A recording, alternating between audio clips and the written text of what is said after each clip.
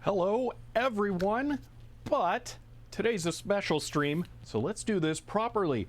Hello Just, hello Felix, hello Black Jam Alex, hello Nakalak, hello Stefan, hello Pordizo, hello Sanpai, hello Nakalak, hello Digital Ice Age, hello RWX Rick, hello Lucy, Jay Wilder, thank you for the Prime sub and for the second month. Thank you hello Dutch Black Cat, hello Sergeant Silver, hello XL Bun, hello Epic, hello Tillwolf, hello Ben Mad Dog, hello Lars the 18th, hello Platypus with Cheese, Flare Spire, Paul Guy, and Tay-Tay Consuelas.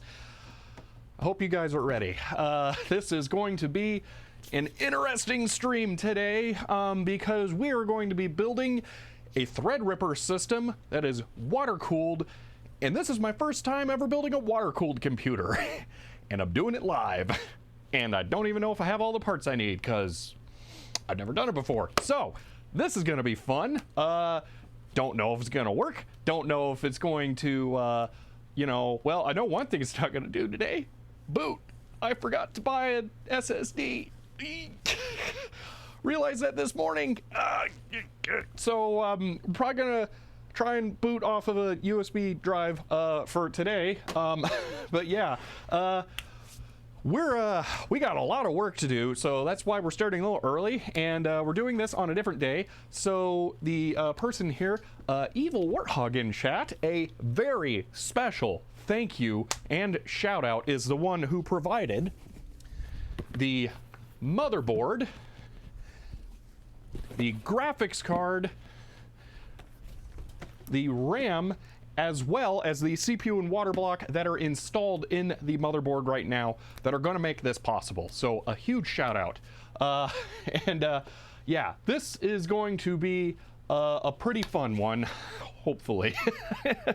This is all new to me, so I'm looking forward to this. So, don't you have another SSD in a different system to test? NVMe drives I am very sparse on. I own the one that is in my desktop at home and the two that are in that laptop, and we're not ripping that thing apart to do this. That's a dumb idea. So yes, Rusty Bikes, special hello to you since your first time chatting. So also I noticed Felix 20 banned Python calculator. I don't know if we're gonna have a functional operating system today, let alone trying to do math with Python. So I'm not sure how that's going to work out. Throwing a temporary SATA drive. So what I have is a USB SATA drive here, and I believe this has a functional OS install on it. So we might try that once we get to that point, which will be kind of funny because it'll be a functional computer when we plug it in, boot, no install. But yeah, so we do have a lot to get through today. I've tried to have everything prepared that I possibly can. So we have water, good for water cooling, and we're not gonna pour that straight in. So I have a pitcher and a funnel to try and make this work out. Hopefully this goes well. I don't know, but yeah, I'm trying to be as careful and precise as possible with this. But let's go over the rest of the parts because it'll make for a good thumbnail if all the parts are on screen at once.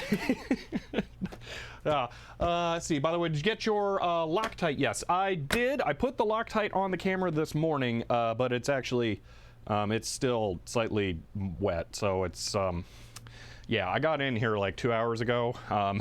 I thought that would be enough time. It says it takes 20 minutes to set on it. It's clearly wrong, so that's unfortunate. So yeah, RGB has like 5% more FPS. Yeah, really. Put SSD on wish list. I did, so I actually remember. Please tell me this isn't normal water. That is reverse osmosis water. That's not just from the tap. So that's very pure. Probably more so than like distilled. So by the way, Loctite, yep, yeah. Okay, remember to do a loop test before you have any powering. Yes, so actually, I'm actually, you know, Evil Warhog, this is something that I'm actually really excited to be doing my own water-cooled build for because it drives me nuts that people don't do this. I'm gonna power the pump externally from the whole computer. So I'm going to put the water cooling loop together and then just power the pump externally so I don't have like power running to all of the sensitive components. I'm just going to power it directly. I don't know why everyone doesn't do that. It shouldn't be that difficult. I bet people sell adapters to do it, but yeah, I'm gonna do that. That's how it should be done properly. Exactly. And I see so many people, okay, I see Linus.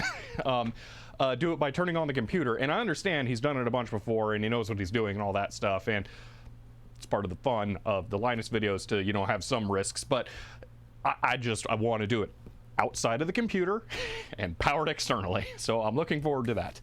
But let's go over the rest of the parts here. So as I mentioned, 1080 Ti, Threadripper, motherboard, RAM. We also have a EVGA 1000 watt power supply, refurbed and repurposed from my server after I replaced it with a really nice Silverstone. We have a Corsair HD or XD5X RGB there. Let's see. There's entertainment and then there's actual work. Yeah. Holy moly, I finally got live. Hello, Zan. Special hello since your first time chatting. On an unusual day, you caught me. I don't normally stream on Thursdays. See, but your schedule said you started 2 hours late today, not a half an hour early. Oh, well, if I did that, I messed it up. This wasn't planned to be early. It was just maybe early, and I kind of need it to be early for other reasons. So, pump reservoir hybrid combo thing. There are fittings. I have 2 different colors, and I'm excited to implement those in the way that I have in my head. We have EK hose. This is the EK water block that is already installed on the motherboard. We're actually not going to take that apart because I don't want to deal with that. So that'll be a thing. There is some goo, liquid Utopia cooling loop protection mixed with 1 gallon of deionized or distilled water before use. I don't know if I can measure. Okay, well that'll be fun. That's a 5-gallon bottle, so you know, we'll just pour out 1/5. I don't know. Flying Burger, hello, since it's your first time chatting. Let's see, what'd you miss, H-Rocks? Not much, we're getting into these. One of these parts is vintage, Shelby. Did you notice? Vintage, this? Oh, the 1080? Because that one's not very new. Fan router is on. I haven't dropped any frames yet, it looks like. So you're going to stick them in your head? I'm not sure if you're talking about the fittings. Have 3 Noctua fans because water cooling systems don't mean it doesn't have fans. And then the really expensive parts. two radiators, a 280 and a 140, that are going to be used to do the actual cooling here. And then all of that is going into an Enthoo Pro. So there we go. Wow, actually that kind of works out great for a thumbnail, doesn't it? We'll just go with that. Hey, something like that. Don't forget to plug up the radiators. Hopefully they come with plugs. Did you see the LTT all Noctro build? No, I haven't yet. It looks interesting. Hype Doggotron, hello, since first time chatting. Oh, all right, so there's the parts that we have on hand. Note the lack of SSD. Oops. Use pint water bottle. Yeah, I think the pitcher might be a liter, a quart. It is 1.2. What? This thing is 2.1 liters. Okay, so that's not round, so it must be in imperial. Nope, it's 8 3/4 cups. So they clearly designed this thing, and then we're like, oh no, we gotta measure it. And so they measured what it ended up with the design. Cool. All right. Let's see. Did you? Yeah. G5 is air cooled, so it's my fault. Potentially goes kaboom. Ooh, yeah. The better than having the water cooled one that leaks and corrodes and stuff. Reminds me, I still have Mac G5. Let's see. Noctro coolers always look cool. Yeah, I do.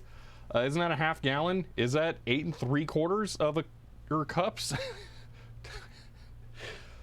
8 cups is 4 pints, 2 quarts, half gallon. Yeah, but it's 8 3/4 of a cup, not just 8.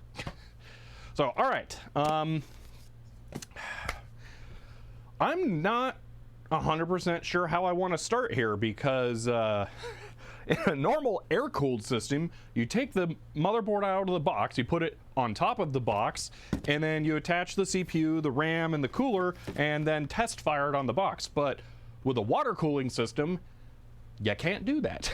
So I think I have to actually just start putting parts into the case. This is weird, because I need it to be like managed. Also, you guys are gonna not like how I end up doing water cooling loops, because I've never done one before, so just fair warning. So Peyton Cognac, hello, since it's first time chatting. Yeah, it's about that, but it's that 3/4 of a cup that really bothers me. So this is why you have an air cooler for the first test. Yeah, that would be nice. I don't have one. So yeah, but I'm really excited here. This is gonna be fun. So I'm gonna cover the fittings really quick here, because we're going to be getting into this basically immediately. So let me talk about my plans with that, because kind of going to be, these are going to be the first things we actually work on here. So let's get into this part. So for right now, since the Loctite is not fully set, I'm actually going to leave the lock for the pivot loose. That way I can not have it torque that. So that'll add a like a strain relief type thing to this. So, okay. Wait, no liquid nitrogen? Yeah, really. So you don't have a tank, no liquid nitrogen. Let's see, also make sure your loop fits in the case, mock things up first. Okay, I'll do that before I start adding fittings and stuff. It should all fit, because the Enthoo Pro is pretty enormous and highly modifiable if needed, but we'll see. See, too bad you get an Asus 37 in the Noctro cooler. Yeah, I do want one of those, but that's probably not going to happen. Anyway, fittings. So I actually have 2 different colors of fittings here, because I felt like this was kind of a fun thing. So we have 6 silver fittings, and we have 6 Helicraft Hurley Stream, and we have 6 black fittings. And here's what my thought process is. I'm going to use silver for the intakes and blacks for the exhausts coming from the different components in the system. That way you can instantly visually see which fittings are doing what job on the water flow.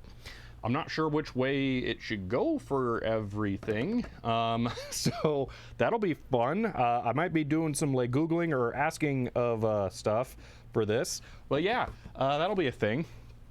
So those are one part we're going to be using there. let's go over here really quick so we can take a look at the motherboard. So I'm gonna have to start managing boxes as I unbox stuff. So let me try and create somewhat of a space here where I can put some things. Okay. See, I wish I had something else on my other CPU tied to my Titan X. Oh man. So this motherboard is absolutely bananas. This thing is amazing. So we have in here a bunch of goodies for the board there, but here is the board itself. So this thing is very heavy, has really huge back plane on it, but that is the heart of the system, and the Threadripper is already installed. I'm really not interested in trying to take it out and mess with it, because for one thing, the Threadripper is weird, and you need to use like the special Threadripper tool for doing stuff, and just like, I did actually set aside some of my, where'd it go? Well, somewhere around here, I have my nicer Noctua thermal paste if I do have to remove it for some reason, so I'm prepared to, but yeah, I don't really want to if I don't have to. So let's see, as far as the output goes into the component, then in and out to the next loop. Yeah, so on that note, I actually had an idea. This is probably a dumb idea, but it's an idea I had that feels like it could be interesting. So as far as mocking stuff up here, let me just explain how I'm kind of thinking about routing all these things right now. So the other part that we're going to be using that is water-cooled is actually the GPU as well. This is a stock GPU. I would have used Noctua NTH1 or Cryonaut. It should be good. All right, cool. I just know that sometimes it can degrade over time, and I don't know. So let's see. See, sorry, the ROG, and make sure it wasn't referring to Republic of Gamers or something. Well, it should be Republic of Gamers. Okay, so this is the GPU. And here is this monster. It is a 1080 Ti, yep.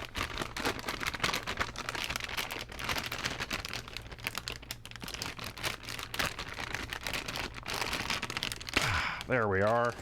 Look at that thing. It's so weird, it's like single slot. It's so thin.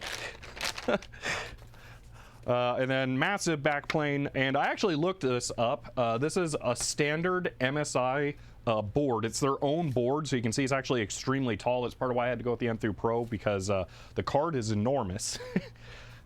So there's that. So let me kind of go over what I'm thinking for the loop right now, because I feel like this is kind of a good idea. Oops, there's one plug, maybe? No, okay, so there's two sides. Okay, I'm gonna have to read the manual, see if it has a recommended inlet versus outlet. So what I'm kind of thinking here, all right, motherboard, GPU would be kind of down low, all right?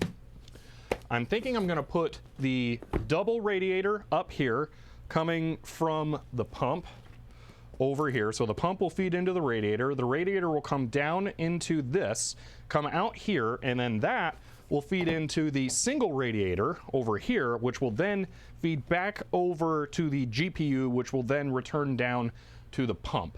So I kind of like the idea of having some cooling between the CPU and the graphics card. I know theoretically you are supposed to have loop equilibrium in the temperature, but when you run water over a hot thing, it's gonna get hotter. So I feel like that should help somewhat. Let's see. So yeah, that's kind of what I'm thinking. I don't think there's any reason that would be an issue. So that's just kind of what I'm going for. Shouldn't the double rad be the last stage in the loop to dissipate the most heat? So flare spire doesn't really matter where the cooling is, because the water all cycles through pretty quick, basically. So let's see, but we want cold water to be the cool hot thing. Yeah. So I'm not seeing, see, are all the metals the same in the water setup, or does water have contact with different kinds of metals? So I've been extremely careful about that. As far as I know, this is the only thing that isn't, well, that I wasn't able to 100% confirm isn't copper, but if I remember correctly, it's copper compatible, because I was trying to be extremely precise about that. Copper cooler, or radiators. This is an EK block on the MSI card, so that is nickel-plated copper, and then this is an EK block on here, which is nickel-plated copper. So this thing is the only thing that doesn't explicitly say what it is, but if I remember correctly on the website, it is that. You don't think there's metal in there? Yeah, that's kind of what I was hoping, is that the reservoir system is all plastic, and then the impeller for the motor might be plastic as well, and then not touching anything. So, see, would it be easier to use vibranium? Yeah. So remember showing you made a slight difference in temps. Doing that with the rads really comes down to how you want to run the tubes. So that's interesting, Torch Nova. Loop order really has no change to the temp. Yeah, yeah, I figured that overall. So yes, pump doesn't need metal parts to work. Yeah. So that's the plan. So from here to here to here to here to here to there. That's the loop plan. So it sounds like it would be beneficial to mock up the components in the system. You found me through recommended. Hello, H30 Charles. I don't normally do modern system builds. Usually I'm all about vintage computers. We're talking 80s, 90s, and even 70s. But today we're building a new streaming PC, because no matter what, if you're streaming, you need a new computer. So hello. See, as long as you don't do heat exchangers, loop order shouldn't matter. Yeah. D5 pump is stainless steel. So Hiram, this Micronova's 80s. IMSI, that's 70s. Anyway, I'm a cat. So in water systems, technically the pump motor itself never should come into contact. What'll happen is this is how it should be designed. I'm not sure this is how the D5 is actually designed. Actually, a spool of solder here will be perfect. You will have a motor with windings like this that goes around a plastic tube, and then the impeller slots into the plastic tube and then has sealed magnets inside of it, and then it will spin using the magnetic force with the water, the fluid, as the bearing. That's why you're not supposed to run it dry, because if you don't have the fluid in there, it'll run dry, and then it can scratch up the inside, causing friction and cause it to seize. So that is, yeah, that's part of why you have to run a system with fluid in it, to provide the, actually I think it's kind of a Bernoulli barrier in a way, but yeah, that's why. So it should not be a problem. So yeah, depending on how it's designed. Again, I don't know exactly how the D5 is designed, but that's standard impeller based water pump. So also to cool the motor coils. Yes, that is a side effect of it for sure. So, I'm a cat. I don't know what this is. Is that, okay, how does that look? Oh, that's weird. Okay, I have no idea how the D5 works then. That's strange. I can't easily show that on stream, but yeah, apparently the D5 has like a metal cup that goes down over something that pokes out. I have no idea how that works. Interesting. So yeah, PC parts weren't so expensive. I'd do dirty hardware store water cooling setup. Yeah, I was split between trying to go super cheap or super nice, and this is a computer that I need to be very robust, so I decided to go nice. So manual to pump says to only mix copper with brass products. Yes, yeah. So basically no aluminum and copper, because you'll get galvanic corrosion. So that's really what you're trying to avoid. You will get some material erosion, and then you can have deposition into the heat sinks. That's unavoidable. And I think that's part of what the goo is supposed to do. I think it's maybe supposed to provide a fluid barrier, like coat everything just slightly to help avoid erosion, but I'm not 100% sure. So, yeah. Lots of jet planes made from stainless steel. Yeah. A C's motor is as effective as an iMac lamp. Yeah. Okay. So let's go ahead and start mocking things up into the case. So I can put the GPU back in the box and put that off to the side, because this is really the easiest part to figure out. So we don't need to have this out and about yet. So put that there. Let's see.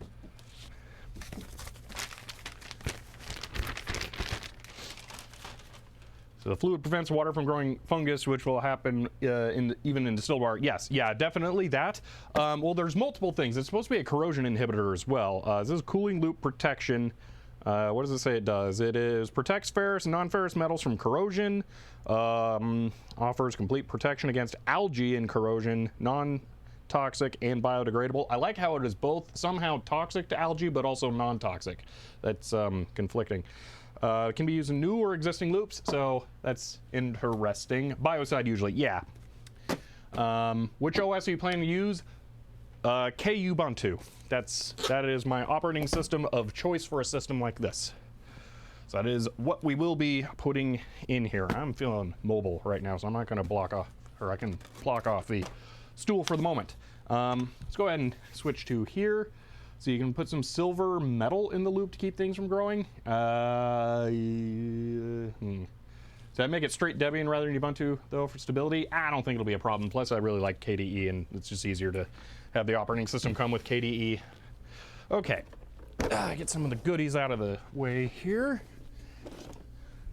And case. Ooh. So,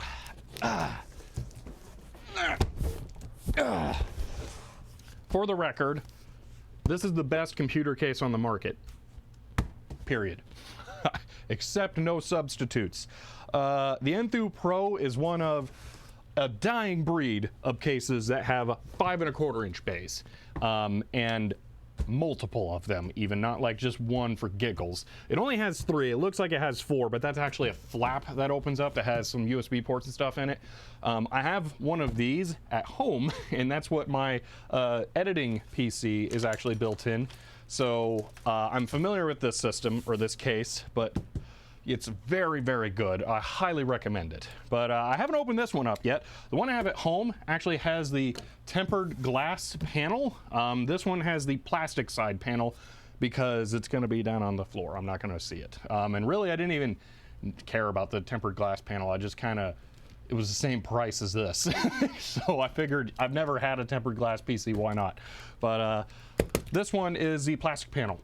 So, I use this case for my file server. Great case, absolutely. This one's also going to double as a file server. I have some hard drives set aside. We're not going to get into them today because in a rare instance, I actually need to check to make sure there's nothing I need off of the hard drives because I can't. This is weird. Okay, when I bought the MSI computer stuff, it actually came with a bunch of modern computer stuff as well.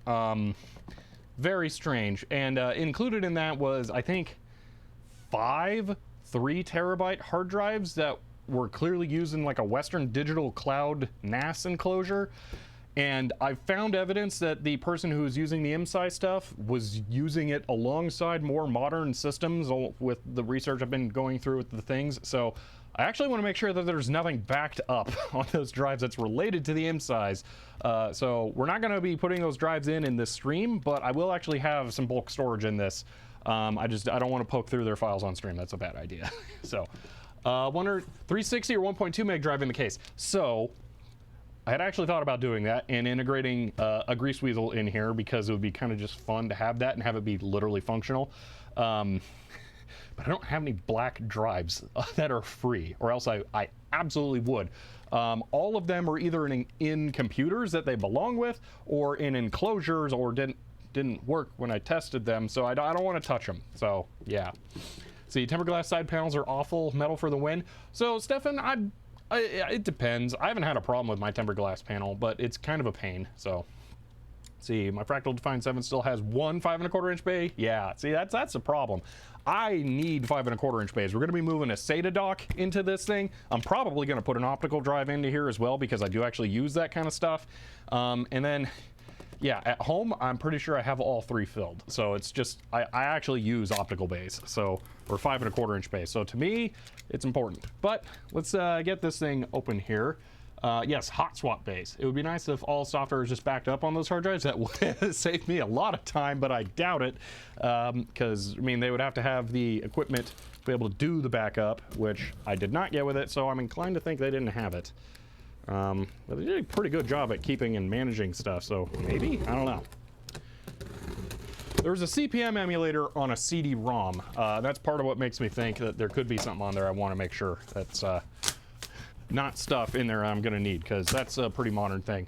So you need more thrift shopping for black 5¼ inch floppy drives? I've never seen a single one at a thrift store. So yeah, I bought my 46 case actually came from a Goodwill. So vintage PC stuff does show up occasionally, but very, very infrequently. So Black 92 RS74, hello since your first time chatting. And yes, this is a phenomenal computer case. I very much like this case.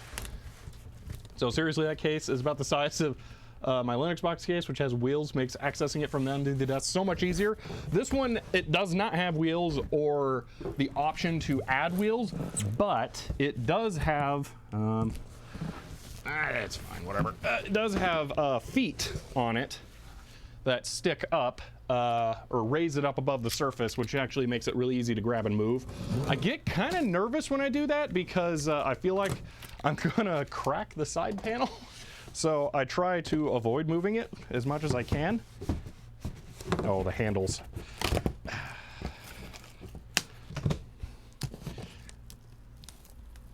That part of tempered glass is kind of a pain. So hitting the Brio. Come on, there we go.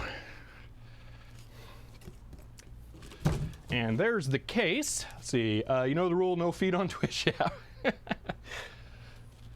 Need 3.5 inch bay for my LS120 drive.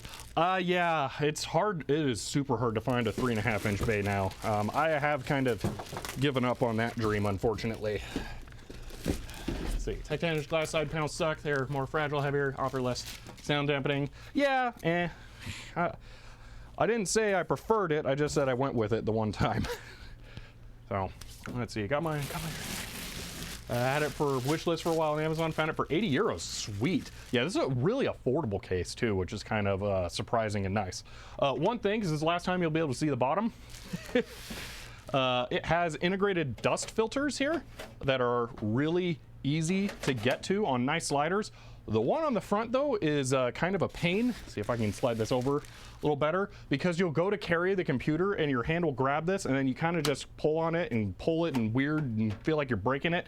So that one's slightly annoying, but it is really nice. They're just right there, and these are the feet that I was talking about. They raise it up. I actually run cables under this so that they're well managed, but it gives it good airflow. It's a really well thought out case. So let's go back to here, flip it over, and you will see my plastic side panel. Yeah! The glass panel's useful in this case. Make sure there's not liquid spewing all over the boards. If I can see the liquid spewing over it, it's probably too late. Oh, it came with a rear fan. Oh, it's that one. So there's different configurations for this computer. This one's different than mine, the other one I have, and this one has in front an absolutely, maybe if I can get in there from the back, enormous fan. Might actually be easier to light it from this side. It has thumb screws that are very tight. Let me see if I can light this. It's like a, I don't even know how big the size is. It's enormous. 200 millimeter? Yeah, I think it might be 200.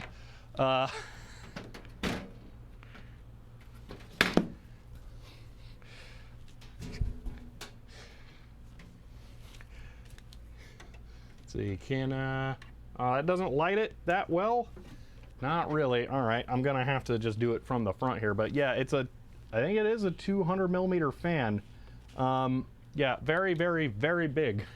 So, but let's go through a couple of things about this case that are really nice before we get into it.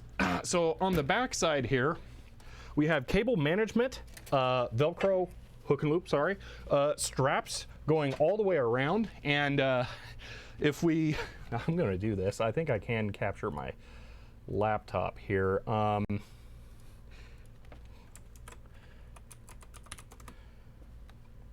want to show you how I was able to cable manage my desktop at home, because this case is phenomenal.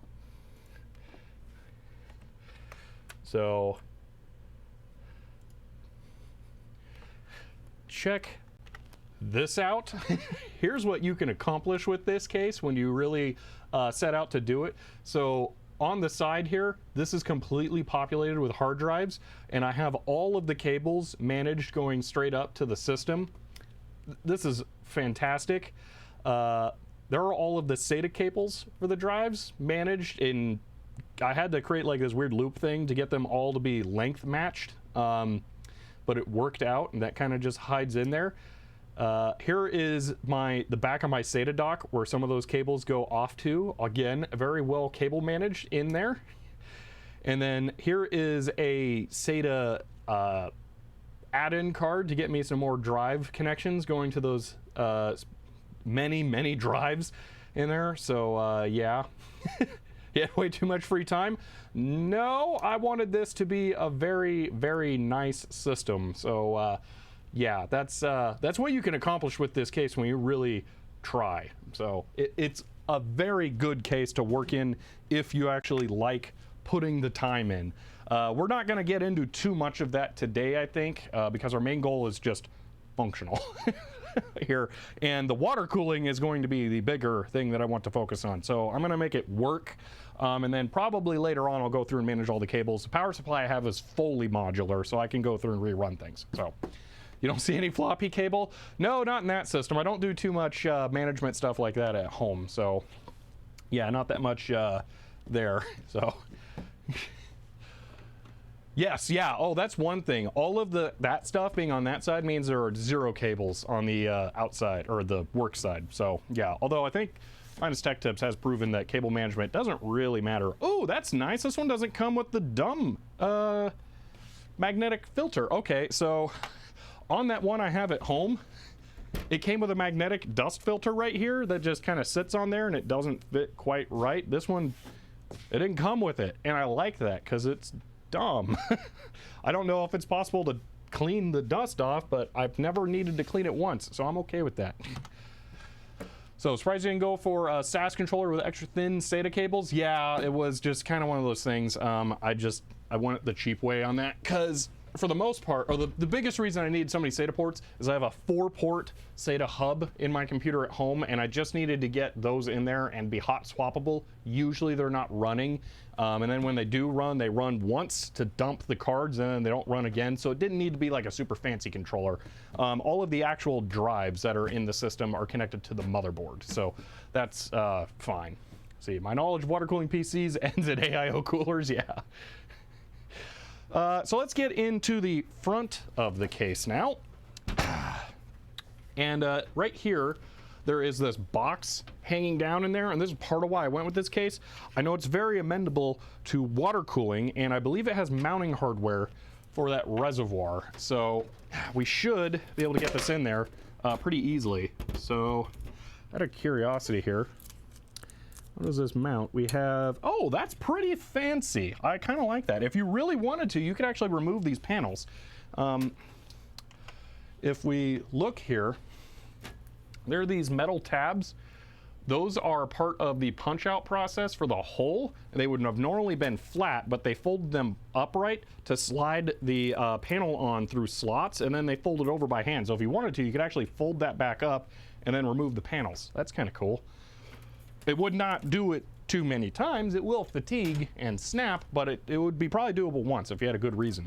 So, see, you could theoretically connect old SCSI drives. You can do some stuff like that. So this box actually, it got loose. There's really long twist ties in there that are supposed to hold that box. So I don't know. I don't like that it got loose, but at least there's nothing to bash up in there. See, has a window for the hard drives? Sort of. It has a window for this SSD dock. This is on rubber grommets. You can slide it and then it pulls off. I don't use these on my system at home because I have one internal NVMe drive and then a just whack ton of hard drives. If you don't like seeing that, there's also a spot right here on the back, so you can take that off and mount your SSD right here as well. And I'm just going to go ahead and leave that there now because I won't be using that, so I don't have a reason to clutter it up on the front. Let's see. Very bad. You are right. My apologies. You know what? We can do even better. One moment.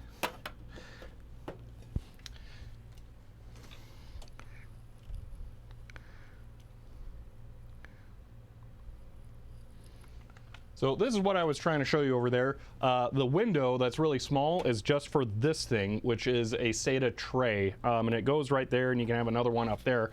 But if you're like me and don't actually care about that, on the other side of the case that has the opaque panel, you can also mount it right here, so you don't have to look at it. And that's where I'm gonna go ahead and leave it. There we go. Let's see.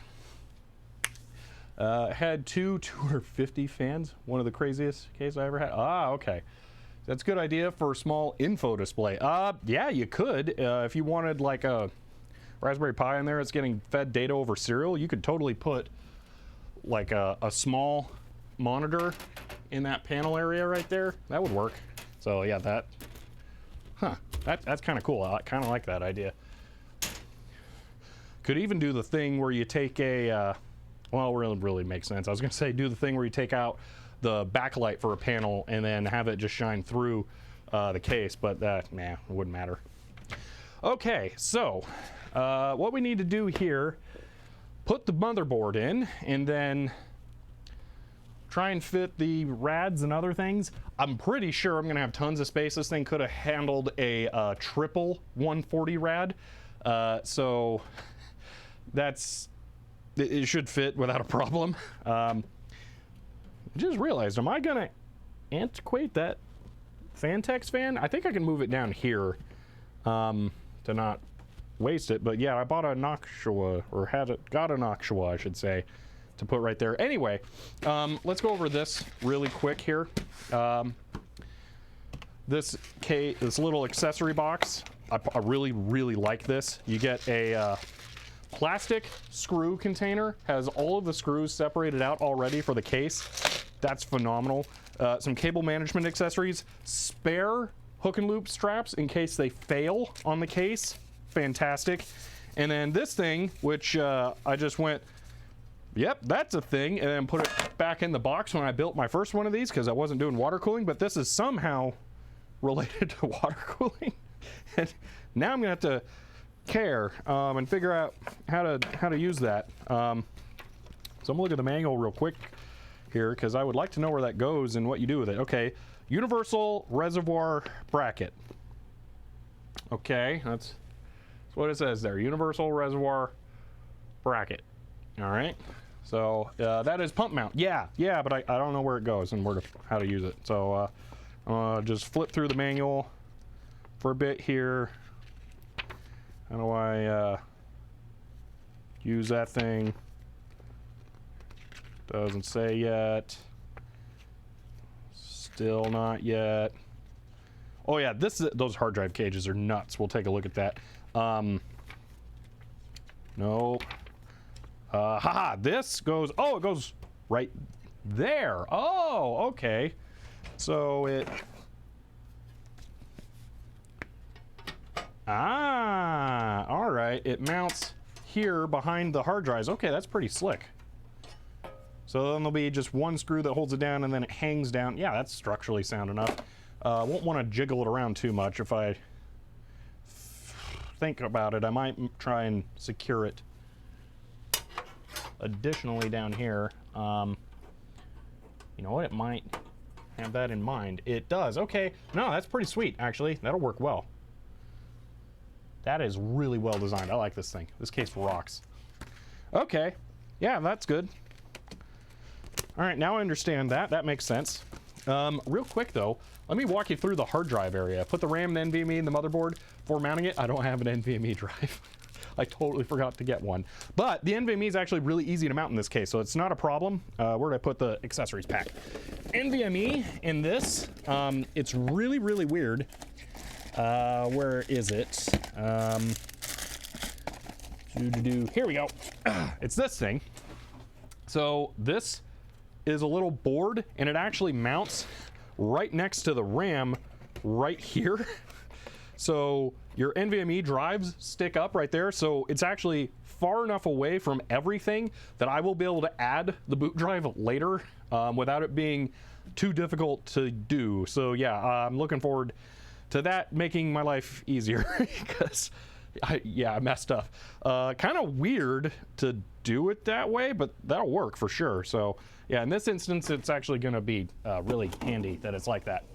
There's also some other goodies in this that we didn't go over.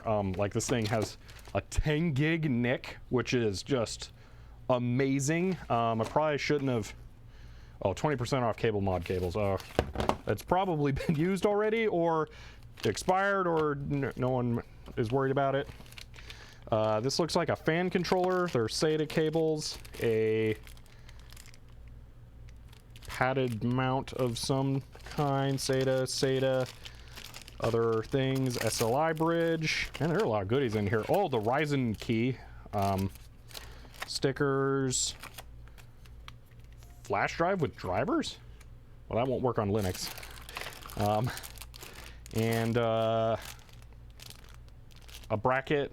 I should probably look at the manual. And Wi-Fi antenna, which I will actually connect just in case. So, yeah. So, Dim 2 is your friend. Yeah, it seems pretty nice, actually. So, why won't Amazon Fresh deliver SSD in 30 minutes or less?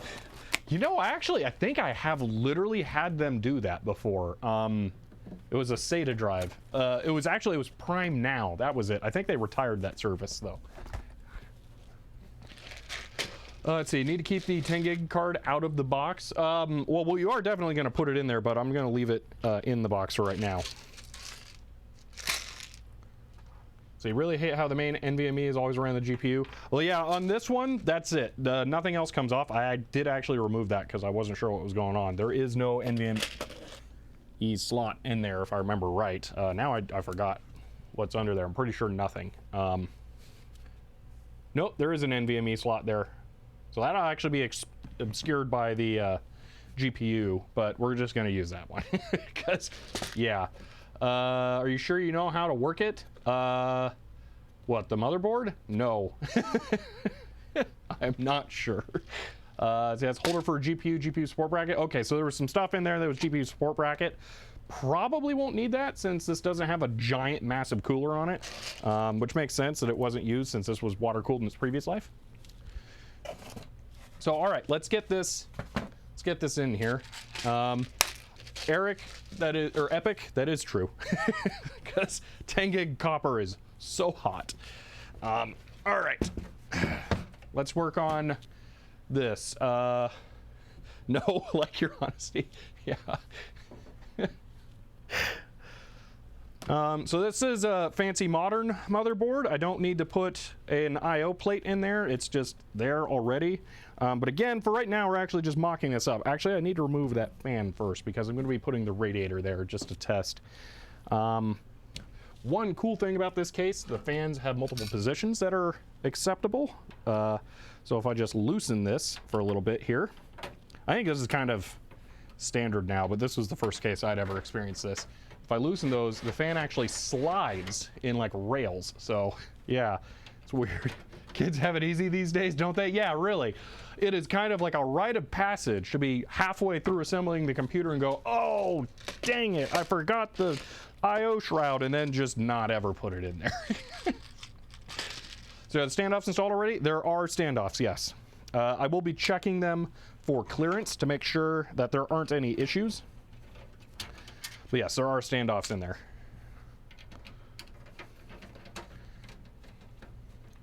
Because I just want to make sure that there won't be any that like short, because you know that's bad.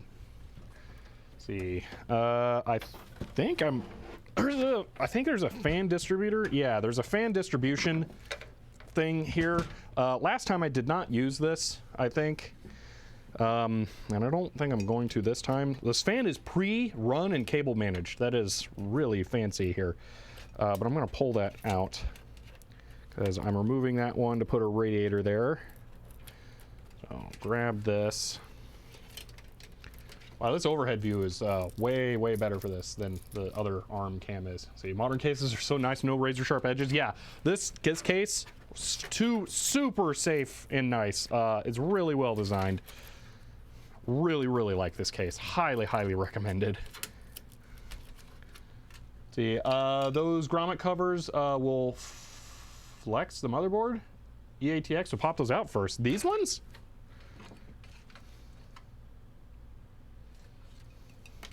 One moment.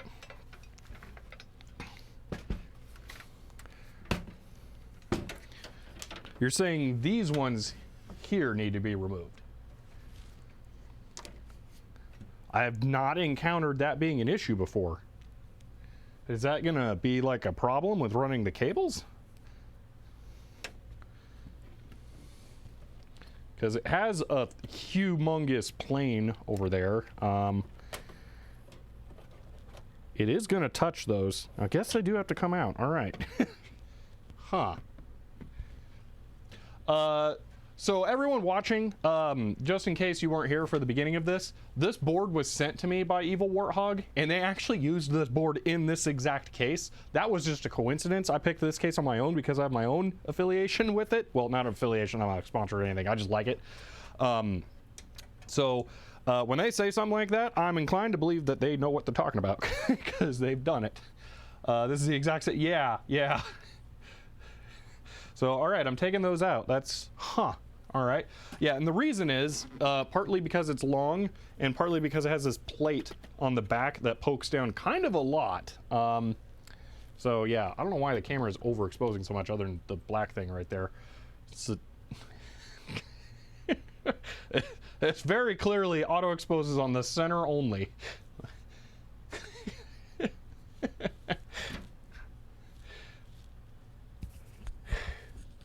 See, when I was a kid, CPUs didn't need a heatsink.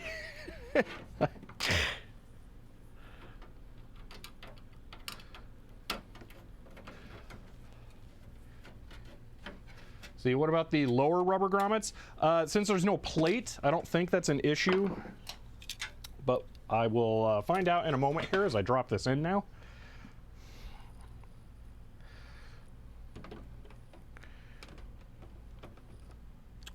Yeah, those are fine.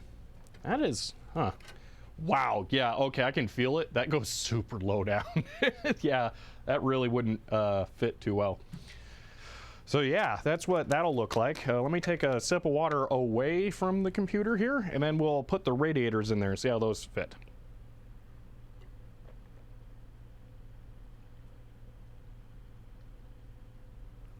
Water good. Okay. Working towards the bite break. All right, Lucy. It's gonna be a little difficult to fit that in here, but yeah, we'll try. Oh, I want to show you guys something really horrible about this case. This is the worst thing about it, and I love that this is the worst thing about it because this just shows you how good this case is overall. It's just because it's dumb. That's all.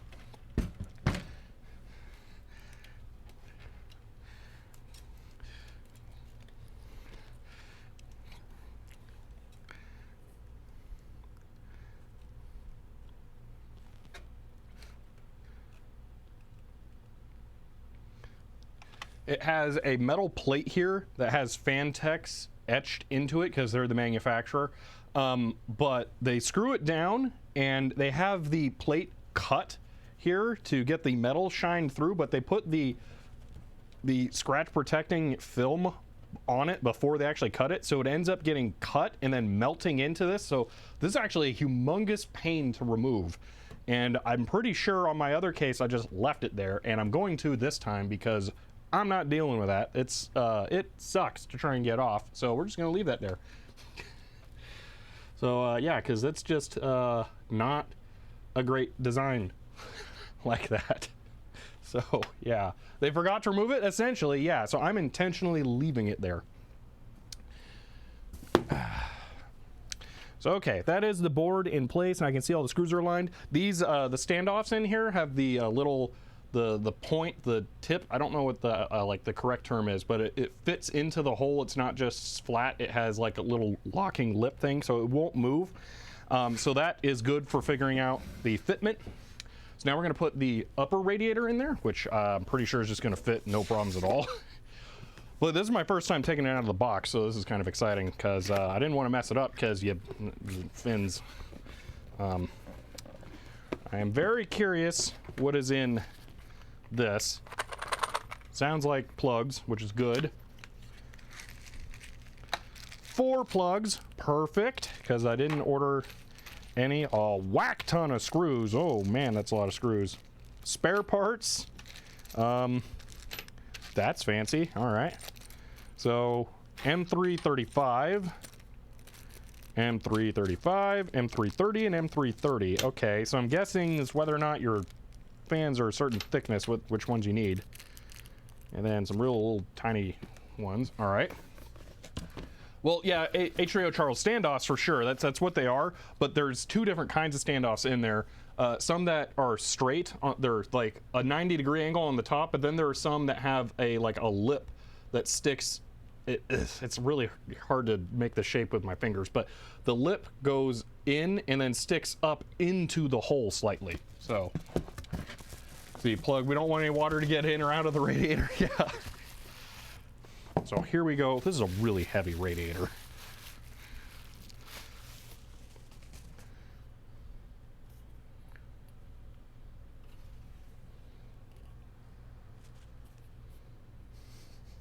Did they mess up painting this?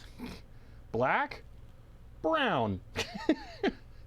Black, brown. I think they missed a spray. That's a little concerning because that's gonna later be green. But all right. So this will fit. Let's see. It'll depend on how I want the. Probably like that actually. So this will go right here. Oh yeah, that's gonna fit. Cake, like that. So that might be interesting to route the tubes in and out opposite sides. So I'm gonna in here, out there. That's the plan. So it'll be in from the pump here, down to the CPU, over to the other one. Let's get the single unit out now. Oh, that sucks, Helen Croft.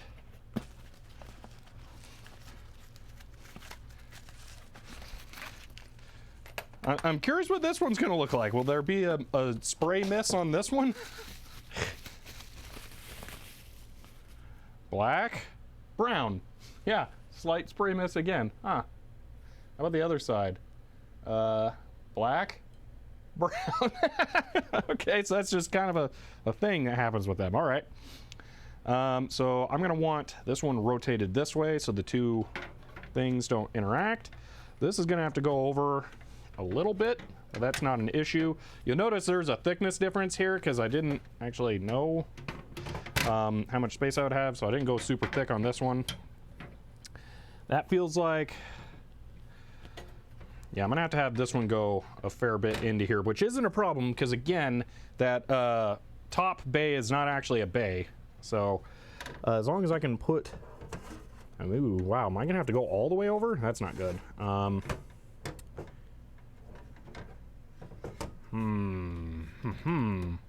This might get tricky.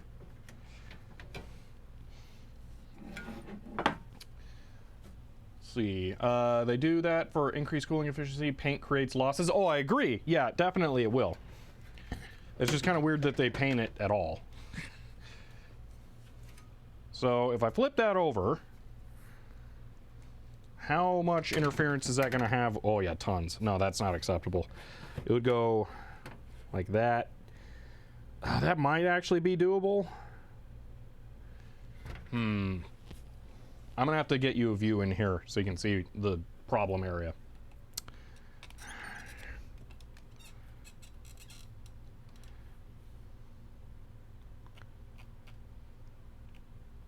All right, here's what's going on. This thing is enormous, and the radiator mounts are these ones. So they come pretty far back, and it'll either go like this, or it'll come out, flip over, and go like this. Now it makes sense, like, oh, have it go up, because then it'll clear this, not a problem. The other one goes over here. and it's very, very close whether or not that will actually fit right there. So that's a problem. Can I flip this around? Will that go over? Oh, will that go over? Oh, it'll go over. Okay, problem solved. The two are at very different levels right here.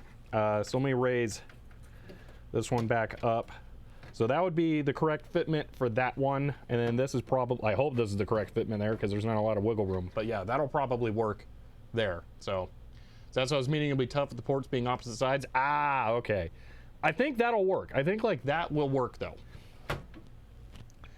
So let's see. Using soft tubes. I am using soft tubes because I'm not a masochist. I'm not going to go hard tube on my very first build here. Not with the fans.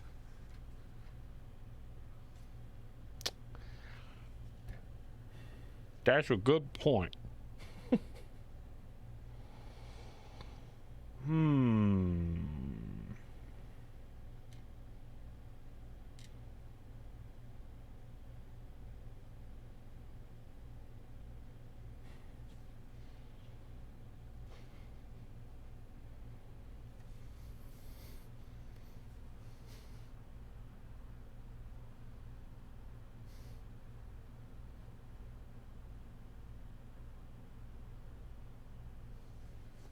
We're getting one fan out here. Yeah, Manjenko Tech, maybe. The cheater solution here for one of these.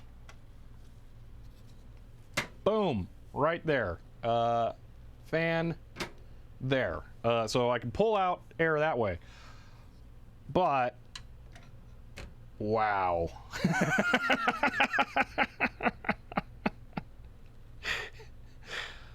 Theoretically, that will fit. Theoretically.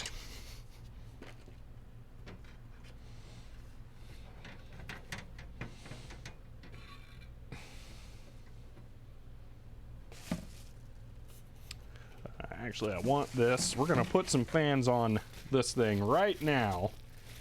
You do front mounted rad? Not really. So the only front mounting area is this. It's a 2 wide, but I don't think it's thick enough. Actually, I'll just guarantee you it's not thick enough to put fans on the radiator. Whoa, this got challenging all of a sudden, huh? All right. We're gonna make this work. So, we're gonna exhaust up through here. So I'm gonna grab 2 fans. We're mounting these right now. I'm just gonna double check the directions here. I'm pretty sure the 30 mils are for this. I'll have to take out the drive cage metal plate in the back. It's a lot of work. It's not the work. The problem is the thickness. Like, look at this. Oh, hold on. Look how thick that whole setup is right there. I should have gone with a thinner top rad. Oh well. It's not gonna fit right here before the drive cages, and I have to have the drive cages. So I don't want this up there, and I'm not even actually, no, it literally will not fit, actually.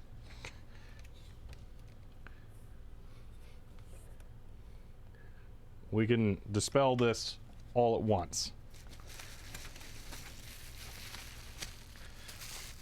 The radiator going down to the very bottom of the case protrudes up into the bottom drive bay. Literally, it cannot fit in just that dimension.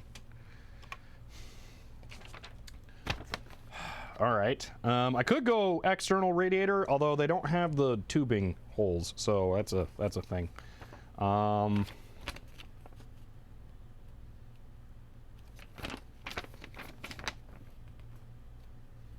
Does this not talk about how to mount the fans? Really? All right. I'm pretty sure it's the 30 mils, so we'll just go with that.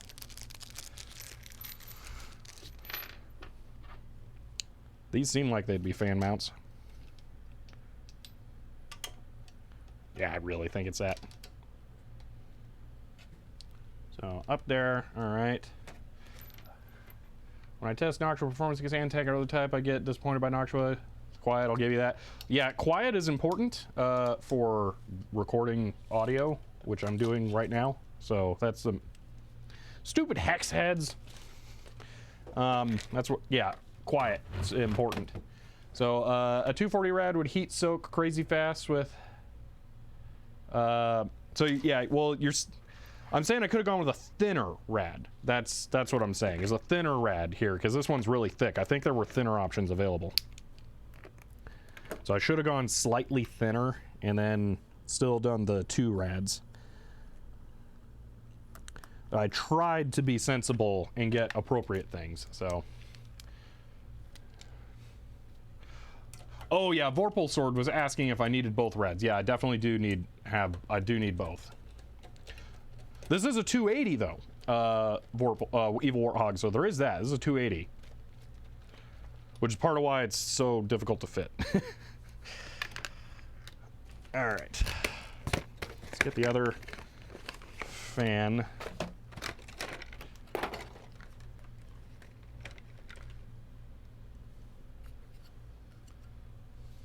What airflow direction am I using? These are gonna blow up.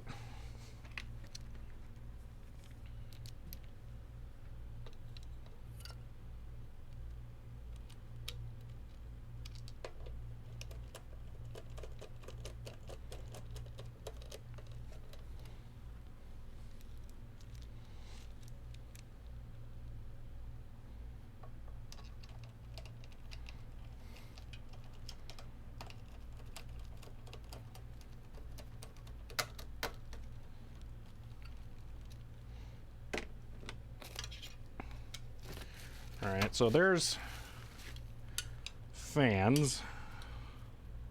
That's a big chunky thing.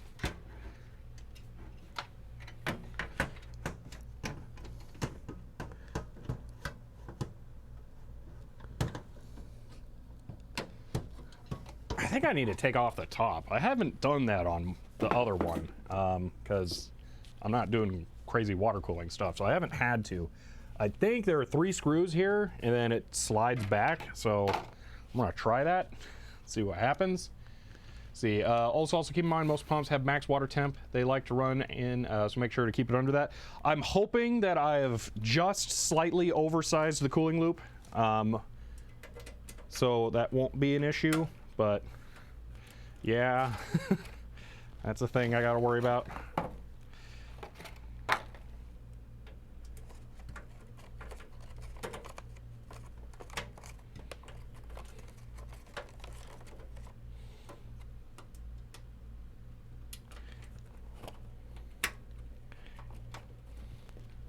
In addition to the PCIe lanes, which I'll probably be taking advantage of here. Oh, there's one right there. There's probably one on the other side too now. I'm probably going to be using a lot of the threads on here as well, because I do CPU encoding for multiple camera angles. What fan model is that? That is an NFA14. So yeah, I really hope he sees this. There should be plastic pop clips that hold the top on.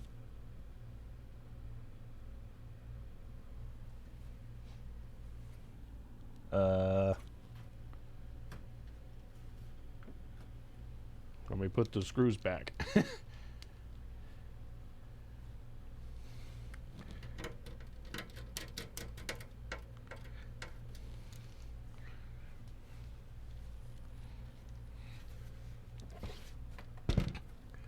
Oh.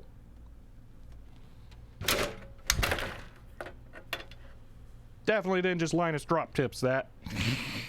Don't worry about that. That was not a problem. Motherboard was definitely not in there. Oh, wow.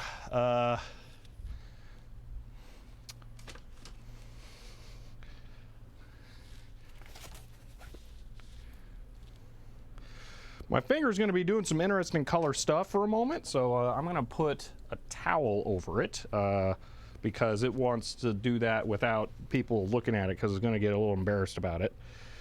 So don't worry about that. There's the thing. Okay, so you pinch that and push up. Okay, yeah, that's way better.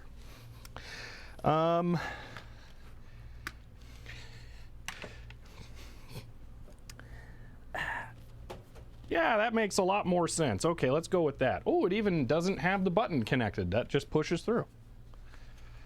Put that off to the rear. Okay, now we can test fit that. I'm gonna put those 3 screws back that I took out.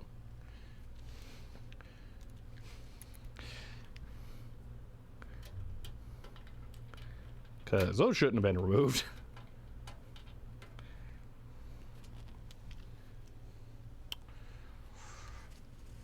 That is going to be quite colorful. See, it might be better go from above for top rad. Mesh will act like diffuser, stuff layer, leaving... well, it can't fit on top, that's for sure, if I want to have the top of the case on. So I don't have too many options there. The radiator cannot go between this and that.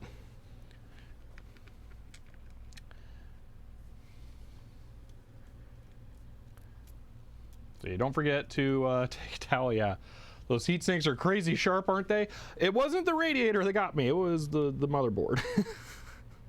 And I'm not even sure what part.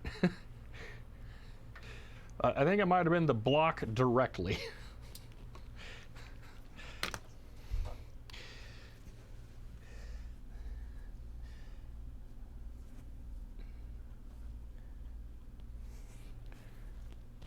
Actually, I bet it was the VRM cooler, because that sucker is sharp. Anywho, let's keep trucking here. Put this back in for space checking. All right, that's aligned correctly. And see how this works out.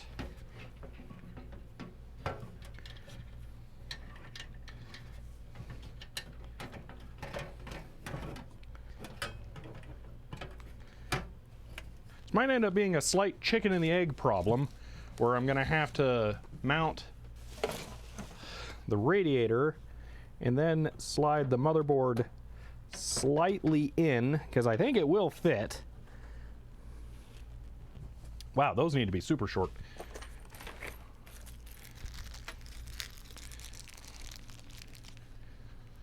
Let's see. Once bought a Thermalite CPU cooler that came with gloves in the box, protect against sharp fins. That is, yeah. Let's see. Yep. Had no video on that. Let's see.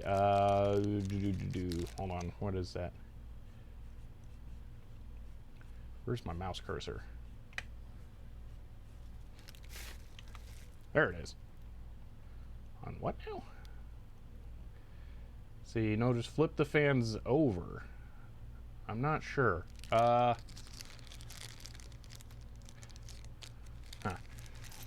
don't know if I have Band-Aids, actually. I don't think I do. All right, that's the wrong bit.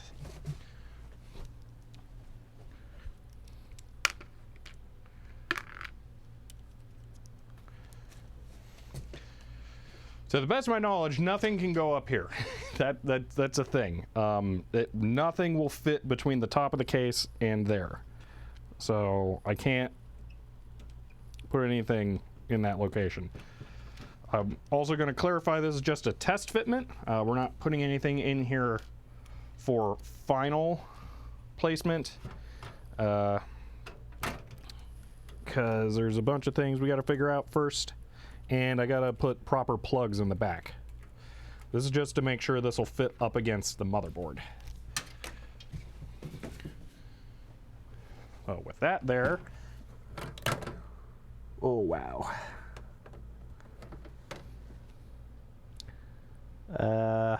That's a negative. Right now you have the fans pushing up towards the rad, flip them over and leave them mounted where they are so they pull down. Really? That seems weird.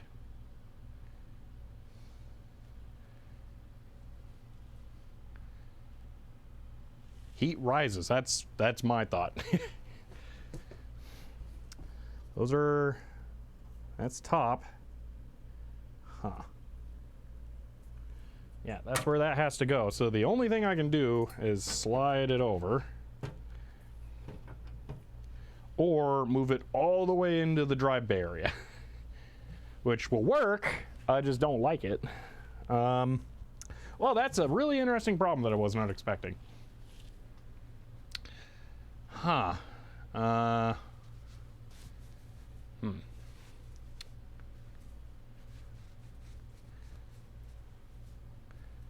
Well, yeah, they went over convection. It's just it feels like that's how it should be. That's more of it. If I didn't have such a ridiculously thick cooler, this would work. Not a problem at all. I didn't think that it was so far down. I thought the cooler was slightly raised up for the mounting. Huh.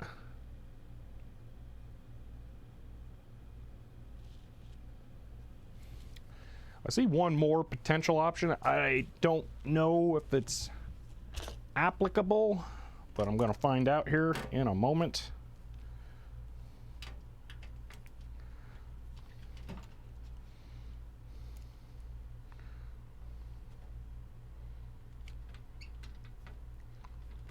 It's looking like probably not.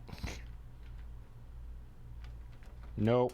There's some extra holes up here. I didn't know if I could maybe hang it from that, but I don't think that lines up even remotely correctly. All right, so this thing has to go into there. There's no other option. And even then, it's going to kind of interfere with the motherboard. I really don't... I don't have a good solution here. Uh-oh. This is like an actual problem.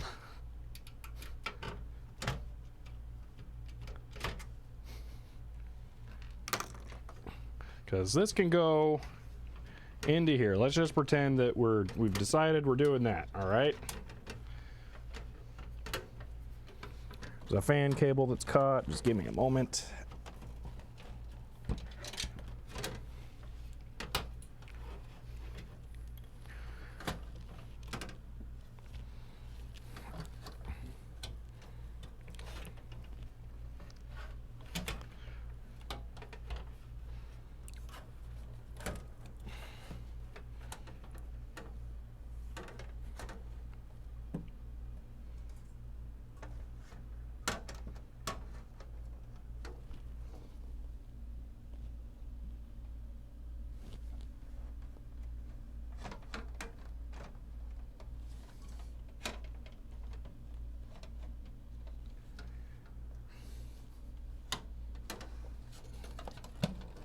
Cables for all this stuff are in the way.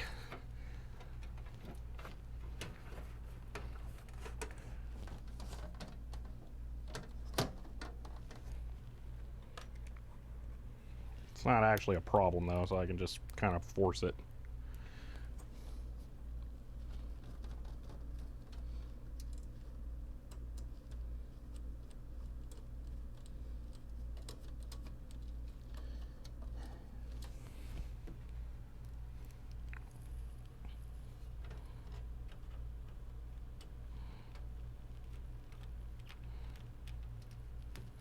Okay, if the radiator's like that, way up in the front,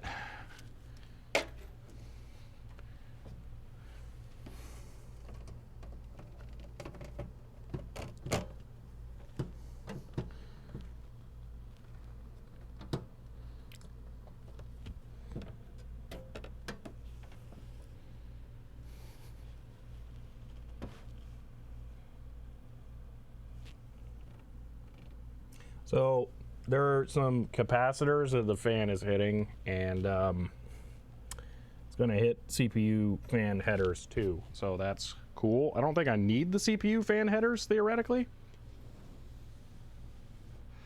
But yeah, this is a slight problem here. So my Inwin Q500, plenty of room for making mods. I mean, I'm just kind of interested in buying the Inwin Q500. I mean, you know, the Q500 is pretty sweet.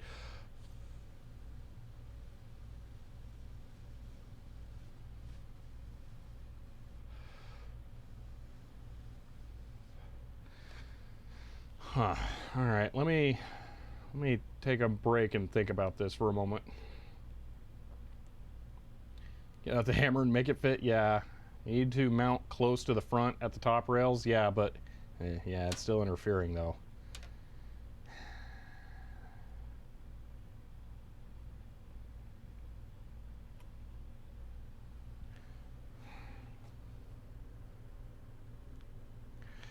it is possible that I could fit the rad higher up here and drill new holes. That is a thing. I don't have any drill bits here, though.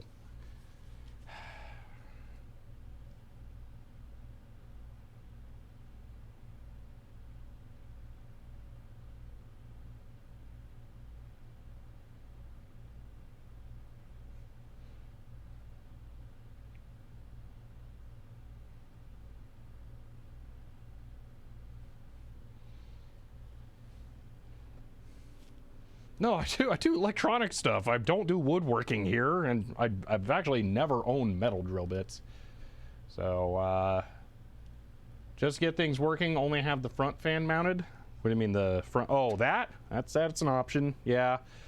For right now, I could only mount the front fan, and then put this one on the back, which would suck, but it's a thing. Yeah. Slimline fans later. Yeah. At least for that one.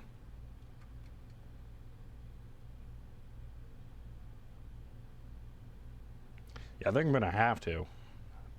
This is a very unexpected problem. I instinctively want to play around with this more because I feel like I should be able to solve it. But I really think that gargantuan heatsink is just not gonna play ball.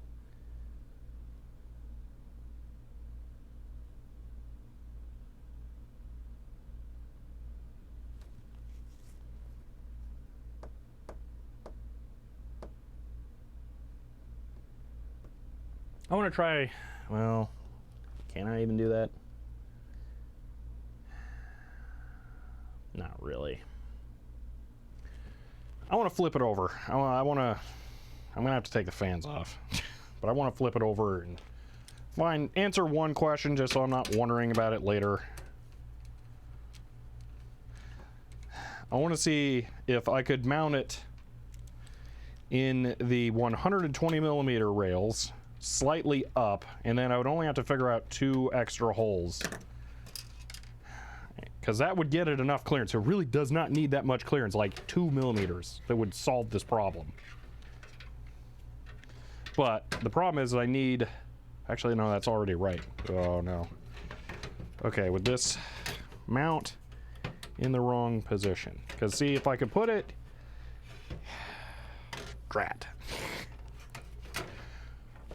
There mount holes in the middle. Ooh, there are.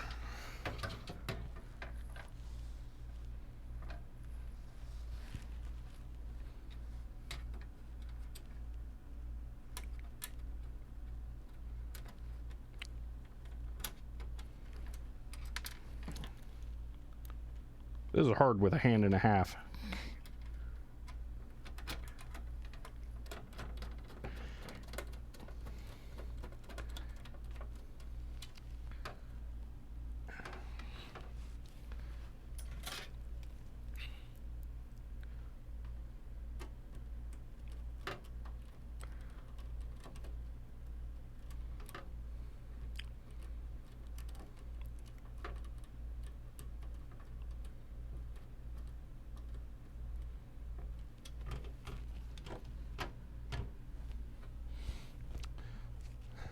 See, that's held, okay? I'm not touching that.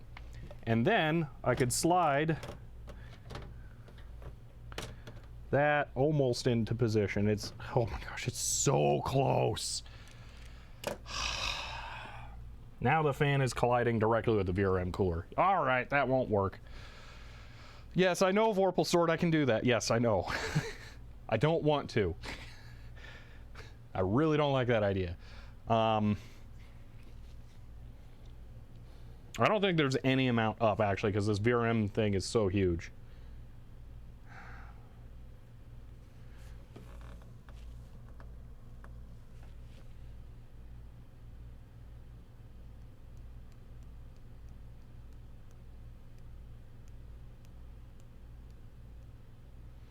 All right, I'm going to take this off.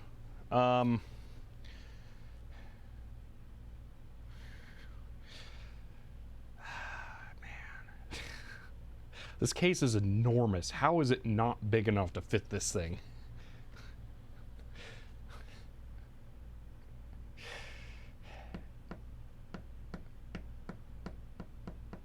I know, I'm running through my options of what makes the most sense, because the other thing is whatever I do, I don't want to have to rerun the water cooling lines. So I want to, the radiator, wherever it's going to be mounted, it's kind of going to be mounted there permanently. That's the thing. So I'm trying to think ahead to what the next steps are going to be there as well. Well, Dr. Hugh, here's the other thing. It's only a couple of millimeter, but any more, I can't just, I'm in the wrong area. It will literally hit the fan. Like if I tip this slightly, I can't just like cut off the shroud. The fan is, it's right there. There's no space at all. Like if I take a piece of cardstock here, it sticks because it's touching so much. It's not like, there's not space at all. The best case is no case, huge AC radiator. Yeah. I mean, wow. I just didn't think it would be like this. I'm just so surprised. Okay. Remove this fan, shove it to the front. I mean, I feel like those fans are as thin as it can get, but I'll see if there's a thinner one. For the record here, okay, the case, this touches the top side of the case, essentially. There is zero space up above with the top. And I know people want me to 3D print this whole thing to replace it. That's not happening, okay? Not gonna be an option.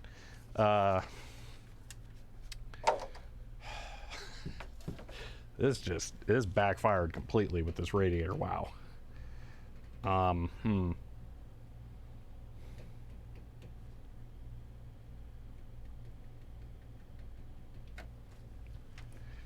Man, what phone? Hold on here. This is actually beneficial. Did you know? Should have come with?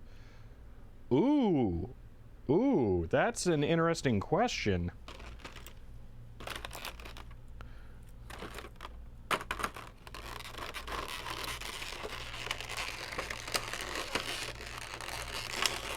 Come on. No. Okay. Hello, one Rusty Canuck. Yeah, need thin rad. All right, so, Evil Warthog is actually sending me a message on Twitter. I can show this. This is not a problem. Because they can send an image there. They have these things that offset the fan mount. If I could just get the fans up slightly, well, by slightly, I mean like 3/4 of an inch, I can make this work. It won't blow through with 100% efficiency, but it'll work. So if I can offset the fans, I can do this.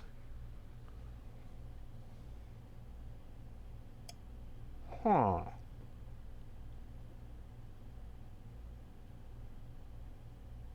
The case? I don't think the case came with them. There's two things the case comes with. It comes with the bracket and this box, and there's none in there. Proper rad is the best. I mean, yeah, there's only so many options I've got here, though. Offset the rad mount. That's... Oh. Well, that's kind of what I'm doing here. I'm trying, but I could offset... Yeah, if I can bring the rad up slightly more, that's what I was kind of trying to do. So what you can't see back here, and I can't tip it because I'll get cut again. I mean, I have finger colors again. I've already offset the rads slightly. I could theoretically offset it more, but it's going to get more and more ghetto every millimeter from here.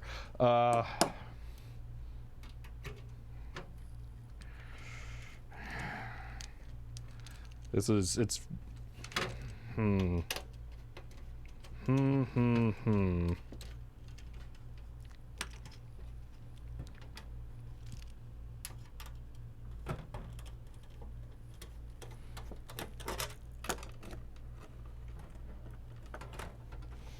So if I could bring this up like that, problem solved. Nothing, no issues. All right, so what would it take to do that?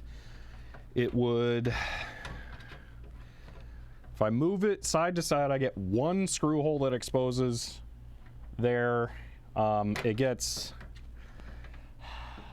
25% covered by the metal top that is the fan mounts. There's a balance between the obstruction and not, so I could actually go that low. Let me slide the motherboard back into position. So that's fully in place. All right, actually, you know what? Here's what I'm gonna do for real quick, like, while we're at this angle.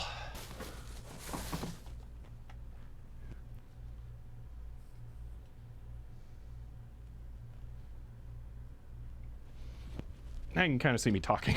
I can't see chat though, I'm sorry. So motherboard in place. Put this as far back in. So right there, the fans rest on the VRM. It probably shouldn't touch the VRM, so slightly higher would be preferable. There are like 0 holes up there. Man, if I had metal bits,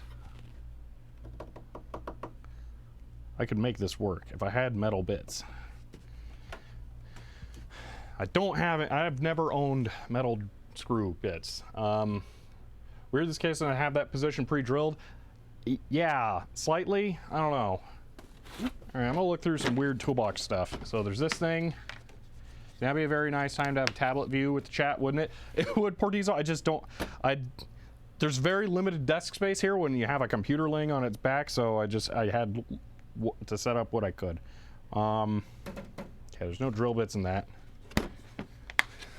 I have 2 drill motors here, 0 bits. 0 hole driver bits. I have the, like, Phillips and flat.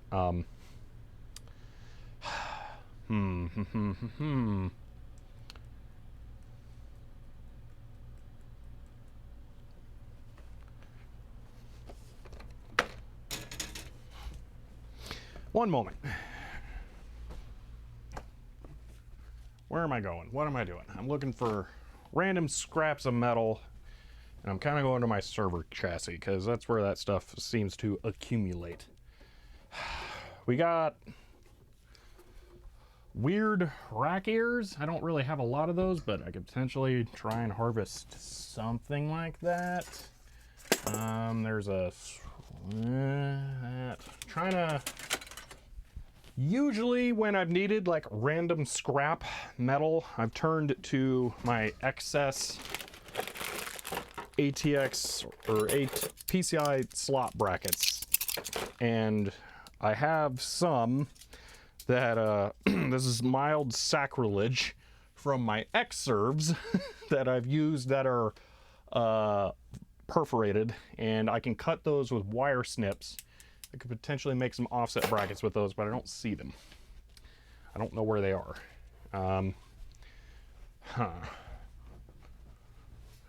That's how I made that mount for the data path card. If you guys saw that stream. Let's see. Thin fans move last air. Yeah, I think the mistake was he was given something modern. This is all very unfamiliar. Well, rear blinking plates, yeah. Why was this case chosen? Because it's actually a good case. It's really not a small case. This is a massive motherboard, and it has a bunch of hard drive spots there. It's really not a small case. But also, hello, Wanna DJ. Special hello since your first time chatting. What if you flip the fans to mount the case? Then the rad would be close. The rad is thicker than the fans are. So if I tried to mount it with the fans, it would actually go a lot worse. You mean have the rad be on the bottom? Yeah, that's not going to work. By modern standards, it's a smaller case. I don't think so. It's really not a small case. Video is probably, oh, hold on. Video is probably not doing its service. It's not a small case. Like, I have the HP Z820 here, which is a gargantuan case. It's bigger than that, okay?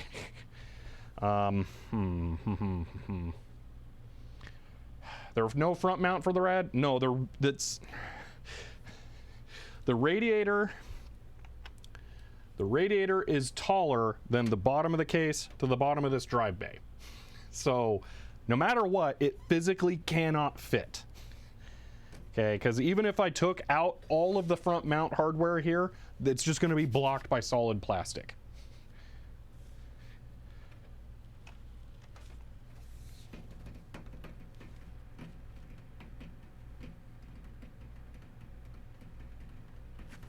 I'm trying to avoid coming to the conclusion. There's 3 bays, it just looks like 4 because it has buttons. You can't see this because it's so thin. Twist ties.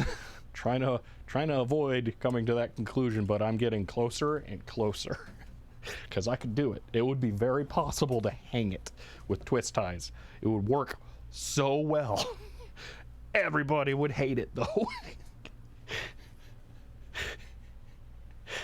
Temp mount fans on top. It's also a lot harder than it sounds like because you have to screw in both the radiator and the fans. One of them is going to block the other. Could you mount the rad in top of the case from the outside so the fans are aren't the inside? The problem with that is that Wanamac, I think you're new. The top for the case is really thin. It's only off so you can access the screws. It is thinner than the fans are thick. So if I try and mount anything on the outside, the top just can't go on. Zip ties for the win. Pretty sure J2 Cents shuddered when zip ties were mentioned. We're getting there. We're probably going to do that just so. Do you really need the top of the case? I want the top of the case. Especially if I'm going to have bare heatsink fins exposed. That concerns me. All right, we're doing this. I want to be done here. If I'm doing that, then I can't do too many things before testing. Wow, actually, how heavy is it going to be with water in it? Is that going to be a problem?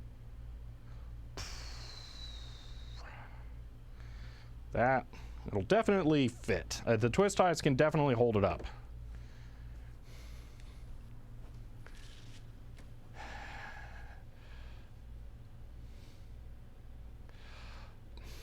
Vorpal sword, printing the top for the case is not an option. It just isn't. It's 100% not on the table. Will this make treads rest in place? 2 zip ties per hole. The holes are too small. Jank it up all the way. Progression versus perfection. So here's the thing. All right, here's what we can do. Twist tie it for now. All right. Deal with the factor of that. All right. Then later we'll tell ourselves we're going to do this if it doesn't work. You know. Here's what I can do. All right. This can fit with plenty of space coming down, not a problem at all. If I drill new holes that match this in up here, I can get standoffs that I can put up there, because the other thing is that this top piece mounts with these plastic nubs that poke down into the top, so it actually can't mount flush. But I can get standoffs that will then hang this slightly down. That will also allow air to flow around. You see this thing? It also pokes down here. If I tip the case slightly forward at this angle, you'll be able to see. This blocks about a quarter of it the way that I'm probably about to do this. So the thermal performance won't be that great. But if I drill new holes, tap them, put standoffs, hang the radiator slightly down, then it will work. And through ProSpec says you can mount a 240 rad in the bottom, but there's a power supply there.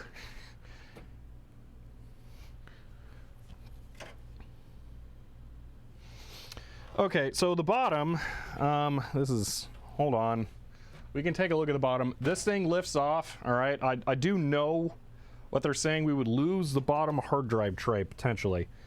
I don't like that, because that makes the hose routing permanent to the bottom and I can never have it on the top. That's the only reason I don't like that.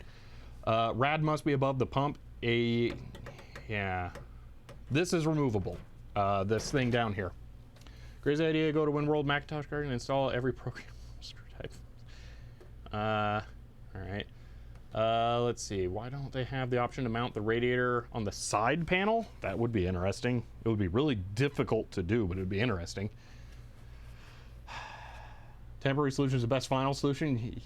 Yeah.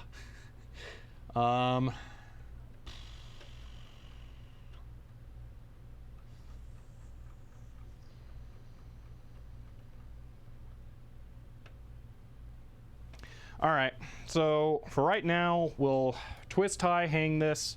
I'll tell myself I will, thanks for dropping all the little rubber doohickeys there, fan box. The plan will be to later get standoffs, drill new holes, mount it like that. Yeah, so we can do that. And then I still actually have to put one more fan onto the single rad and check the clearance for that. Where did I put the single rad?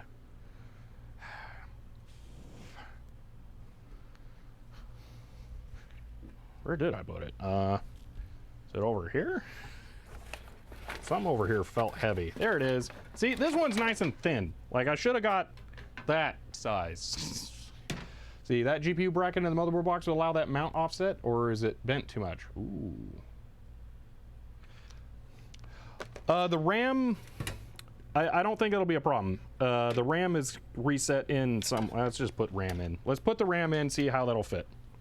Because we're getting real tight on the clearances here. So I'm gonna make sure totally correctly positioned motherboard. Okay, that's 100% correct. I guess that's just slightly wonky. RAM, let's put RAM in. That's over here.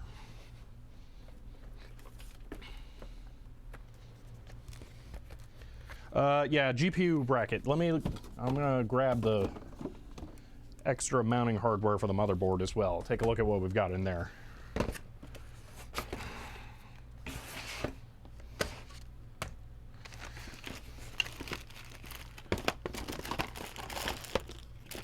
So we have this thing, which has a bunch of holes and it's metal. Then we have, there was another one. Where'd it go? There's an inflexible thing in there. I think it's just the SATA cables, actually.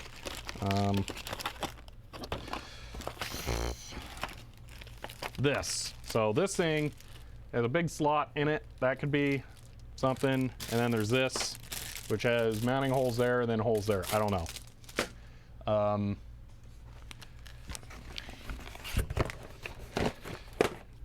All right, let's mount the RAM. Is the tube gonna fit on the left side? Yeah, I know. What is that in the card box? Card box. Card box?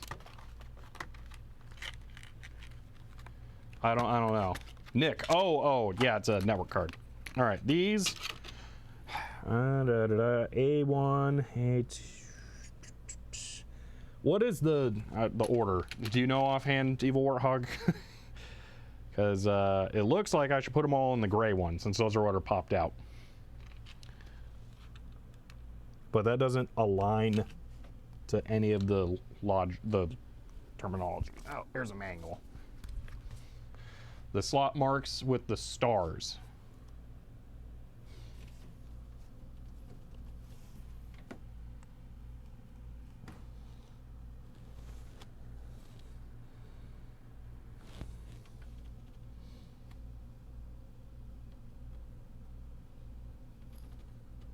I don't see stars. I mean, I see where it says dim underscore C1 and, you know, those, but it doesn't have, I don't see stars. I'm gonna look in the manual. On the silk screen, it should be between the CPU bracket. Yeah, I don't see it.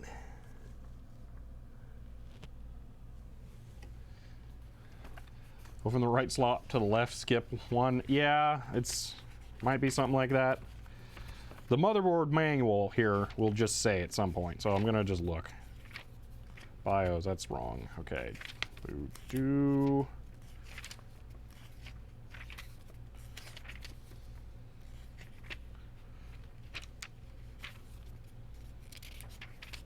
So much RGB. Basic installation. CPU. Boom. ATX, SATA, Can you please tell me how to do RAM?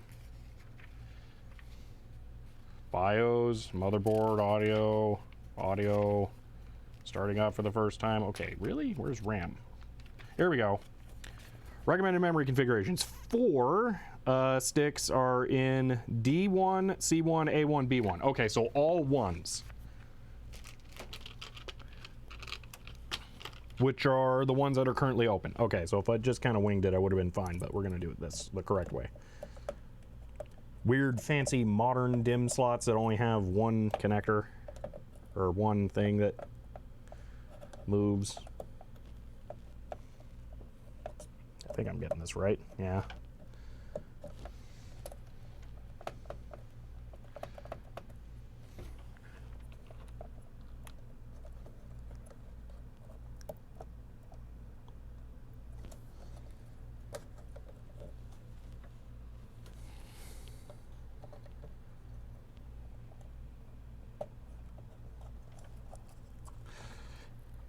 Okay, I get how it works now. I thought it like pivoted.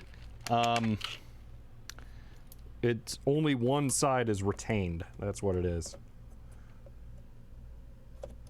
They are super tight too. Wow. See, they need to go in evenly. Don't put, yeah, I got it. Yeah, no, it's not retro. Oh, sorry. I don't have my category marked as retro because I never have, so, you know, there's that at least.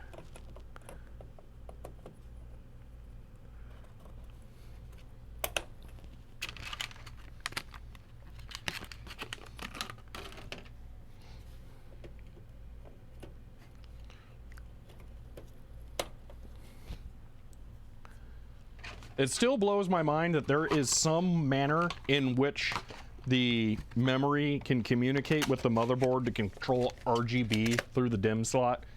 Like, at some point, somebody designed a way to control RGB RAM. Like, that was a design meeting. Like, we're gonna do this. It's not like some weird accessory that you buy that's at the checkout line while you're waiting with your parts, like a sticker that you put on the top that's got LEDs in it.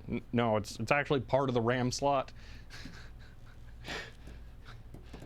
Oh, it's just I2C. Oh, okay, that kind of makes sense, huh? But still, you gotta abuse that, which I assume is for like temperature monitoring.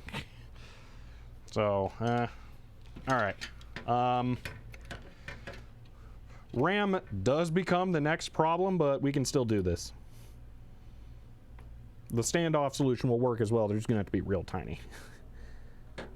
But yeah, we can still do that.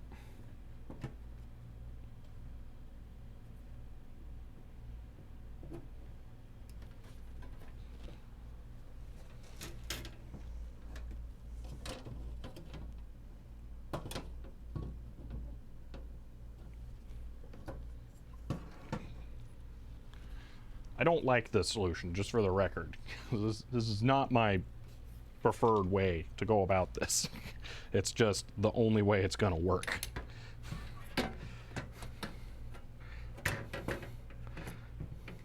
Okay, so let's pretend that's right there. Let me put the other fan on this. You'll need to mount it further to the front for fittings and tube clearance. Well, I'm gonna check the other fan clearance in a moment here, so we'll get that. I assume that's why. I like how we're 2 hours in and I haven't even come close to powering this thing up.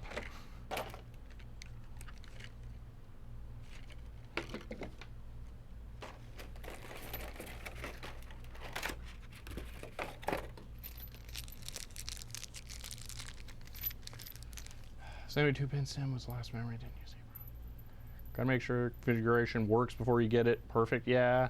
Can you mount the rad on top? No, I can't. Why not open air test it? Because it's water cooled. Where are the tweezers? Why tweezers? You would mount the motherboard? I could theoretically mount the motherboard now, but I keep having to move it around to test things, so it feels like I'm getting ahead of myself if I do that.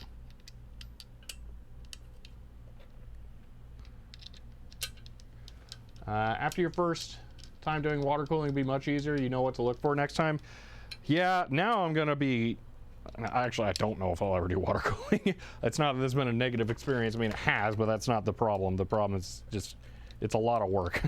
I don't know. Finding a D15 is pretty easy. Where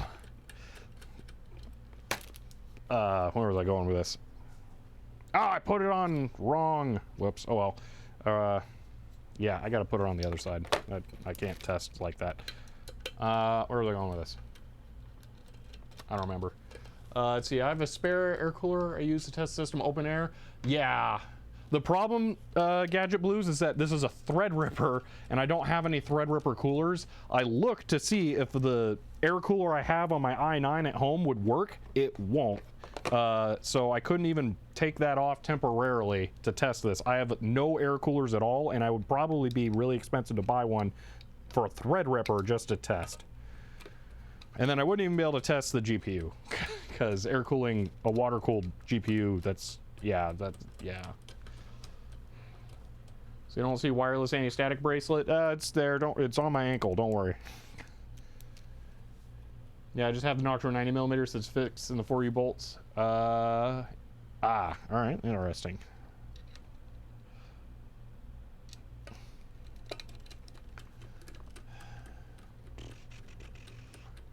Only just putting the fan over the water block to see if it post should be okay.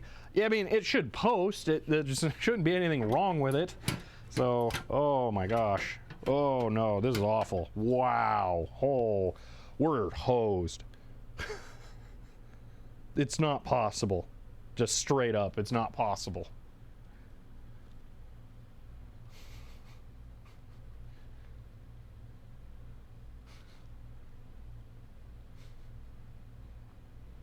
The only configuration that will work is removing this fan completely.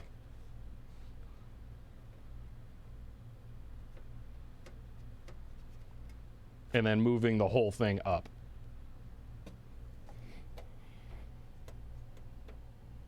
That's it. That's the only thing. That's the only way. Or moving the whole rad down here, but that seems like a bad idea. All right, everyone. Tell me this, okay? How do you screw two things to the same piece of metal on the outside? It is literally not possible, because I could screw the radiator here and then the screws are obstructed for the fans on the outside. You physically cannot do it, okay? So everyone who keeps repeating that over and over again, if you can tell me how to put screws through two things, I will still not do it, because that idea is dumb, all right?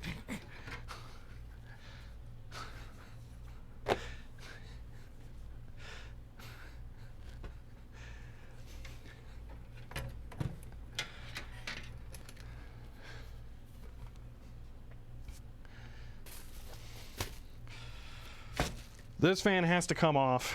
And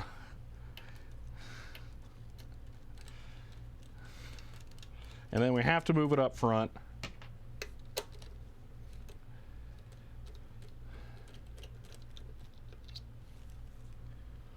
You need to retorque it, huh? Really long screws go all the way through the fan to the case, hold on to the radiator. The problem is the radiator fan mounts, I don't know if they're long enough for that. Even if I wanted to, it's possible the 35mm ones could reach. I don't know. Glue and duct tape, yeah. It's gonna be glue and duct tape, and then that's gonna all be on the top.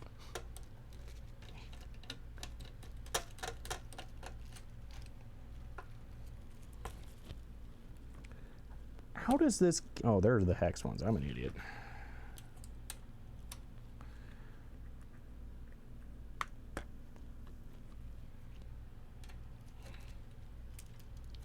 So I recommend Meshify XL because it fits. Yeah, I just really thought that this was going to be good. I really thought this cooler was going to be the way to go. Or cooler. Well, yeah, the cooler too. The problem is I just need a slightly thinner cooler. That's all. Just slightly thinner. If it was just even thinner at all, whatever their next size down is, it would have worked. This was just ever so slightly thick. The Fantex fan is probably the same thickness. We can check. That's not a bad thing to check just to know, but it's probably the same thickness. because the thickness is standardized.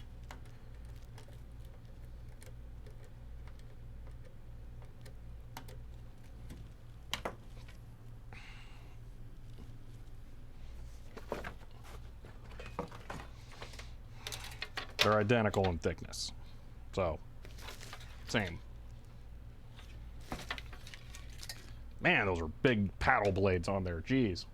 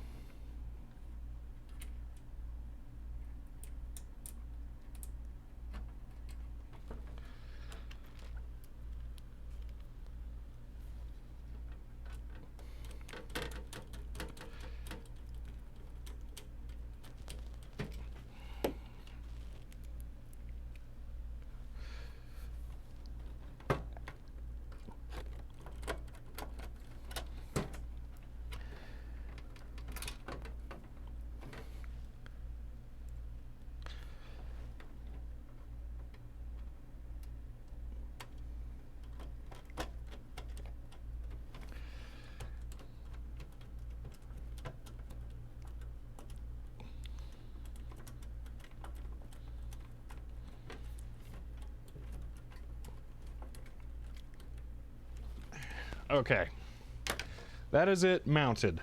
That is actual hard correct mount. That's how it's gonna have to be. I will look and see if there is a thin fan later that I can get to go there, because it's just gonna have to be something like that. But yeah,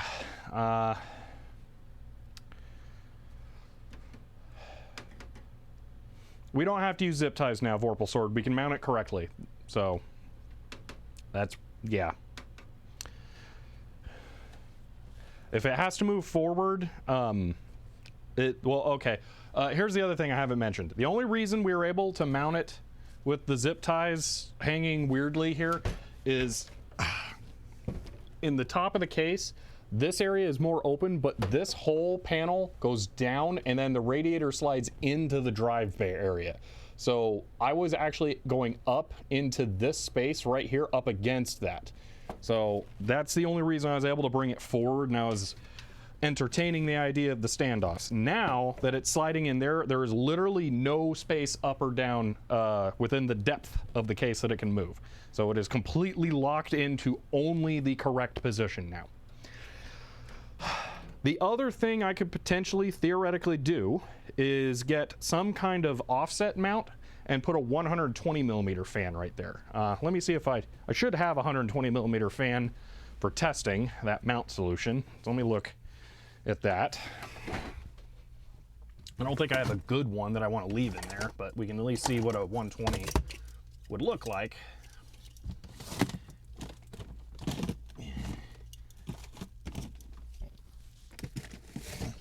And this isn't one of those situations where like it's just one I don't like. I mean, I think literally all the ones I have outside of cases are garbage, broken in some way.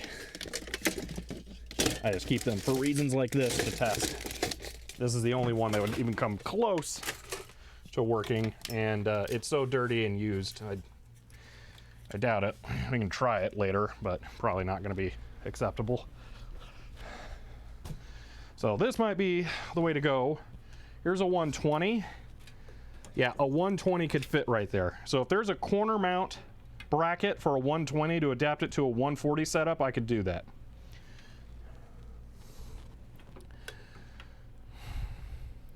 Because that would be fine. We may, you know what? How noisy is this? Well, what condition are the bearings? They're,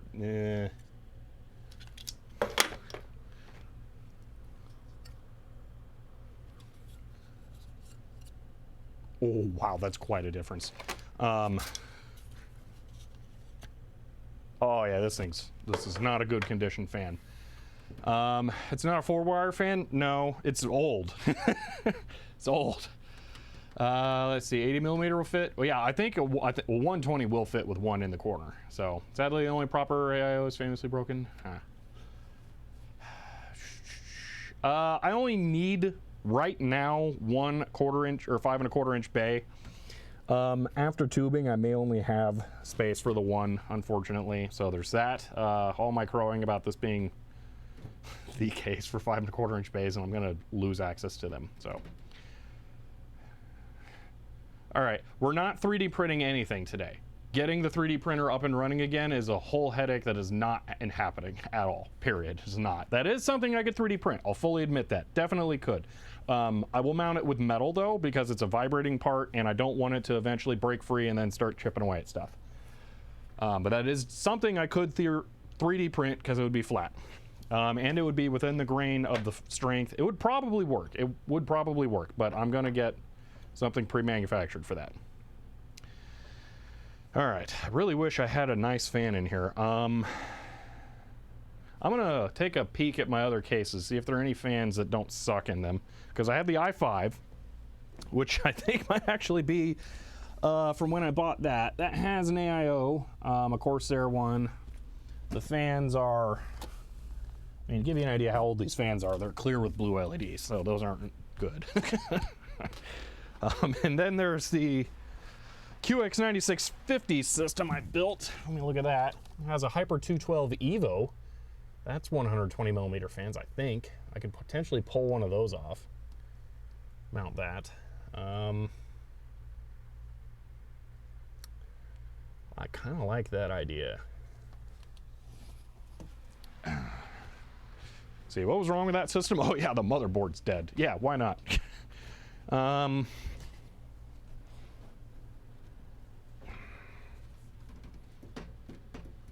Optical drive HDD rack will need modern shorter variants. Guantanamo? I don't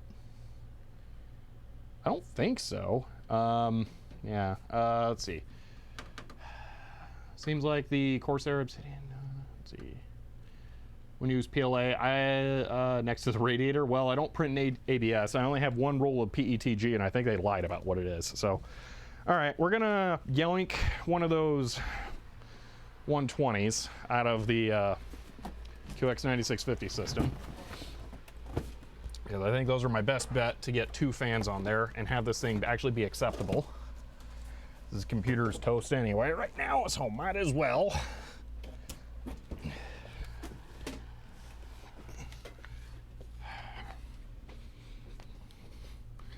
So I am currently thinking in my head that the motherboard is loose in this, so I'm going to pull that out before I pick it up and put the QX9650 system on it. Yoink. That's a very heavy motherboard. All right, that's solid, nothing else is loose. I can pick this up and put it on its feet. And then we're gonna take this. We're getting one of those fans out.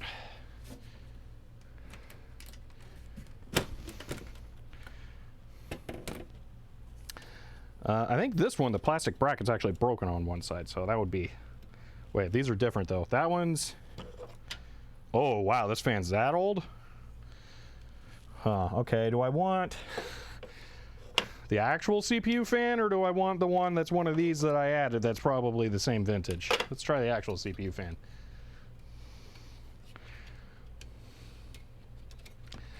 Yeah, I would rather not do this, but I kind of have to. All right, let me check the bearing condition. This one's pretty good. That doesn't spin for very long. Yeah.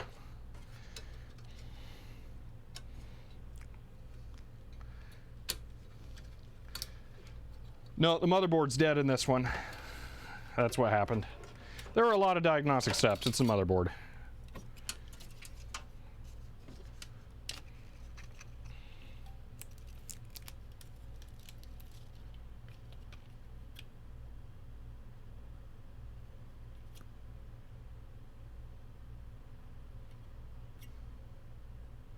Yeah, so the bearings are not great in the original CPU fan. Go with the 4-wire transparent fan, but the thing is, look at the bearing condition. Bearings in the original fan are really bad. So, yeah, I think I should go with this one, even though it's 3-wire. Hoping this machine gets rebuilt one of these days. Me too. I really, really like this computer.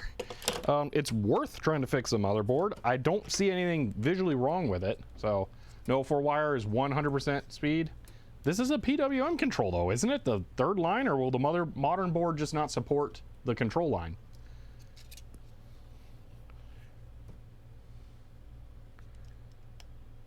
Well, we can do this, whatever. It'll be one noisy fan. It'll contribute whatever it does.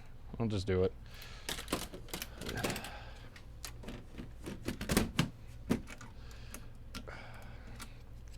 All right, how is this mounted? Really annoyingly. All right, that'll be fun. No, I guess I can chuck this in there so I don't lose the brackets that are broken. There we are.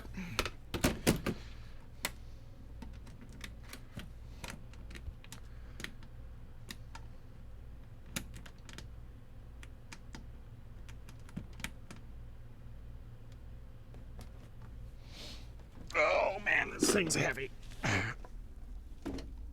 Oh. All right, let's get these off.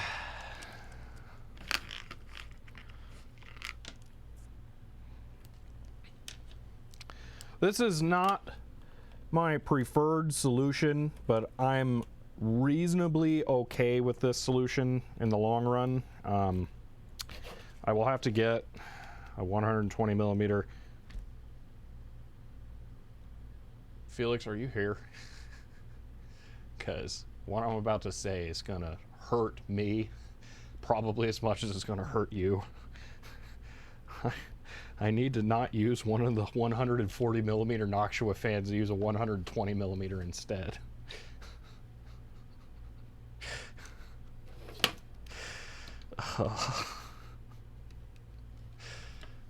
I'm so sad about that.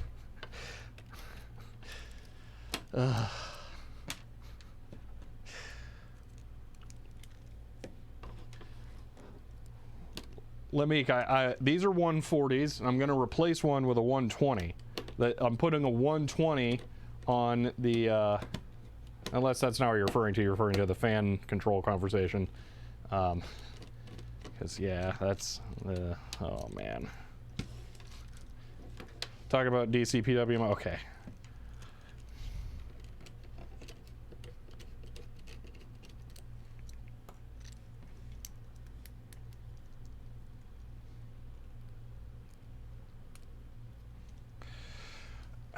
Chuck that in the case so that the brackets stay with the cooler. You know what? Hold on here. I have not talked about the bits the whole time. I'm so sorry. 2 hours ago now. Reservoir, thank you for the 100 bits. Wantanomek, thank you for the 50 bits 7 minutes ago. And RWX Rick now, thank you for the 18 bits.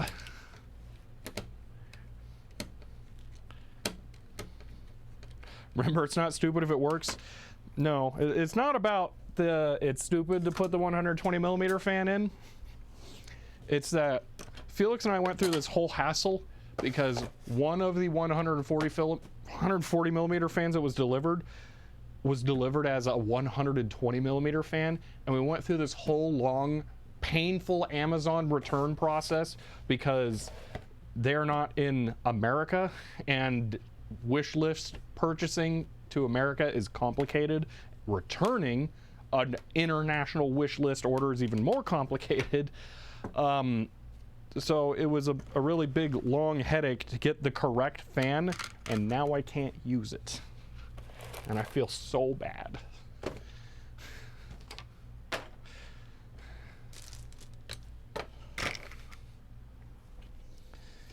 All right.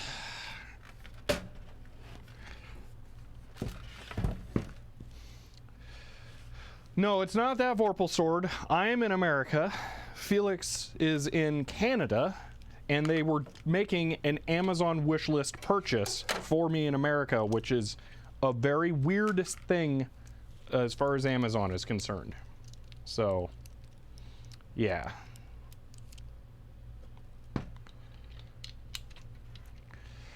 You know, theoretically, there's no reason I can't mount this up against the other fan, and then that'll give me some extra support.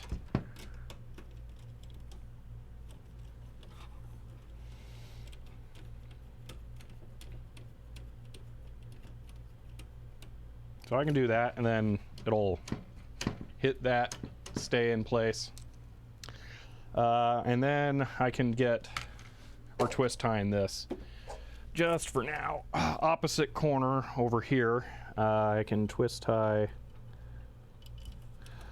through the radiator mount hole just to hold it in place until I get a actual bracket here.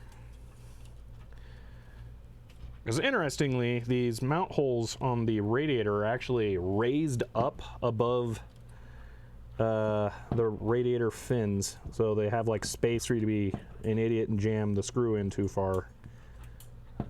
I'm surprised they don't just have like hard stops. You know, I should put this in first. This is way harder to get through.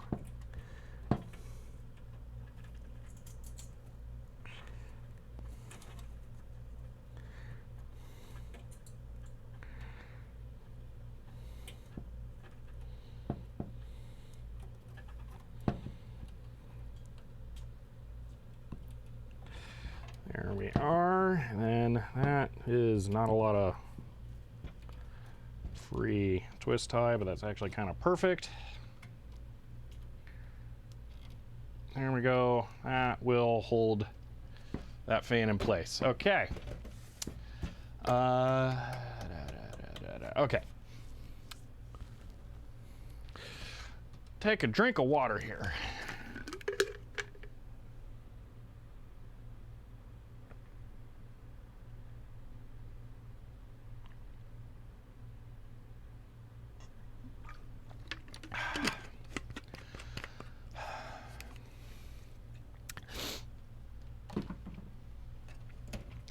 That'll fit. Motherboard will fit in there now.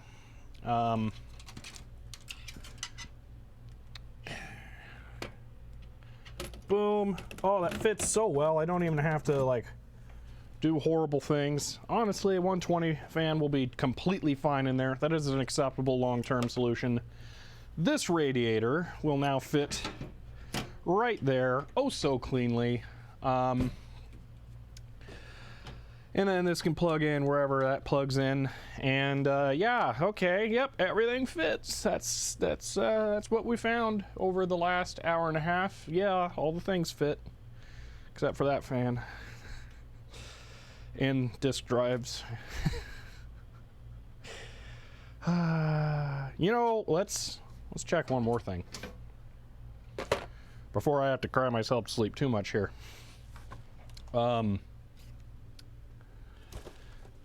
Let's put the radiator plate on, which I think I'm actually going to have to pull that for a little bit here, and then find out how much the Corsair pump thing sticks up.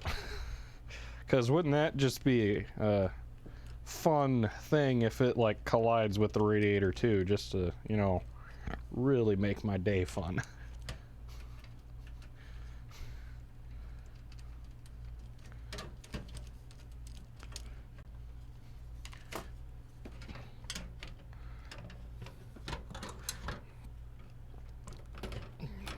Definitely glad I have not mounted the motherboard yet. I would have wasted so much time unscrewing and rescrewing it.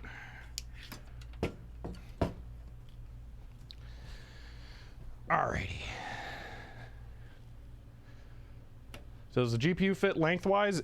It 100% will. Guaranteed. Matter of fact, I'm not even going to put that in. I'm going to prove that with something else.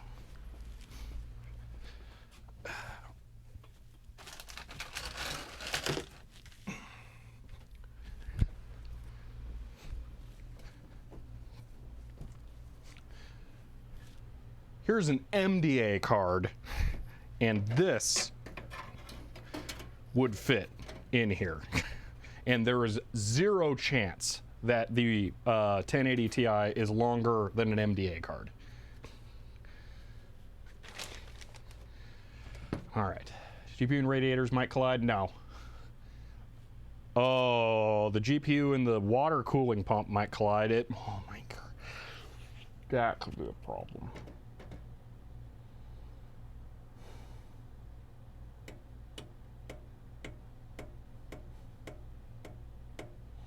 Let's find out if that's gonna make me cry next. I'm be putting a 970 in here because won't hit the reservoir. All right. Test fire the GPU. The GPU is also water cooled. All of it is water cooled. I can't fire up it. I can't turn it on without getting water running through it. All right. Plate. This mounts somehow in here. Oh, I should change the camera angle. What a niche build. Lots of CPU, almost no CUDA. Yeah, well, I need NVENC more than anything. I don't really need CUDA. So, turn the pump around so it's in the drive bay area. I don't know how big it is yet, actually. So, I'm going to have to see once I pull it out of the box. First thing I need to do is mount the plate for the reservoir, because this is where it'll go.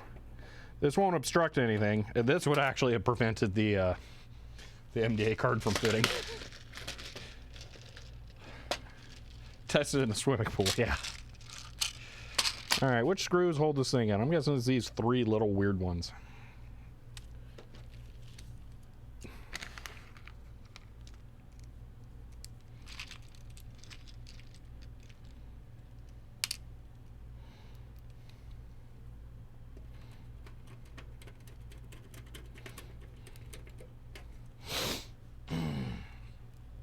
.900 series has the first gen.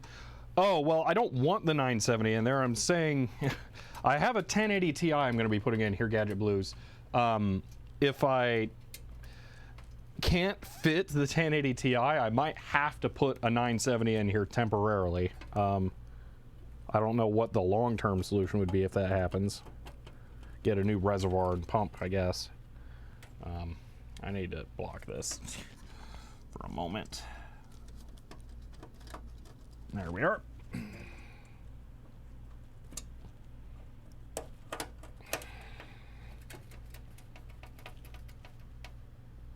Ideal is 3050.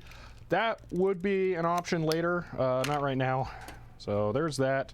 You know, am I gonna have to mount this from the outside? No, I can't. That won't happen. All right, good. All right, pump. Let me get this somewhere I can actually see it, because being behind there makes me nervous. All right.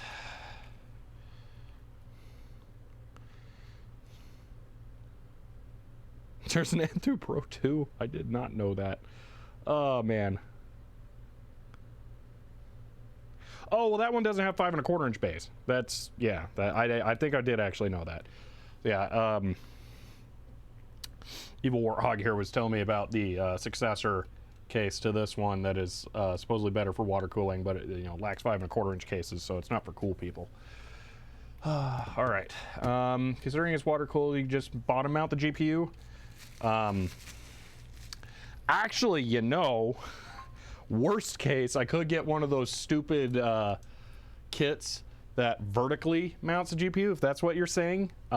This case does not support that, but I don't know, whatever. Could come up with something.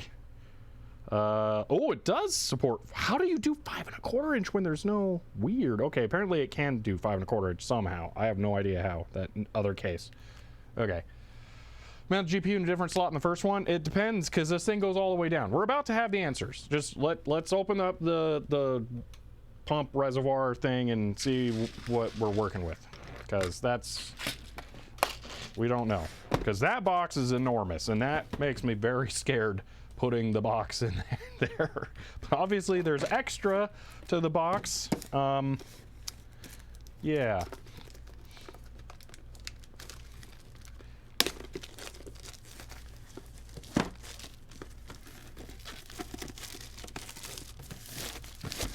For the record on the Threadripper system, I forgot I was going to go over this earlier. These two slots are full 16x, both of them. They have all of the conductors run. The other two slots are only 8x. So,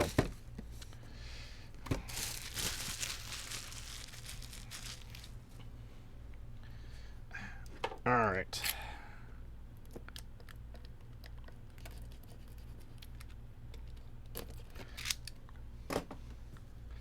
$16.60, been watching. Yeah, that is, yeah. All right. That's relatively small and all plastic, so that makes me happy. I like how there is an attempt made to put a little bit of clear protector over this. Oh, it does wrap all the way around. Okay. And then a whole bunch of stuff there. Okay. That's a mounting thing. Okay. I guess you kind of have to have that, don't you? Oh, there's more mounting things.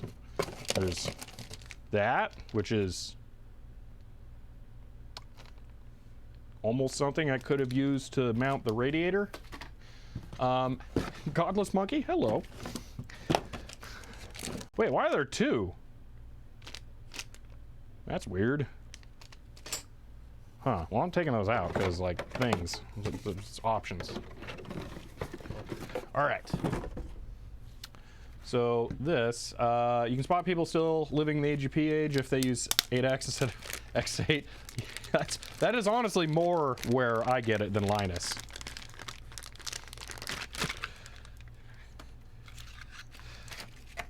So, look at that smoked black chrome look. That's fancy.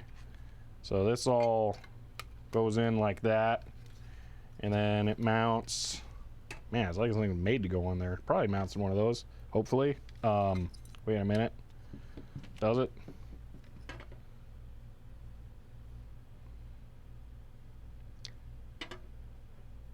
None of the holes on this plate line up with this thing.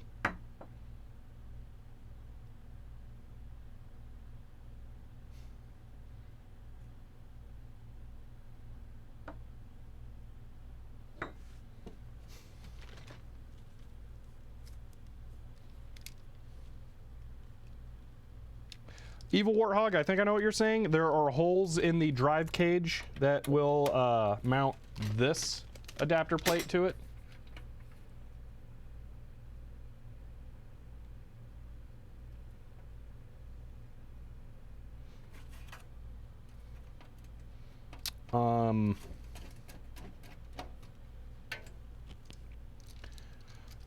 You have no idea how much I wish Fry's Electronics existed right now. So I may have discovered a solution for the 240 to not wreck. This is a 120 millimeter fan mount adapter. There are brackets here for putting 120 millimeter fans. Why can't I mount the radiator there? The big one. It's like, you can take the basement cover out, that's gone. Have this right here, I mean, it'll really get in the way of GPU stuff, but if I do this, and then I grab the 1080 Ti, let's just see. It would just collide. Okay, that won't work. Also, that is, uh-oh. This is gonna be fun. Alrighty. You know what I just discovered? I don't like water cooling.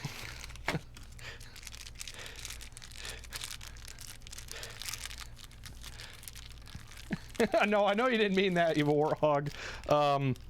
Just, you know, stuff, thinking, things. What is this thing? Is this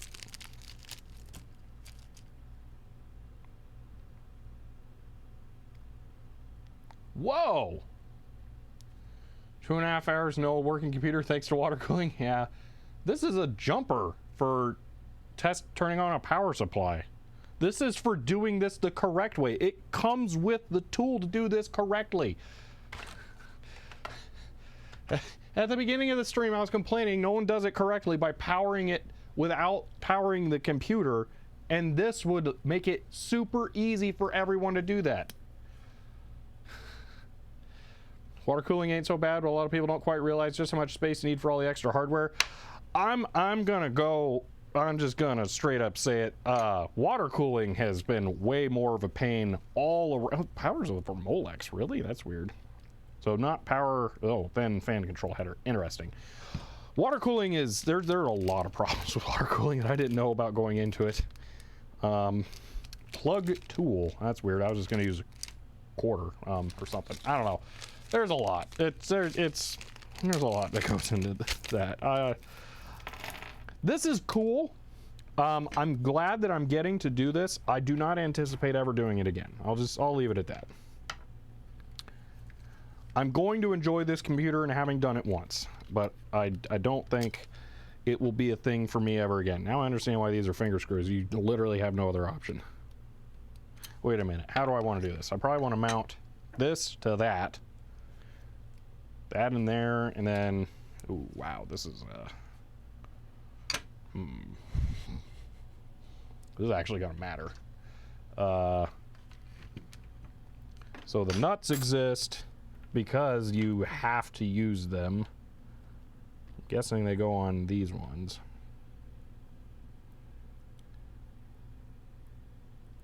Yep. See, you definitely need big Ruby case for water cooling. Yeah, I underestimated that. I'll admit that. I really thought this was a big roomy case. Apparently you need a gargantuan monster case for this. I think I'm gonna barely just make it work. But it's gonna take everything to do it. So I think I have to mount these together first and then leave it slightly loose so I can slide that up and down to figure out which way it goes. I assume this can only mount one way. Actually, let's do this real quick. 1080. Oh! Not even if it was perfect. Okay. Cool. 1080 has to go in the second slot, which is 1, 2, 3, 4, 5 down. 1, 2, 3, 4, 5 down right there. So the lowest this could go is about right there. So let's just, I'm gonna bump it up to the bottom of that. Please fit. These are for fill only, right? I don't need to run fittings to that, because if I have to run fittings to that, I'm screwed.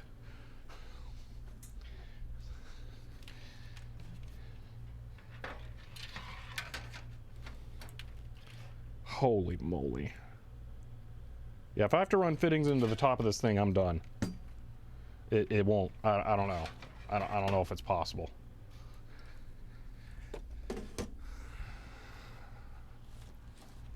Manuel.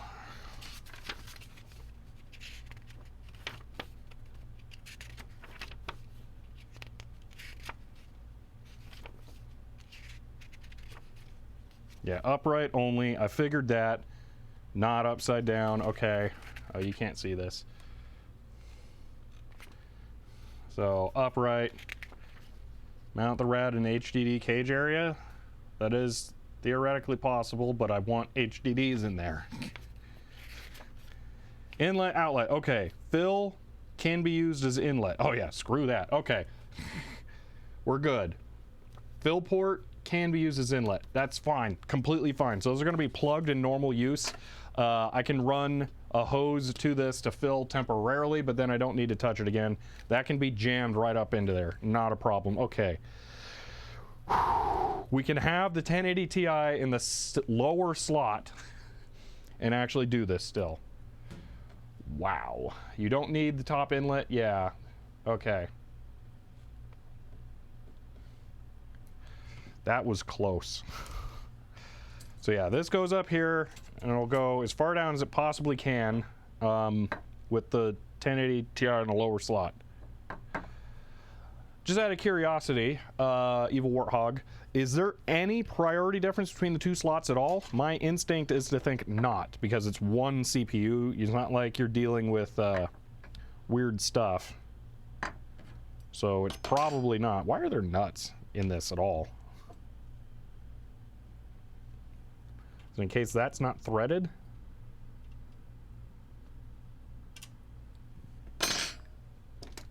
It doesn't matter. That's what I thought.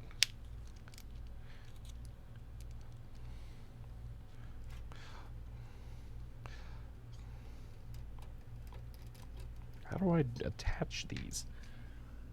Are those coarse threaded metal holes? Is that what it is? No. Well, this is going to be interesting. No, it will just detect one PCIe device, all of these. Okay. X16, not 16X. Yeah.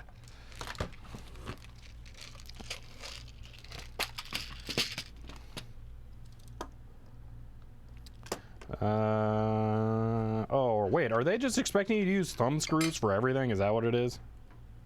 These are our metal washers, so... That is that thread. That would be enormous sticking out of there. This is too thick. What are these for? They're like thick. Oh, you can't. I'm sorry. This is a horrible view.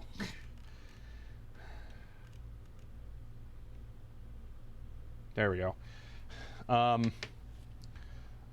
Yeah, I don't know why the thumb screws. They're all thumb screws that came with this kit, except for these big ones and the actual fan screws, but those don't fit into anything when you're going to sheet metal like this.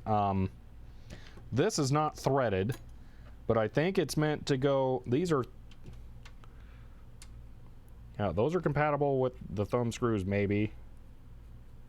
I'm not totally sure. I might use screws from this in there.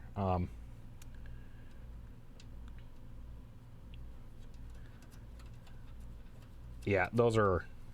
Is it 630 seconds here? I think that's that. So... But this is going to be thumb screws, I guess. Weird. Those are meant for fan screws that go into the plastic. Yeah, these ones are, but the pan head machine screws, these are weird. Can't you just remove the 3.5-inch bays entirely? Yes, but I want to put hard drives in there.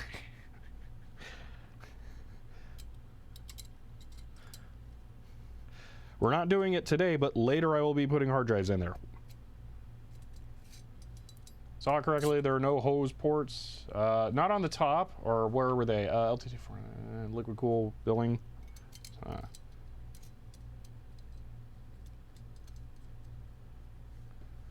Looking forward to the mineral cooled PC. Yeah, this is taught me never, ever, not even funny.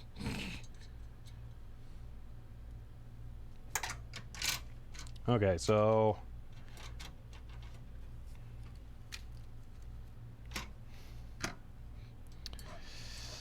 Let's worst case this.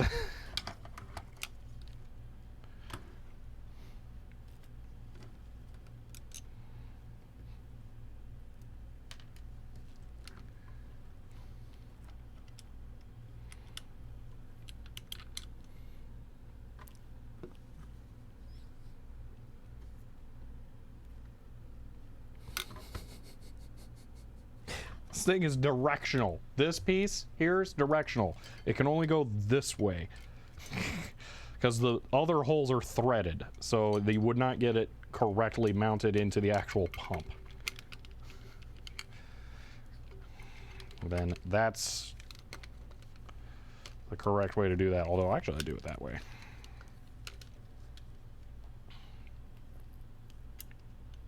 There we go.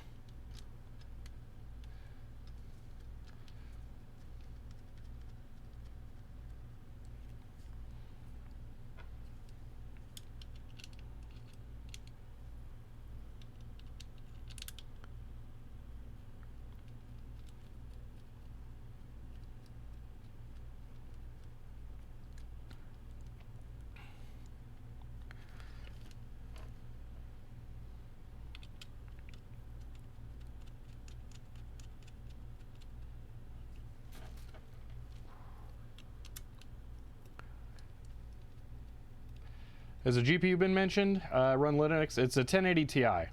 What's best supported in terms of hardware for offload, endload, encode, decode? So this is a kind of not super ideal setup, I would say, because I'm going to be using NVENC, but really, I record so many video streams that it's not going to be the only port. I'm putting this on a blank side, so all the ports are accessible. But anyway, I'm probably going to route them in from this angle. I encode so many video sources when I'm streaming that I always have to do CPU encoding. It's just going to happen. So the way that this is, wow, that's barely gonna fit at all. The holes, this is, I don't even know if I can really get this on film because it's black stuff and all black. And then it's low down. Oh man, I can't show it. Maybe if I pull it slightly closer. The holes in the bracket are really far down in to the point where I'm not even sure the screw's going to thread in correctly, and it's resting up against that, so I'm not really going to be able to get any closer. So just fun. Let's see. Oh man, LTT form looks like good idea. I mean, yeah, but it's too late. I'm into it now. I can't change anything at this point. We're doing this. Whatever's gonna happen is happening. So, all right. Let's do a test fit with the GPU. So I'm gonna put the radiator back in. I'm gonna mount it with 2 screws. I'm gonna put this on its back, put the motherboard in, put the GPU in, which means I'm gonna be removing 2 card slots from the case. And then we're gonna see where the reservoir pump thing fits. This is a very complicated build.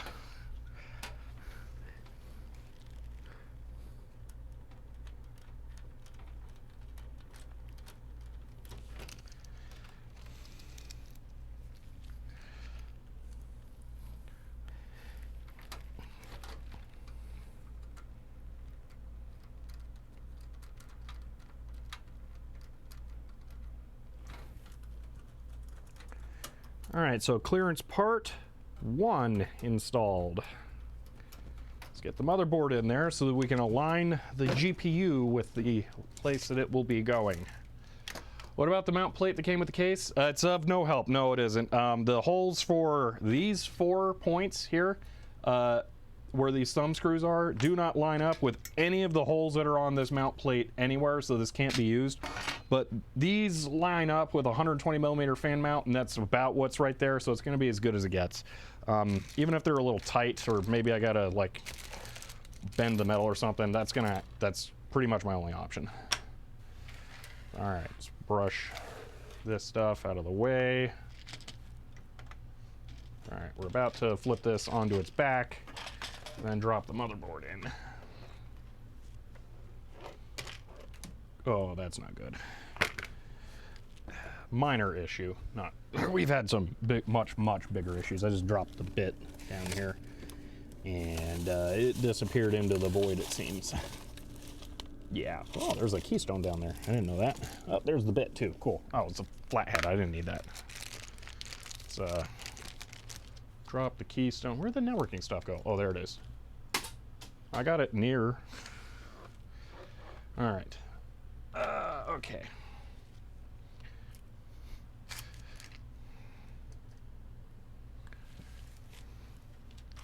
All that stuff is out of the way.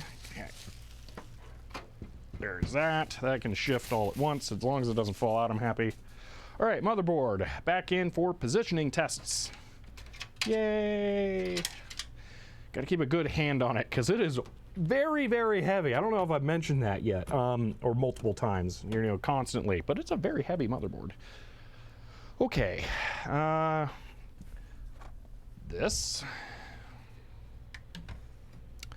these are all thumb screwed. Now it'd be, you know, real nice, ha ha ha, if I could put this right here, but that ain't happening, because this thing sticks out so much. That's totally not possible at all. So this will have to go down to this slot, and then this will fit right there. I actually have a fair amount of clearance there. That's not too bad. So that really will work. That was easier to clearance test than I was afraid of. Yeah, that's going to be fine.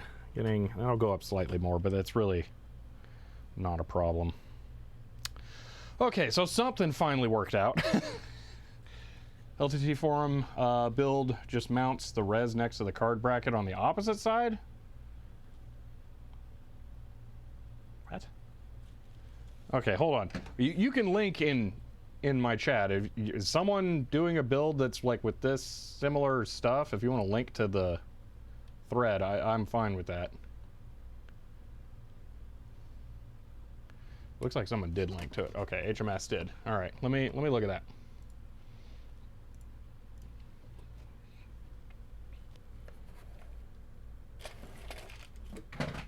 Goodbye, empty box. All right, they have okay, they have a much smaller reservoir that they've mounted over there. And then their card is nowhere near as tall either. Yeah, no, they had it way easier than me. So here's the thing. This card is ridiculously super ultra crazy tall, okay? It doesn't seem like it because you're watching a video and you can't tell scale. Look how much higher up it comes from the top of the bracket. You know, I'm just gonna go, we're gonna look at this. This is a GTX 260 here, okay? This is a pretty normal sized card. Look how much taller that thing is. How much more it extends up. Yeah. So that's the thing that really makes this, it's a challenge in all the possible way that it could be. So, and that's an MSI thing. That is unique to that card as far as I can tell. MSI just has this super tall board because their normal air cooler for this card has ridiculously large diameter fans on it. I've seen that card in person. It actually does a pretty good job of being fairly quiet with that. But they use the same PCB for this design, so it is extremely tall. Yeah. You use NVIDIA Broadcast RTX accelerated microphone noise removal. I wish I could Gadget Blues, but Linux. they won't. No, not for me. But everything else seems like it's gonna fit. So, okay. Yeah, actually, you know what? Let's do this. I'm gonna take out these two thumb screws here, and then we can actually put the where'd my screws thing? There it is. Put the card in, see how it lines up. Put the other radiator there, see how that lines up, and then we'll have our first real fitment of all the parts. You put the CPU in the motherboard yet? CPU's been in the motherboard the entire time you've seen it. It's already in there. I didn't take it out, and I'm not going to be taking it out. I'm a cat. Reservoir on rear fan mount. Well, there's going to be a radiator right there. This one. That one goes there. Like that.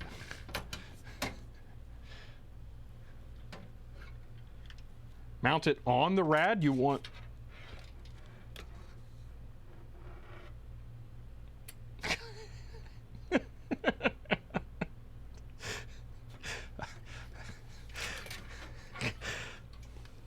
Oh my gosh.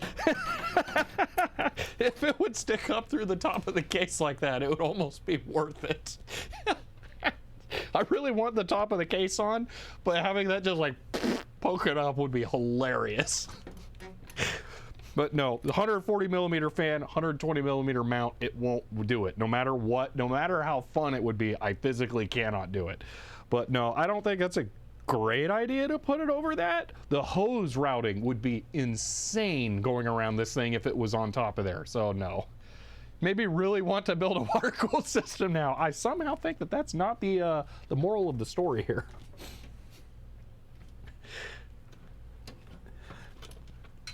All right, I do want to get this temporarily mounted in there, but let me get the graphics card dropped in there. That's possible.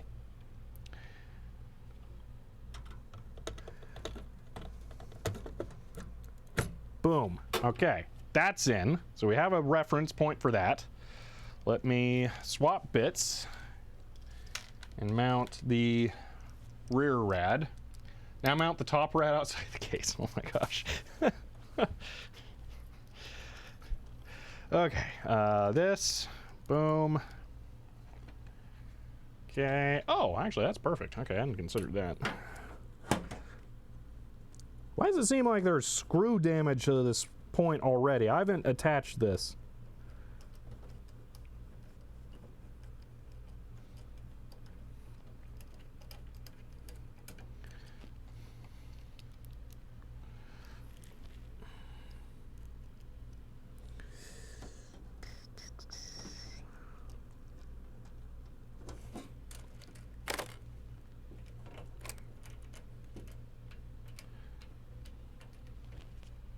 Oh, that's kind of cool. I hadn't noticed that before.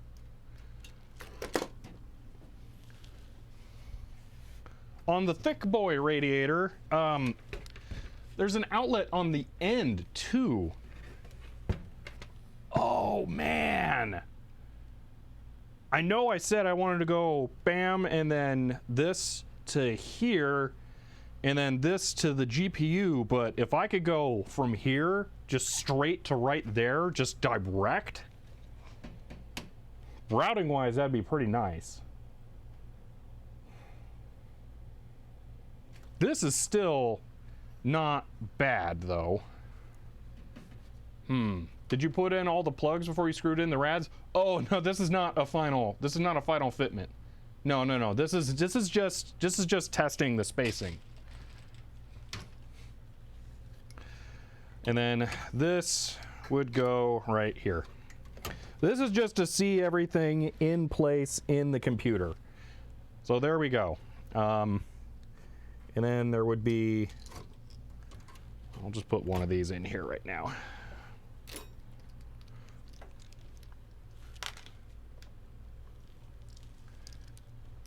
Yeah, this is to prevent sear start breaks later. Exactly. AI29's got it.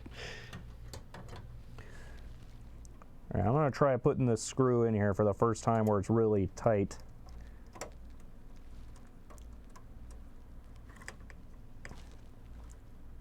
Theoretically, I'll be able to do it. I'm probably going to damage the screw thread, but there we go. That's how it'll fit.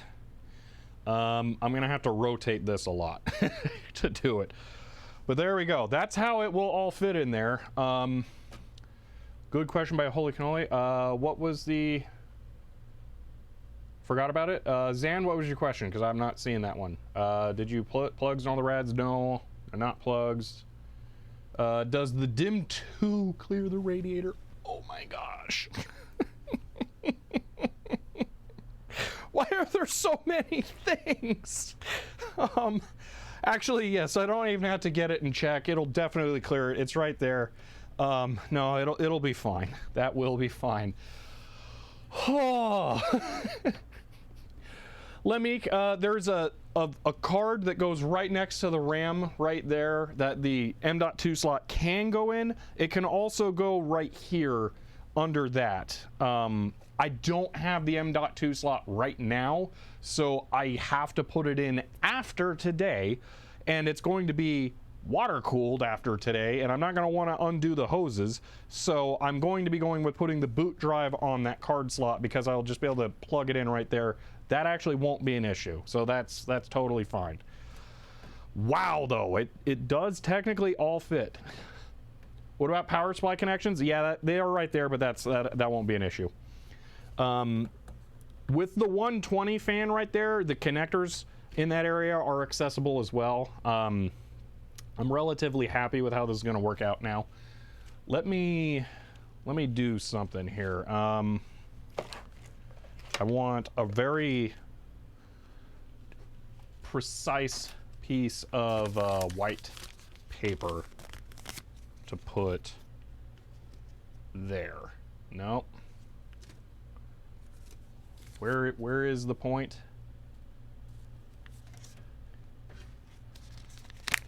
Because it's underexposing.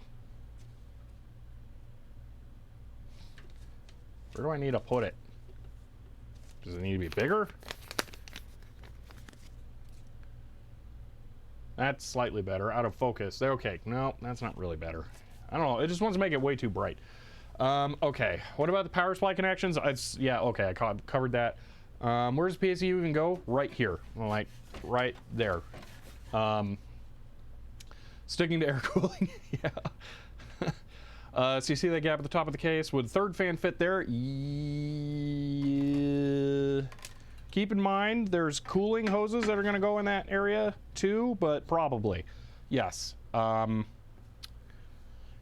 It would be... There's no screw holes that it would align with, but it would physically fit. So, joys of Threadripper, it just has all the PCIe going directly to the CPU. Yeah, so I can't actually move that down. That's doable in this. The dock thing I have is really, it's not very deep, so that won't be a problem. And that's going to be the only thing that goes in here because there's going to be hoses coming out of there, so that, won't be possible to do. Unless... motherboard's not mounted. Okay, I was going to put this on its back, but the motherboard's not held in. I could theoretically have the hose for this end come through the back. And then back up through here. And then I would have both bays be accessible. It might even be easier. Like if I just, wow, it's not easy to get in there. If I pop this out so we can actually see in the front. You don't think they'll finish the build today? That's part of why I started early. There, now you can see, if we switch to this camera, the, wow, it needs to be a lot brighter. 3200, okay. There are the fittings and they're right over this hole. So, wow, that I don't know if that would be possible. I would have to have the fitting come out and then the hose make an ultra sharp U-turn right there. I don't think that's possible. Because if it could go out that hole, it could come around the back side.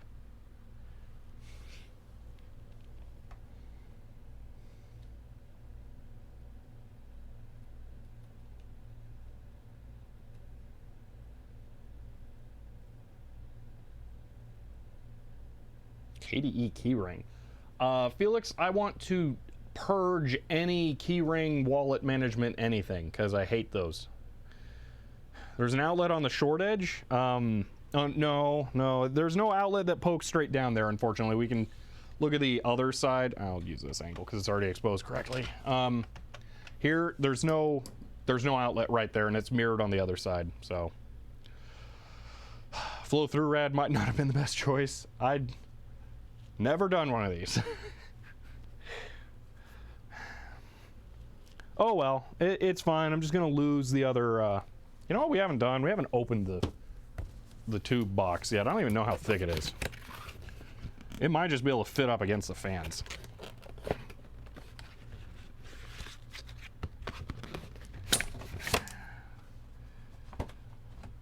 Yeah, oh, that's a weird smelling box. This smells like a shoe store. It's a very unique smell. I'm half tempted to take this box home for my cat because, oh my gosh, my cat loves shoe smell. Wow, does that smell like shoes? That is, huh. Yeah, rubber, yep. Huh. That's real thick. That is super duper thick. Wow. Okay. That ain't going between, jeez. Okay. All right, so no, that's not going to, if we go back to now this camera here, you can see this is the lip for the optical bay. This hose, I mean, it might squish, but maybe I could put the SSD dock right there. That's actually, Oh, that might work. I can't do it in this video while we're live because there's literally the stream is recording to the SSD that is going to go there and reading assets from it, like the dark background on the thing here. It's not possible. Cat gets it like, yeah, glue vapor. 90-degree fitting, yes. Vorpal sword, possibly, but I don't have one, and I'm not going to stop the stream because of that. So I don't, and I'm not redoing the water cooling loop to add the 90-degree fitting. Yeah. So I only have straight out fittings. Even with a straight out fitting, that's going to be a real tight turn. Wow, that, okay, no, this bay is dead. There's no other option there. Lemmeek, it's a hot swappable SSD bay. Here, I think I can actually show this.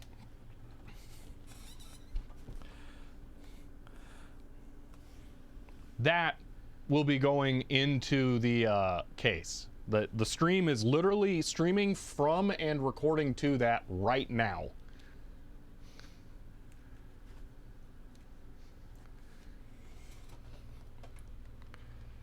Yeah, I use that because I record to SSDs just like that, and I have one of those in my computer at home, so I just plug the SSD straight into the front, and I do the same thing using the SSD for the stream because I take it home and then I upload it. So yeah, super easy data transfer. SSDs are a nice chunky human-sized thing, so you don't lose them. They're very robust. So yeah, I use that. So unfortunately, I'm just going to be down to the 1 5¼ base slot. Wow, that sucks. Really was not expecting that. I don't think there's any difference if I flipped the rad. Well, let's see. If I flipped the radiator around, this port could go down like that. That's still a really severe angle, though. I don't think so. Only one floppy drive, yeah. If you flip the rad, no, that's the thing, is that this is the only hole to the back of the case right there. So it would have to be this port then, and it would still have to, like, think of it this way. Imagine the hole was at the top here. You would have to go from that, running the hose up, and the fitting is probably going to stick out like that much there. So there's really no space. It's not possible. Want to be a problem at the back too? No, that's super cake back there. Not an issue at all. Look at all that free space around the ports. Like, oh man, I can do anything I want over there. Not a problem. So yeah, back here, the easiest thing ever. Even that one, really, there's a ton of space back there. I'm not worried about that. Man, if you flip it, yeah, then, well, no, because it has the port on the end. I can't show. Because it has one right here, like if I pull on the blue plug here, so that blue plug came out of the fill port there, that would just poke out here. It could go straight out right there and then over to the CPU. So if I flip it, this end is fine no matter what. Everything over here is easy, no matter what. Except this has to go that way because look at this craziness. That tank, the end goes over the PCI bracket. So yeah, let's see, maybe get some fittings and tube measured to see runs as well. Yes, yeah, so we're getting close to the point where we're gonna do, yeah, that's next actually. It's tubes and fittings. Ooh, wow, this is scary. Yeah, no, it's the end up front. There's no benefit to flipping this radiator at all. It doesn't matter one way or another. The only thing it would do is make the run from here to here more difficult. Okay.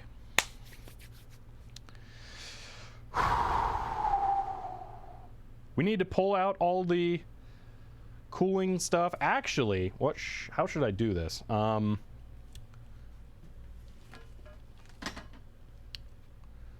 So we have the fittings, all right? I feel like, ooh, is this directional? And the GPU, Evil Warhog? because I don't, it might be. I have a suspicion it is. I think that's in and that's out, isn't it?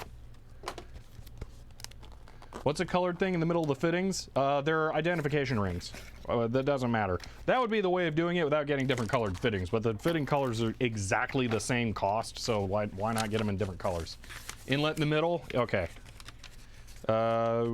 CPU, yes. Okay, so...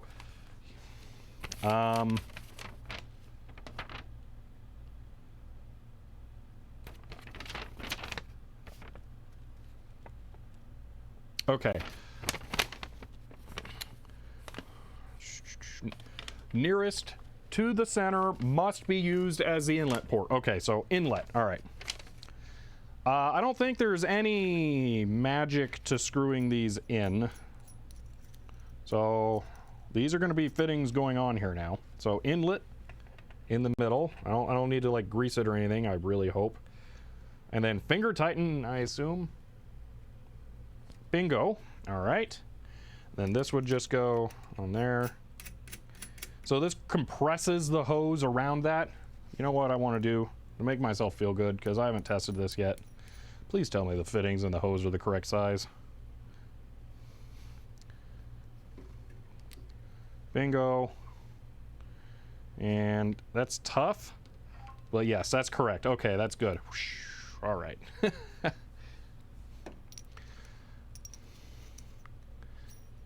So inlet, outlet.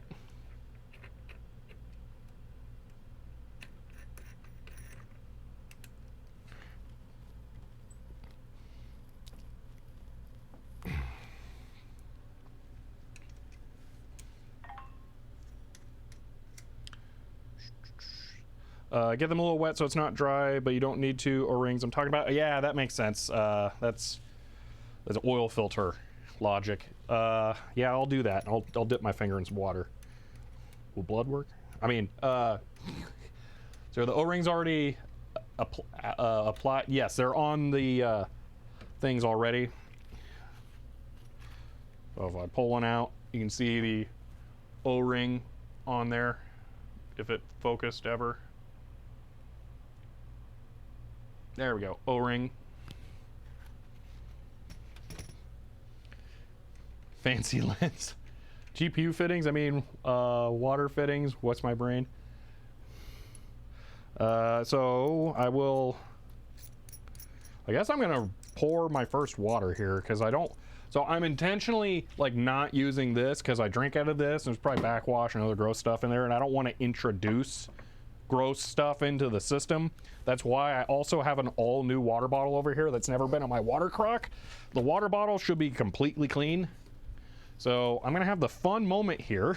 We're gonna go to this. I'm gonna pour water out of that into this. So this is gonna be fun.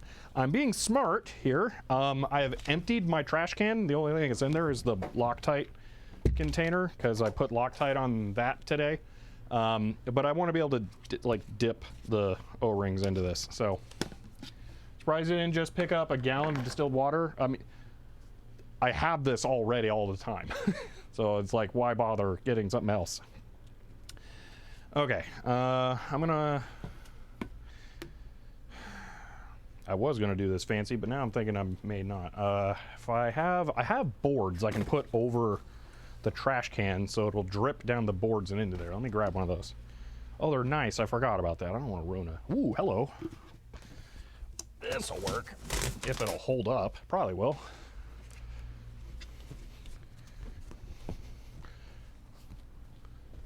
That should be good. All right. Oh, yeah.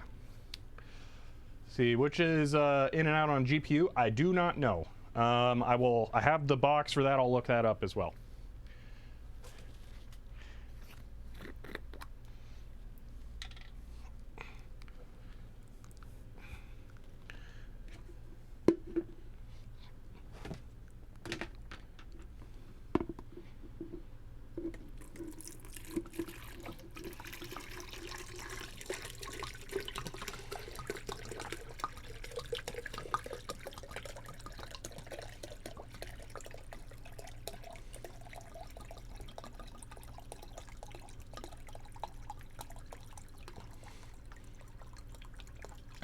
There we go.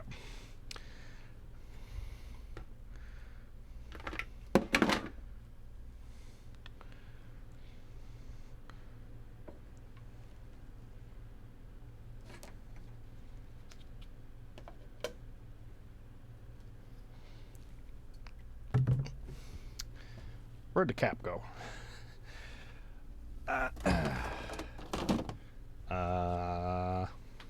There it is. All right, that was a success. Let's see, water cooling ASMR in the making. Yeah. Not many people get glug glug sounds as they're doing their water cooling. So yeah. Let's see. When are we water cooling the data generals? Yeah, after it catches fire. That's, yeah. All right. Dip. That's going to make it really hard to screw in.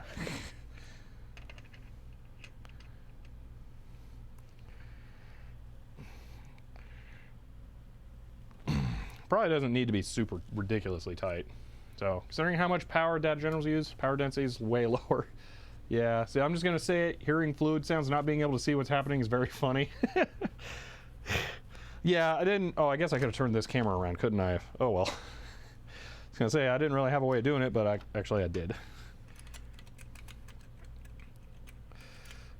All right. So there's that.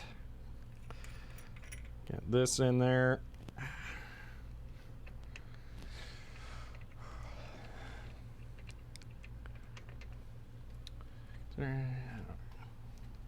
I'll just leave the lid off for now. Or loose. Oh yeah, you can't see. That's still not... Nope, there we go.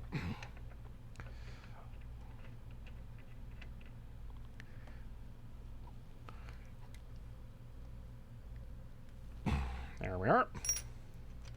So intake, outlet. Let me check that to see. MSI here.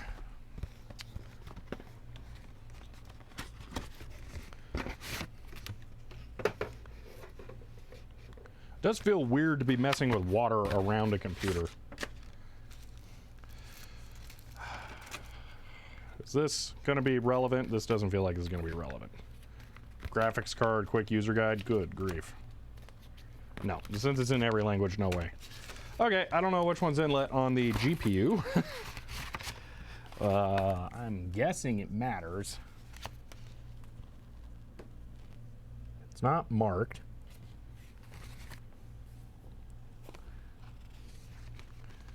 Alrighty, I'm gonna Google that, yeah.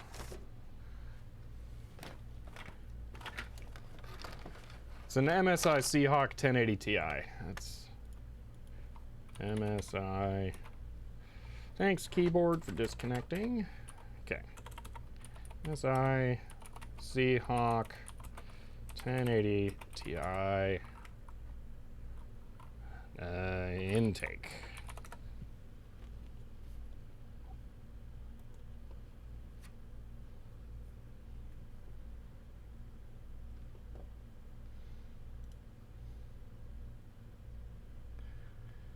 The CD manual might have it. Intake is closest to the bracket. So that would be from the bottom, seriously? Or can I rotate the plugs? That doesn't make sense, actually. That would be from the bottom, but I can probably swap the plugs according to the animation on the website.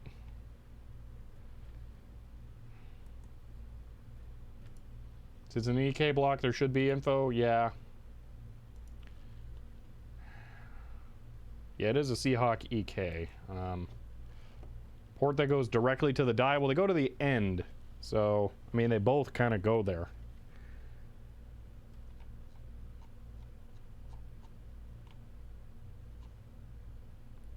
Oh, it looks like the ports, those plugs do come out. Okay. All right, that, okay, I see the animation on the website. It looks like this. So... yeah, there's that.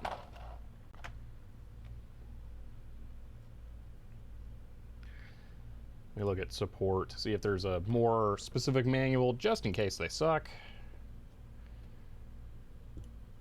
hardware installation guide. What's the current questionnaire? I'm trying to make sure which port on the GPU is the intake. Oh my gosh, they have the ridiculous anime manual for installation. Are you kidding me?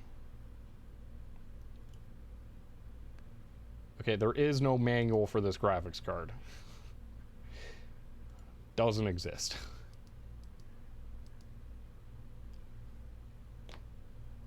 Epic, we technically water has been used, but it's just to lubricate fittings. The thing is I'm trying to determine there is no difference. I'm pretty sure there is a difference. The way that it flows over the fins matters. Yeah, I think that's it. I think their website animation is correct.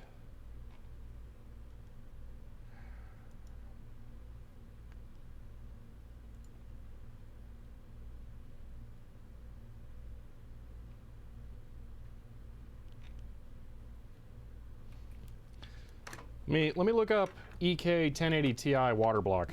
EK 10. That's the wrong keyboard. Is the stream still going? Good. I'm always afraid when I type on the wrong keyboard, I'm gonna click the stop streaming button. Just sent the link. Looks like it's this block. That's perfect. Let's grab that. That's exactly what I was gonna look for. Just got back from a break. Intel is always inlet is so that one will be the inlet. That is what it's looking like, based on everything I can see. So if it's that, all right. Did you have the intake running from the bottom then? Because the port plug is on the top. So I'm gonna go buy graphics card box. I'm gonna go from here to there. Okay. All right. Okay. I'll take it at that then. Let's swap the plug locations then. So I'm gonna grab a ratchet wrench, wherever that went. There it is. Why is it not in there? Cool. I like it when the tools are missing. There should be a thing here that goes rant, rant. Where is it? It was just here. I was using it for something, and now it's gone. All the tools accumulate in this area, so it shouldn't be too far away from there, but then it's not. See, I had reverse flow loop. Oh, okay, interesting. Where's the wrench at? It's not out, is it? I haven't. Well, didn't think so. All right, I guess I will just use the driver. Where's my driver? How is that missing too? What? Tools are probably out in the other room because I was doing stuff with the 5150. That's probably it. Let me go look for them there. Hey, look, tools. We got a ratchet and an extension, and I bet there's a driver down here. Oh, look, a driver on the floor. Oh, I could use that right about now. Okay, I got stuff.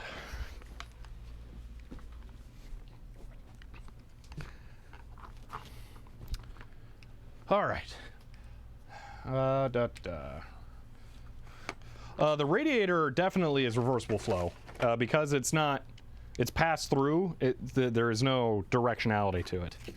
Okay, so now I can use this and put the correct hex size on for those port covers. They are big, but they're not that big, which means they're metric.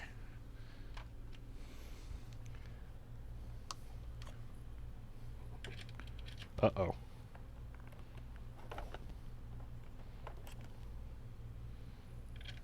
Oh, whew, okay.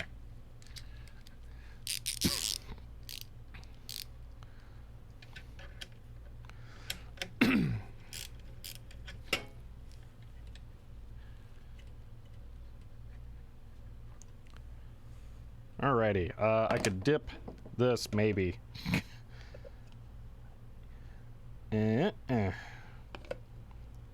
Swap hands, dry.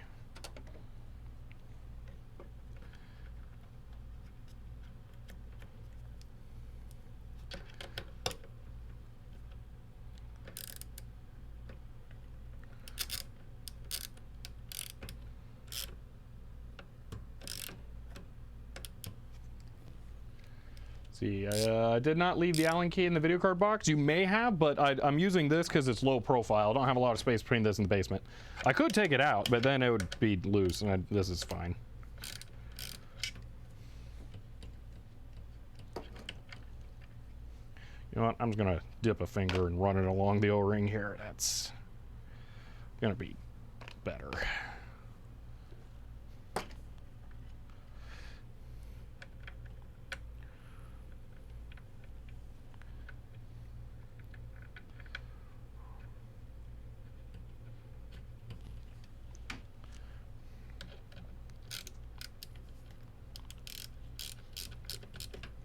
Okay, light touch. Don't want to crush them. TLR, even if you swap them, it's not much of a difference. Is that what EK says? Because I suspect it does make a difference. All right. Inlet.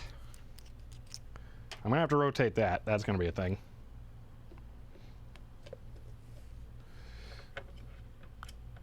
Ooh, this is interesting because I can see how it... Nope, I can't see how it crushes the O-ring. All right. It looks like it's designed to bottom out in a way where it crushes the O-ring a particular amount. EK says whatever, it's insignificant. Well, that's hilarious then that it matters so much for this one, because that one they include like a note that's like, warning, it will explode. But maybe on the GPU it doesn't matter as much.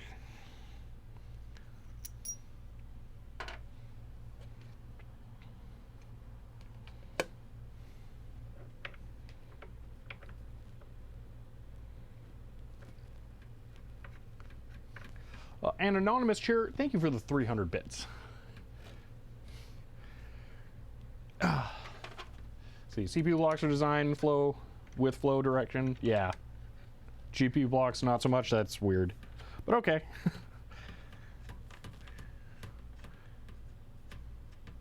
Yeah, threads kind of suck on that compression fitting for some reason. Point where when I backed it off, it actually unscrewed the actual fitting. G5, thank you for the 10 bits. Why go down for the outlet? If you're going to pump it, it would be easier to go up. Because I had it in my head that the pump was going to be below the graphics card. So, you know what? Actually, you might be right there. Now I really wish this was down below because I think that's preferable. Oops. Well, that's unfortunate.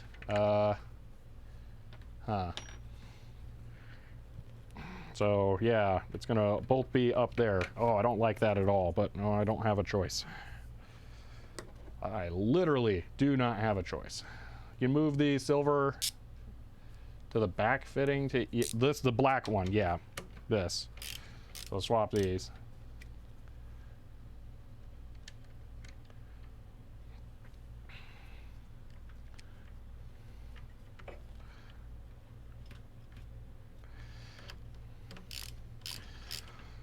I mean, I was doing it that way because eventually I'm going to SLI these. Yeah, there you go.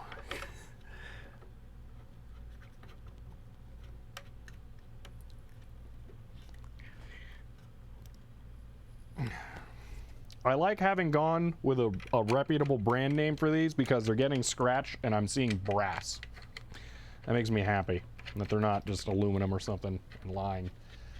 Should get that O-ring wet as well. I did. They were both wet. I wetted all of the plug fittings that were in there and both of these when I put them on, so both sides were already wet. Okay, this one will be exhaust for this thing. For the record, I'm pulling these back off after this, and I will be putting the correct plugs into the unused areas. I'm doing this right now so I can visualize where the fittings should go with the space available to me.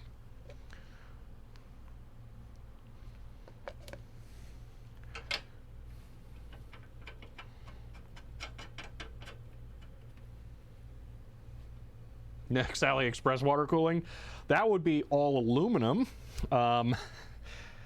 Just guaranteed that's what you'd end up with. And then I don't know how it would go from there, but it might be fine. So you just found a 1080 EK water block. Manual specifically says you can use any opening as inlet outlet. Ah, all right. All right, inlet's on the other side.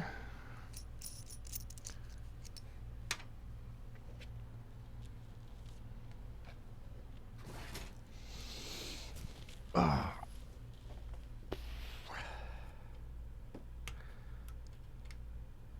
I'm scared I'm going to shove one of these blue things into it.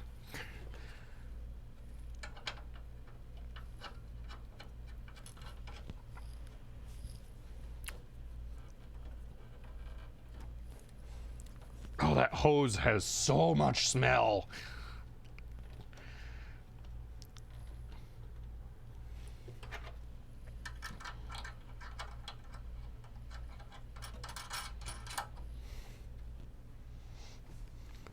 For the record, the theme of my i9 build in this case at home was no light.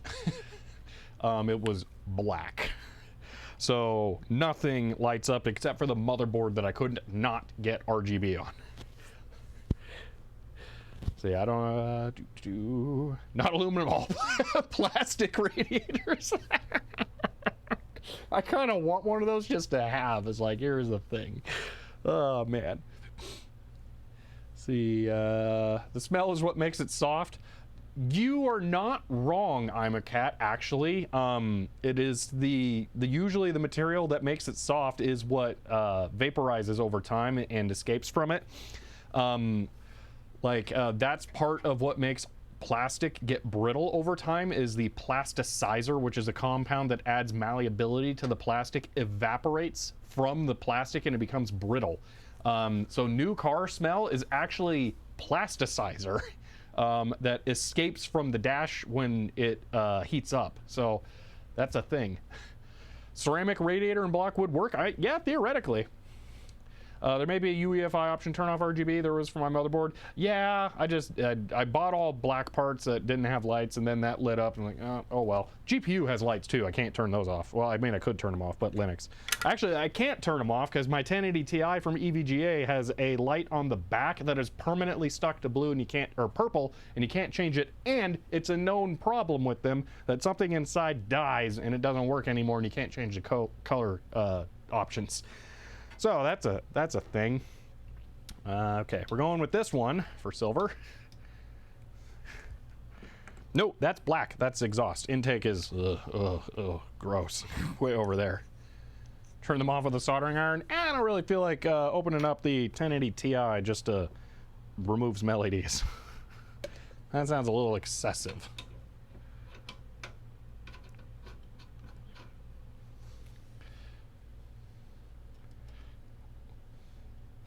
All right, that seated really, really solidly to like a point where I'm... Yeah, that didn't go all the way in. I don't think.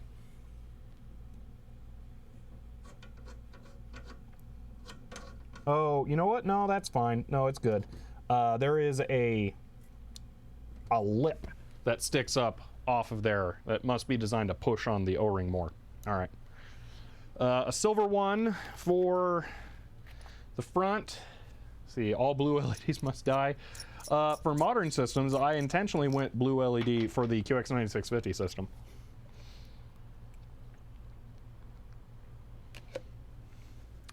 So this camera here. So use 7/16 ID Tygon because it fits a bit tighter on the fittings. Is that a particular fitting vendor in size? As I don't know any of this stuff. I barely was able to order enough parts that I think are compatible, and then even the case wasn't really compatible.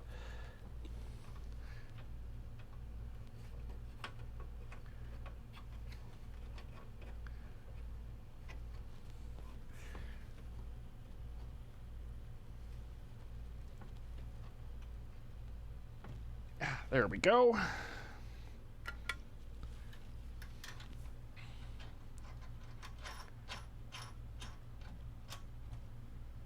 All right, lastly is this thing, which is currently rotated poorly, so I'm gonna have to loosen it. Tigon's brand of professional tubing. Ah, okay, for industrial water cooling. Okay. Oh wait, I gotta remove the one Phillips screw in there, and then this will come out and I can work on it without having it be like crammed in there. Yeah, that's better. That's the smart way. Yoink. Okay. So now I'm going to use those, and the manual for this did specify one over the other.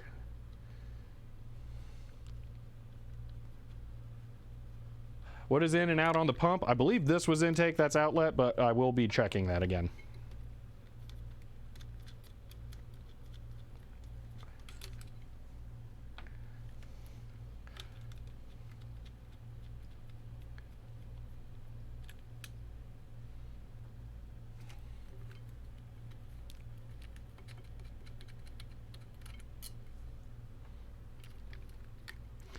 But no matter what, they need to go... Ooh, that kind of sucks. It's going to have to go way up into there. There's no good solution for that at all. None. Unless... man. Is there enough space here? There actually is enough space. If I can use one of these as the inlet and then that as the outlet, then I can route this slightly cleaner for the top red. Let me look at the manual. Isn't the intake on top? No, that's for fill. Do not scare me like that.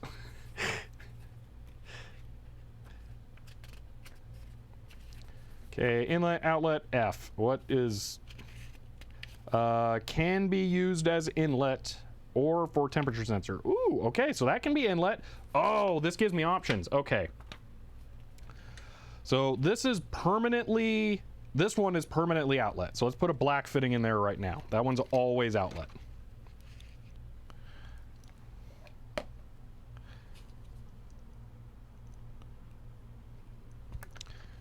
So always outlet. Imagine doing a hard tube build. Never, ever. Nope. Nope. Not worth it.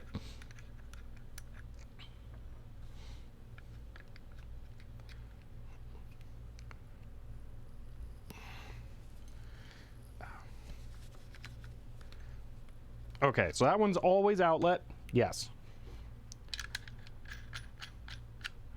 Now, if I put this back in there,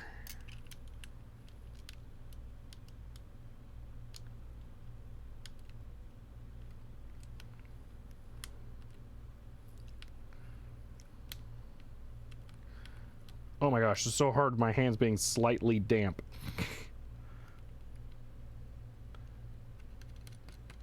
There we go.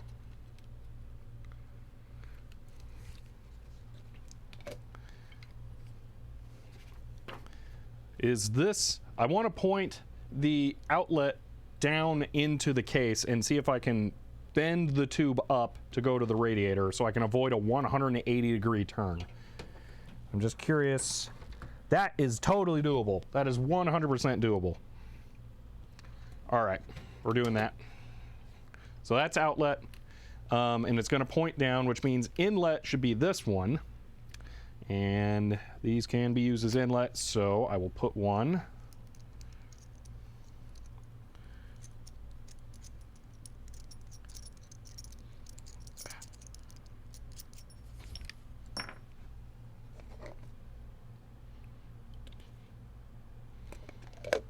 .90 offset right here. And there we go. Do you have a temp sensor? I believe it came with one. All right, so there's no plug on the back that I'm obstructing if I put it in now, so I can actually attach it and then put the ports in a moment. I might put the temp sensor right there. That would be kind of nice. Because then it'd be on the back. Do I need to seal up the remaining inlet? Yes, I do. Yeah, I'll be doing that. There are 2 inlets. There's one there and one there. I'm going to be putting plugs on everything in a moment. I'm going to take all of the parts out again, because remember, the motherboard's not actually screwed down. And then we're going to be doing this properly with a real install. And then we're going to be cutting hose length. Ooh, actually, Evil Warthog, because I've never done this before, I'm just going to ask, do you recommend cutting hose now or after starting to solidly mount parts? Will it matter? Because right now, I guess I can theoretically move things, but both ways it doesn't, I'm kind of locked into this position. There's nothing I can change here. So it either I have enough hose or I don't.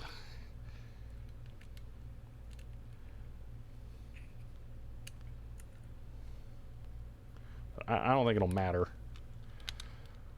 Only cut hose when you've locked the parts in their place. Yeah, I think I'm there because I don't have any other options.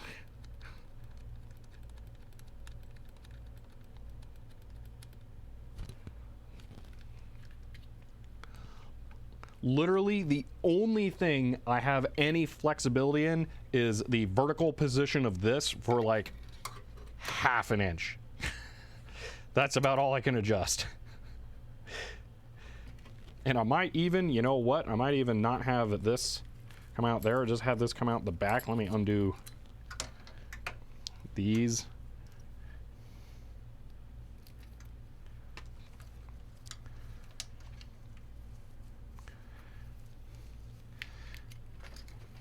These poke out this way. Then I have a little more clearance down. That can go. So, yeah.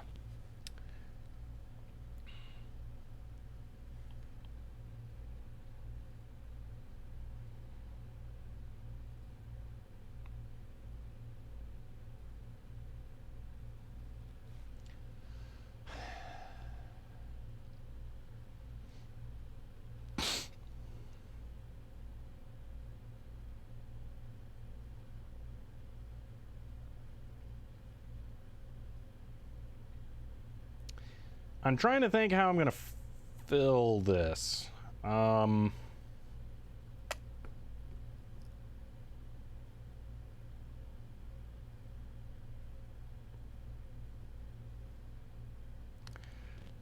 There's enough space here that I might be able to actually add a fitting up top and connect a hose and then have that come out to my funnel and then be able to have this attached, because yeah, well, Vorpal Sword, there's not a ton of space here, but I might actually be able to loosen this all enough to the point where that can go down to there and then maybe run a hose out. That's a real tight radius.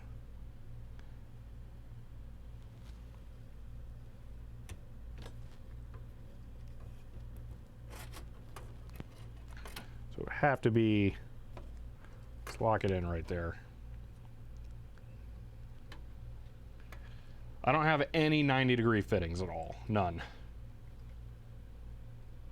Just leave the pump unmounted. So I'm thinking about that. But I'm also thinking it's going to be heavy and unwieldy once it's full of water. And it's not going to be easy to screw everything. I mean, I might have to mount the pump before I mount the motherboard, because I don't think I can get, maybe I can get a screwdriver into the screws in the back if there's no RAM. Because getting the screws back here is going to be a problem. I can't do these thumb screws because I definitely cannot do the one at the bottom down there. It's not like you need super high flow for filling. No. But I don't want to, like, break the fans.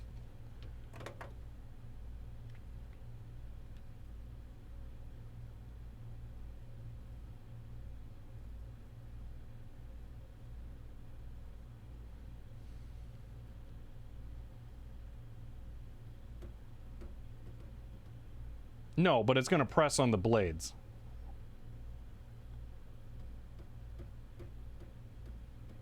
Can I use the intake as a fill port? Because, like, that feels like a thing. Oh, no, because it'll spill out. That's right. When I go to take it out. No, that's not possible.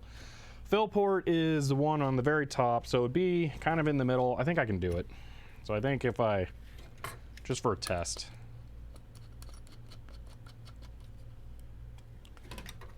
No, that's not possible at all. Okay, I have to somehow mount it while it's full. All right, that's a thing. That is not even slightly doable.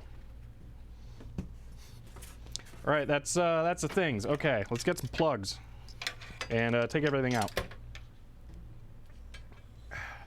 All right, this should be the last time I remove all the parts, because after this I'll be installing them more permanently. Wait, how will filling it work when the rad is above the pump? On the rad? The pump's going to be on. That's part of it.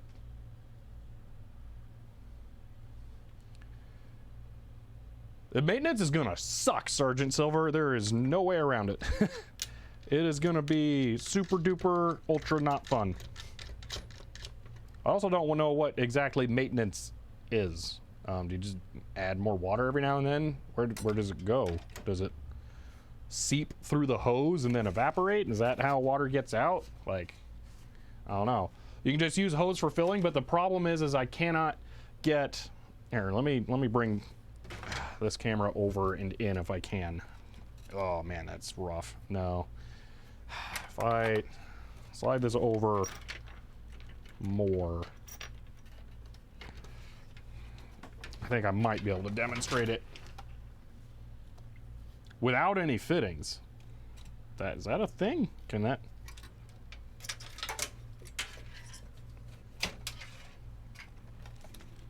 No, it won't jam into the fitting. Anyway, here's the problem.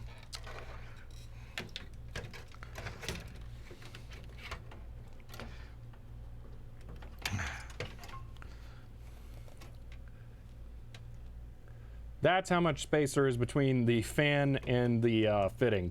The fitting left less than enough space for me to put my finger, so it definitely won't fill, or the hose will kink, basically.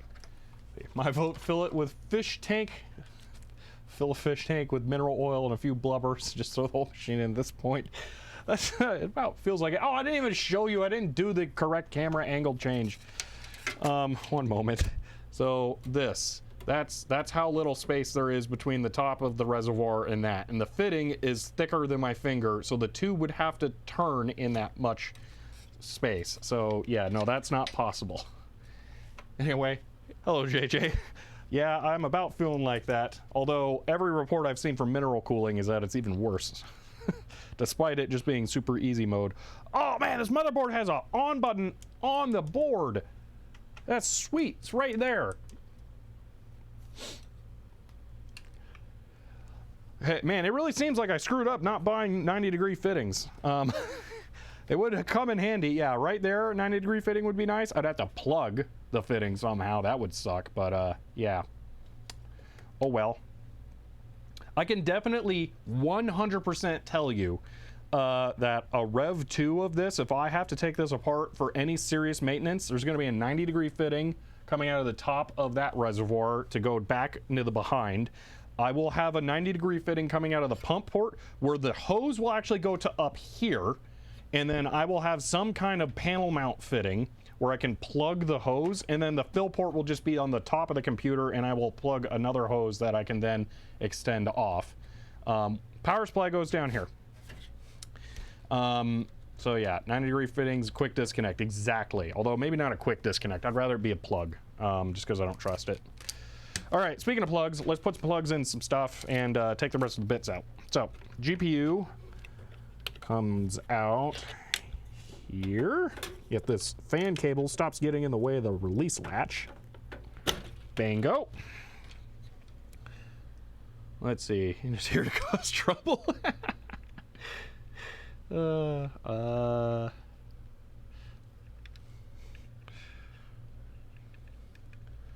See, sent you a DM. Okay, I'll check that. One moment.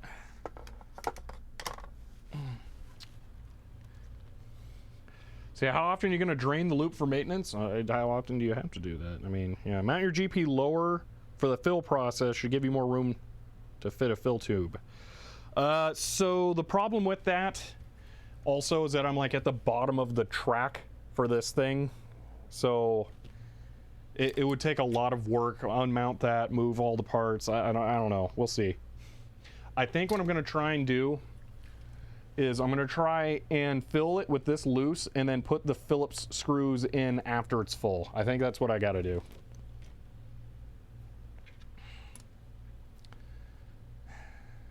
You need to drain it every 1,000 miles. Good, I'm okay with that deal. Since it's never gonna move a foot, I'll take that. Or 12 months, no, just 1,000 miles. Okay, continue removing things. So this radiator next. Where'd the driver go? I was holding it, here it is.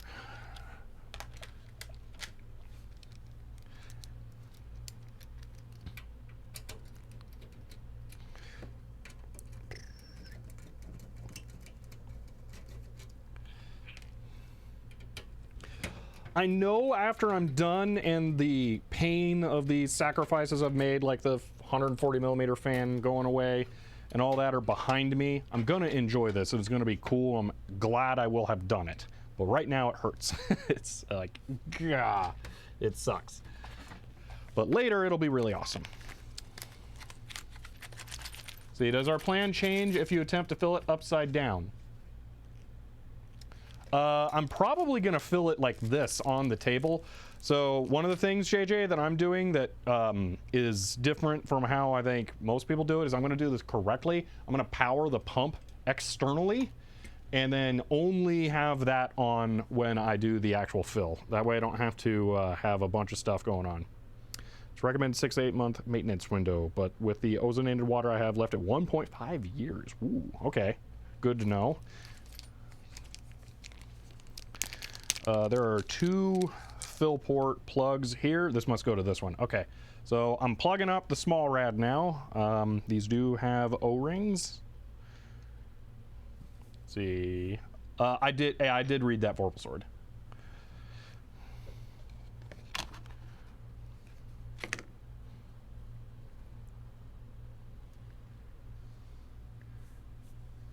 Massive air coolers for me. My D15 on my i9 works really well. It's a 9900K. I've not had any issues with it.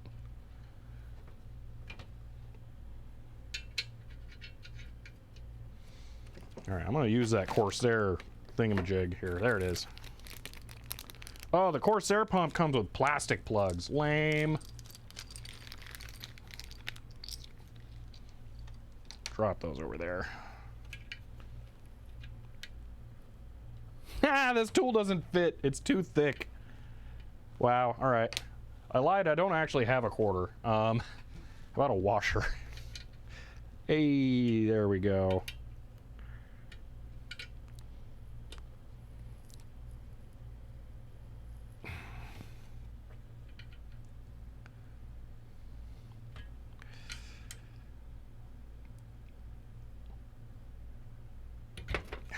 There we are. Ooh, I scratched this. The plugs are brass. Nice. See, I have a massive Be Quiet cooler. I have one Be Quiet cooler in my VJ Capture PC. They're good. That's sealed. That's ready. That is a done, assembled unit. Sweet. All right, first one down. Oh, I got to put the fan on better, actually. That's not done. Okay, let's do that right now. You don't do water cooling for ease of use. It's something you actively choose if you want to challenge and learn something new. That's true. Definitely. All right, because I'm putting fins down now. I'm putting the towel down. I'm surprised that took that long. I bumped this thing. Putting the lid on doesn't really help at all, but it makes me feel better. Where are the other 30 millimeter things? Here we are. Water on the desk makes me nervous. Yep, and I just bumped it. Thankfully, without deleterious effects, but I did.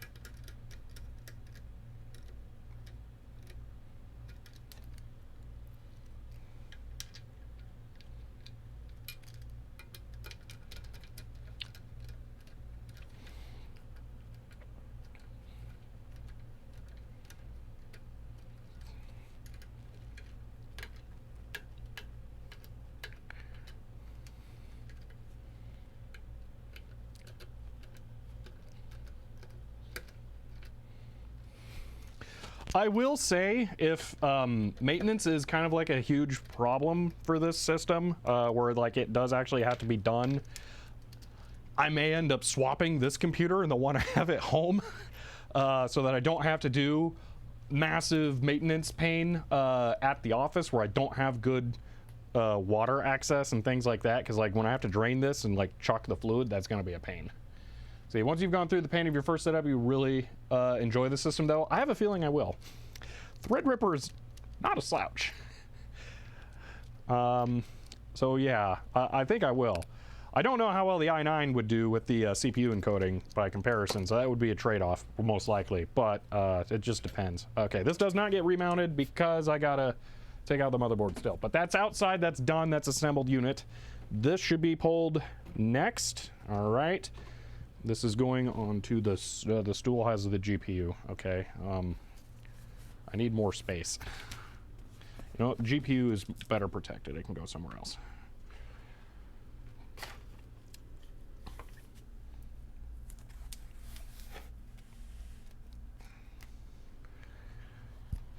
GPU can go over here. That's fine. Move the 220. There we go. All right.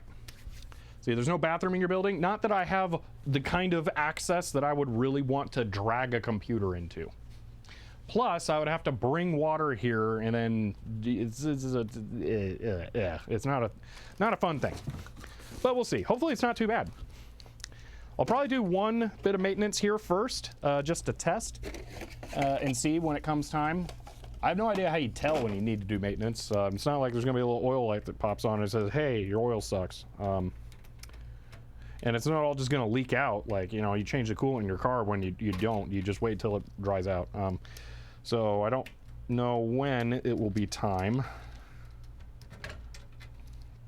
But we'll see.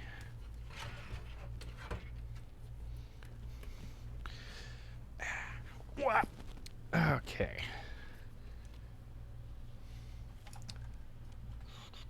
Where did that really nice piece of foam go? Not foam, bubble wrap. That was it. I think it fell over to the front. There it is. Okay, I need to mount the fans. The rest of the, well, actually that one's fully mounted. That one's is, yeah.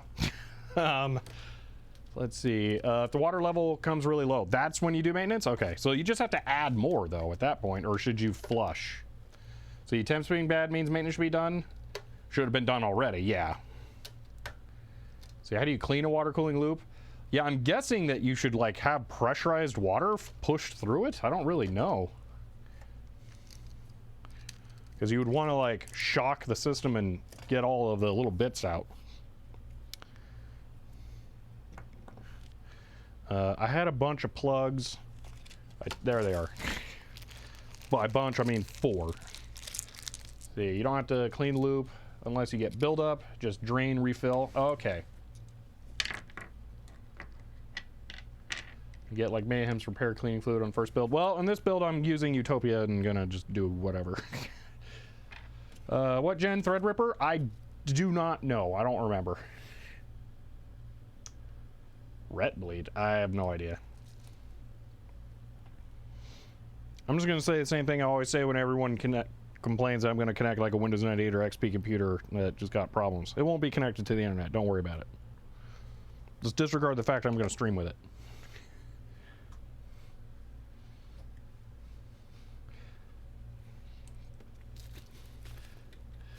See, what I've seen is take it apart, flush the rads, break down the components, put them in ultrasonic. Oh my gosh, that's a lot.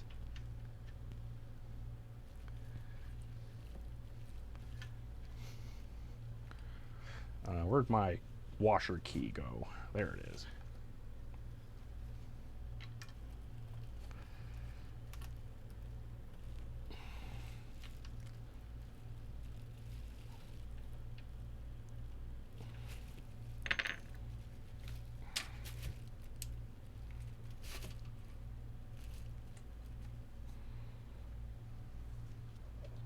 Need to remember to stop dipping the plugs in. That sucks. I just need to run my dip my finger and run the O-ring over the finger.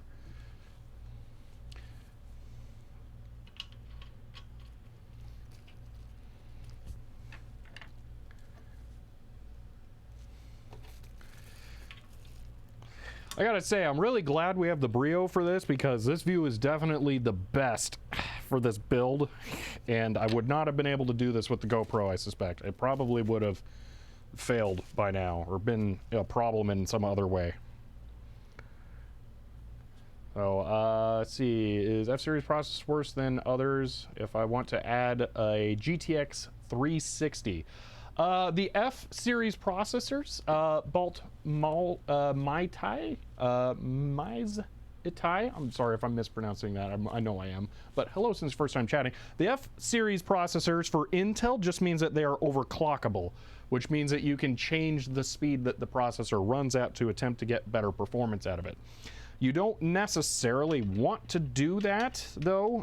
It's an option that you have available to you, but it does not influence the compatibility with other parts at all. So that is, F just means it has no integrated GPU. It also means the multiplier is unlocked, Epic.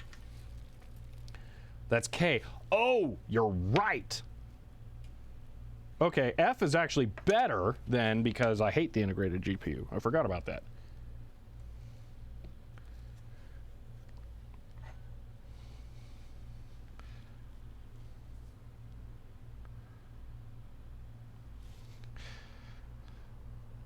You can, talk about other YouTubers, just don't, like, badmouth them. I'm not here for that. I'm not here to create a spiteful community. If you just want to ask about their methodology and see what other people think, that's fine, but don't bash them here. Yeah, so disregard what I said. I forgot the F is the, one that just lacks the integrated GPU, which means that you will have to have a card. So basically, yes, you can have your 3050, I think it was, or maybe a 3060, I don't remember. But yes, you can have that. So, all right.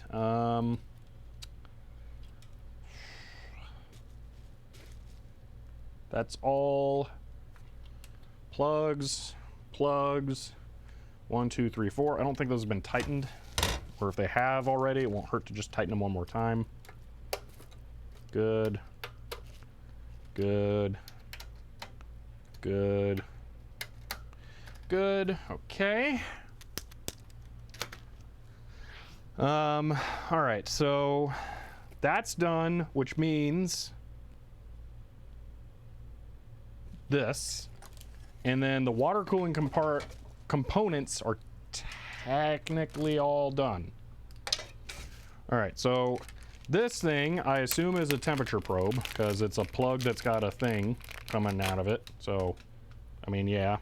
I'm gonna put it on the same side as, actually I'm gonna leave this twist tied for right now. I'm gonna put it on the same side as the outlet that I have defined. That way it's not visible. I have no idea if I can actually use this, because I don't have a Corsair Commander Pro in here. So I don't even know if this motherboard has something that can read a thermocouple. But we'll plug it in just because it's a plug at the least. So there's that. And then we only need to use one of their plastic ones, which, blah. So there's that. Which, now that I think about it, they probably had to include that tool so that you have plastic on plastic and you don't use something metal in here like a quarter. So, see, there should be either water pump and or water temp header on the pump board. Okay, cool. You can use that to control the fan speed. Okay, cool. That sounds good. Let's see, immerse in your aquarium. Yeah, I don't think so. But also, hello, Dodo Obo, since it's your first time chatting. And I like the, not quite a palindrome username, but mirror. That's nice. Let's see. Let's see. All right. This is going to be cool and fancy. What are these things at the top? Oh, RGB, isn't it?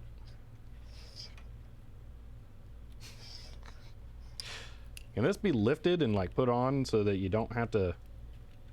No, that doesn't appear to come off. Because like, I'm gonna have all this stuff coming off this way, And it's like, there's the tubes. Oh, most people want to see the tubes. That's right. I'm trying to hide the tubes because, like, you know, they're black and whatever. But most people will get, like, clear tubing and they want, like, fluorescent dyes in it and UV lights to light it up. I forgot. So, yeah, no, I'm the weirdo. So I was wondering why it's on the opposite side of the main inlet and outlet. Because, like, now you have to look at the wires. But, no, I'm the weirdo who's trying to hide the tubes. Okay.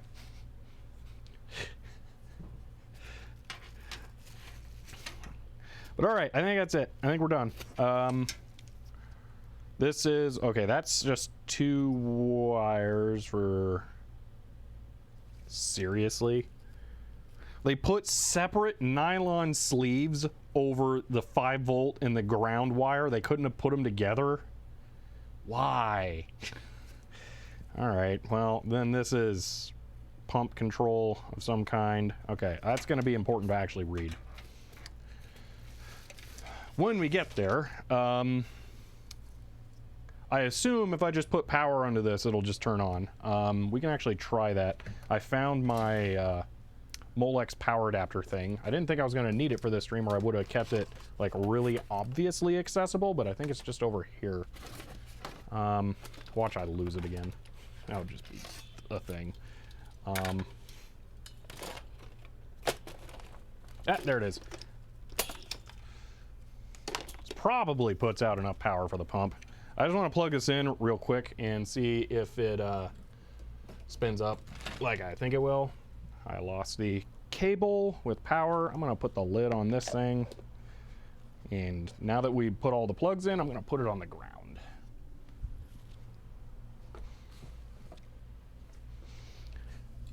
That's what I want. Clip this all the way over here. First time touching active power since touching water, so that's a little scary. Don't turn it on without water in it. I'm just turning it on temporarily. I'm just going to touch it to make sure that this works. I'm not like going to actually run it here. So I just want to, this will not work at all. I don't think. Well, let's find out. No, it won't work. Stupid China cheapness. There's one ground plug in this that's plastic so that the pin just fits. Guess which one plug this thing uses for its ground?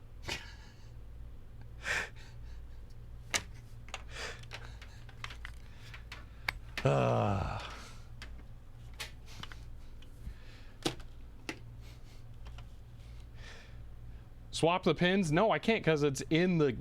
I think it's in the casting. It's not. I'm not doing it. It's fine. Whatever. Let's just. Bleh. I can do the power supply way.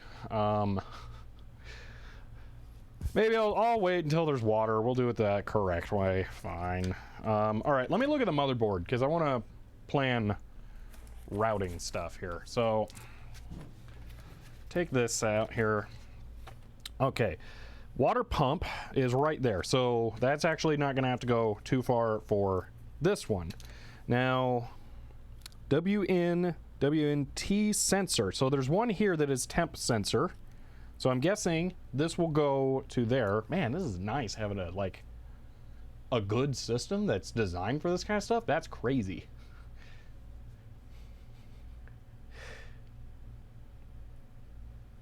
I think he means on the pump end. No, I'm not doing that on Molex. I know how to swap these pins. That sucks. Do not do that. It's not worth it on something like this where you could potentially damage it. So, okay. I don't know what N2 mode is. There's a slow mode switch. Is that set the clock speed to 7 megahertz so you don't have games run too fast? You know, like that are, you know.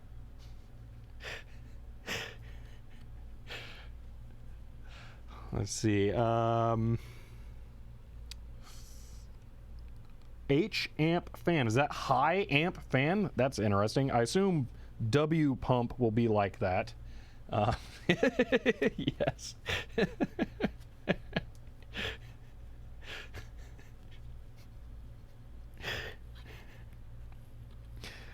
See, RSVD external fan. Man, there are a lot of headers on here. CHA_fan2. Okay. AFP? AAFP. Okay. TPM. I do know what that one is. There's a Molex power connector on the bottom of the motherboard. I don't like that. Called EZ plug. It's two EATX CPU header connectors. By the way, Asus, thank you for putting them right there. Not like right there. That is way, way better. That makes so much more sense. I mean, it's difficult to run the power over there, but that's so nice having them right there. Audio front panel. Oh, that's awful. Oh, so it's not like AC98 or HD audio. It's just, or AC98, AC97. Okay. Wait, these PCI latches are clear. Are those going to be RGB? That will be hilarious. Wow, I'm impressed they have a silk screened or a laser etched chip. Actually, multiple, it looks like. Huh. All right, well. Pump. Oh, there's a big old block of things there. Yeah, we're actually gonna have to build a computer now. Wow, we're at the point now where it's almost like building an air-cooled computer. Only 4 hours in. Holy moly. All right. Yeah, I'm gonna stop like trying to plan. I'm just gonna go. We've done enough planning. Let's do this. This is the for realsies motherboard mount.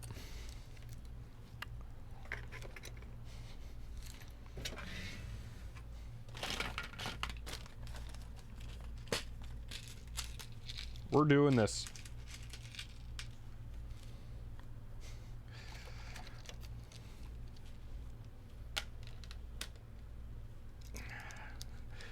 Really like watching the process, considering water cooling myself. Well, first off, hello, Dante Barracuda. Special hello since your first time chatting. I'm not sure that my takeaway after this is going to be that water cooling is great. I know I'm going to like the computer. I don't know that the water cooling process is for me, but we'll see. Because the severe case limitations that it apparently imposes are not something that I was anticipating. See, remember there's a dip switch near the 24-pin power connector that allows you to turn off each lane of PCIe. Whoa, do I need to do that? Each lane. Will I want to do that? You know what I didn't do? I caught myself. We have to take the motherboard back out. I need to check that all of these screws are in correct positions that will not short the motherboard. Yeah, I just don't know if I will. Didn't you need to mount pump first, reach the screws? Nope, just fancy way to troubleshoot without needing to remove stuff. Oh, that is super cool. Need to mount the pump first, reach the screws. I think I may need to remove the RAM, and the rad won't interfere with that, so I think I'm good. So, okay, let's double check everything here. So there's 4, 4, or 2, 2, 2, 2, okay. 2 there, 2 there, okay. 1, 2, 3, 1, 2, 3. No others. Okay, we're good. We're good. There are no extras.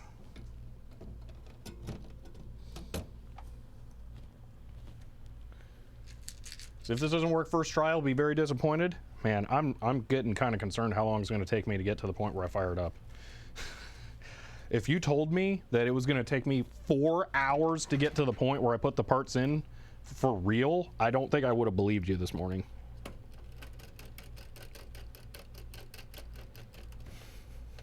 This is, wow.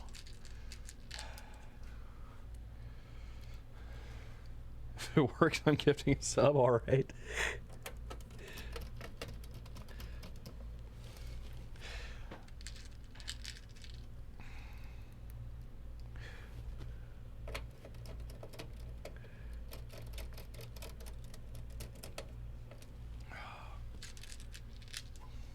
I will say, it feels good to be putting this computer together finally after having stared at these parts for so long.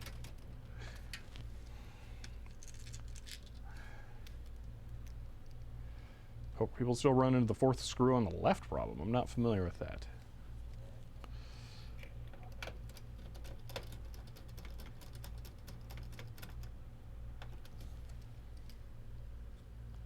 Back when I had a computer shop, we had one customer who tried to build his own computer. He brought it in for us to fix. When it failed, his problem, he bolted the motherboard directly to the back plate without any standoffs. Oh, wow. Okay. Woo, that's a thing. It's a good thing the cases come with those pre-assembled now.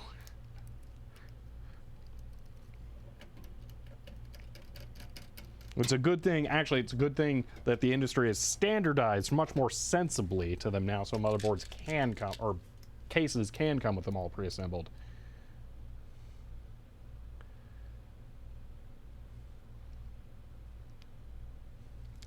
So, again, well, actually, you may not have been here when Fixer 98. The reason I'm not doing it is because they're water-cooled parts, and I don't have air cooling, and I do not want to run them. It takes a surprisingly long time to get to post.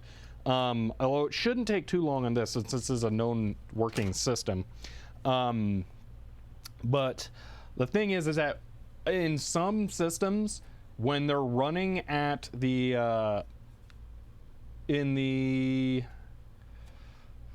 BIOS stuff, they can actually be running at full tilt. So without actual cooling, it could cook at BIOS because they don't manage everything like you would think. So all right, that's 6, 1, 2, 3. That's in. All right. We can now add other things. Let's see. I'm pretty sure I'm safe doing this, but I'm just going to say it out loud as I work towards this goal that I'm pretty sure I'm safe doing. I can mount or connect both of these fans to the CPU fan and CPU opt connections, right? Because I'm pretty sure that'll be fine. I'm going to plug the big fan to the actual CPU fan and then this one to the CPU opt. But I'm pretty sure that'll be fine. Oh man, this is going to suck to connect.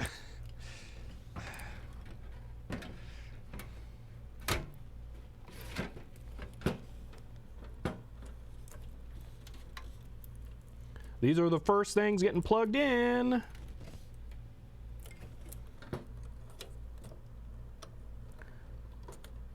The 120 millimeter fan is going to be the first one plugged in. How sacrilegious is that? All these 140s and the 120 gets plugged in first.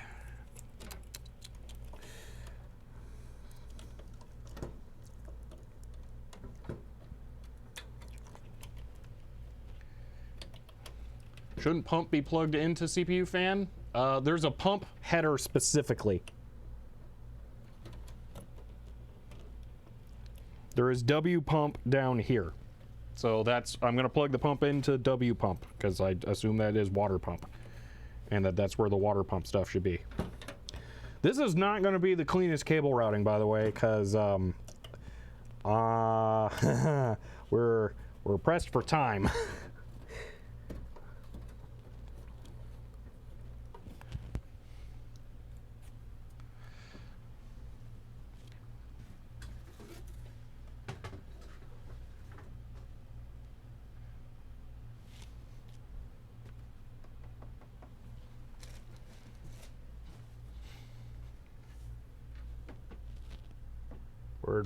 There's that. Okay.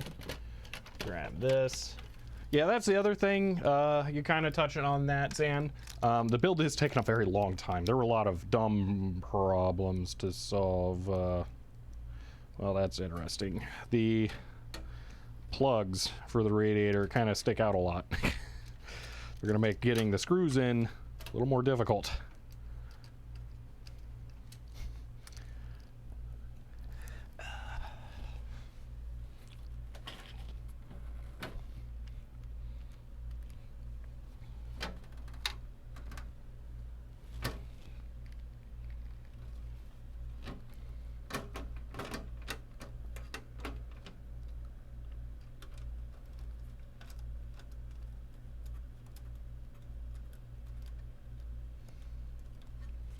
Whoa, how did that happen?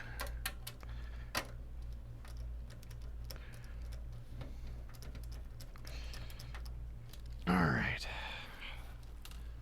I don't know how many screws I actually need to put into the radiator, but I'm inclined to put as many as I can.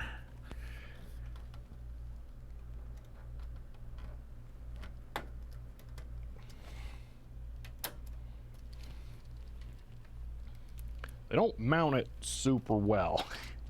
I'm kind of thinking more is a lot better.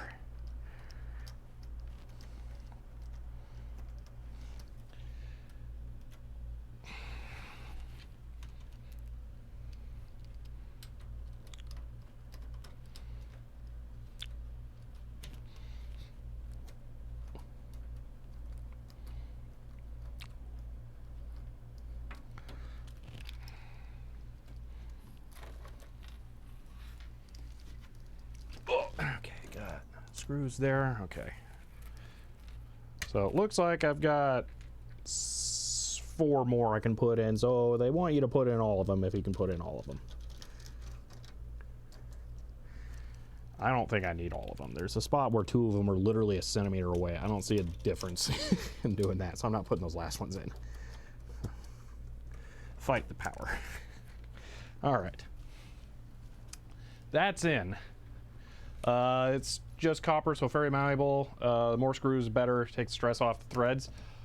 Yeah, those 2 are just literally, they're like that far apart. It's kind of ridiculous. So, all right. Stream controller competitor, El Grado. Bunch of knobs and buttons. Interesting. Nothing's gonna beat my my Cherry point of sale keyboard though. That's perfect. All integrated. Okay, that goes there. It'll go boom to boom, and then boom to boom. All right. Mount the rear rad. And its connector will go to... Actually, that's a slight problem.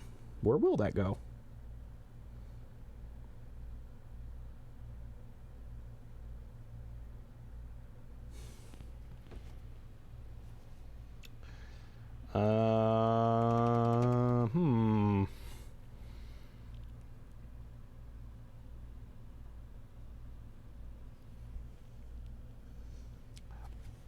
I think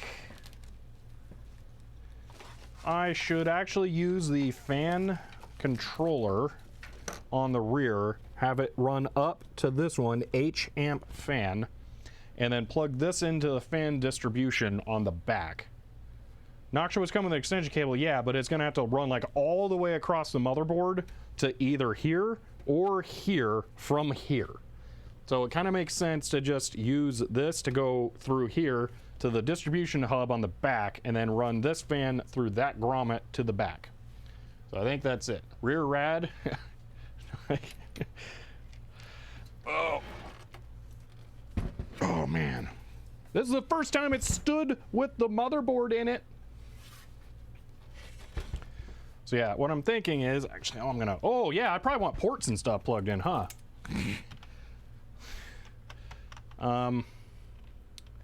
Yeah, we should do like these things, the, you know, USB 3 and all that stuff while I have access to it. Oops.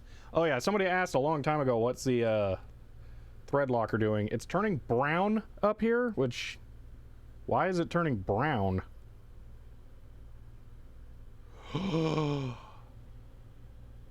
Ooh.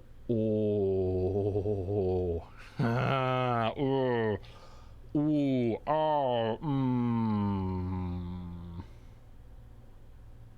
I may have done a bad thing with the thread locker.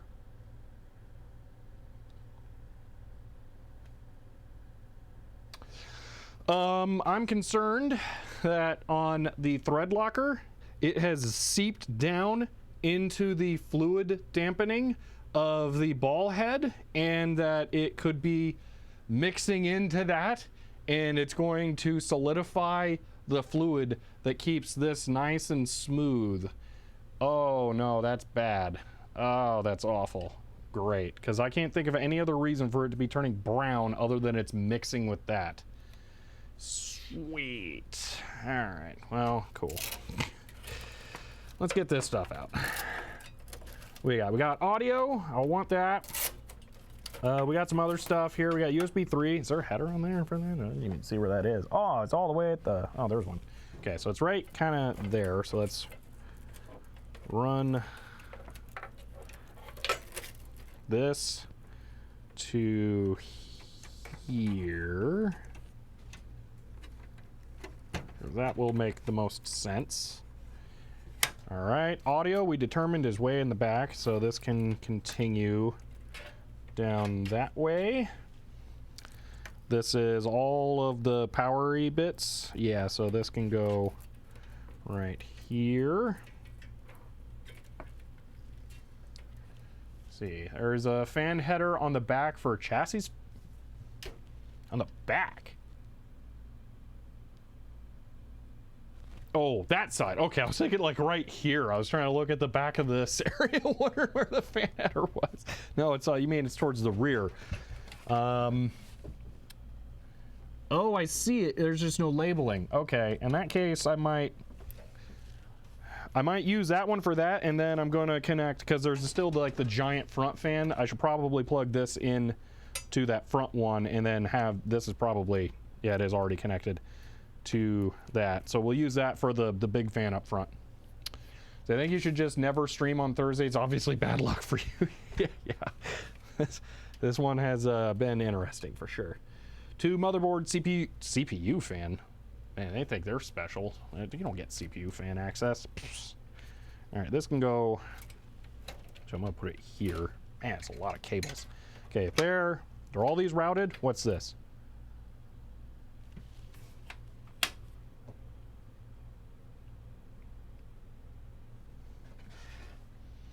I'm so jealous. Well, this is awesome. I wish my other computer had this. This is a front C header. I've never put together a computer with a front C port. This has it. Where does it go? That? U31? My other one has USB 2 ports on the front. Like, how?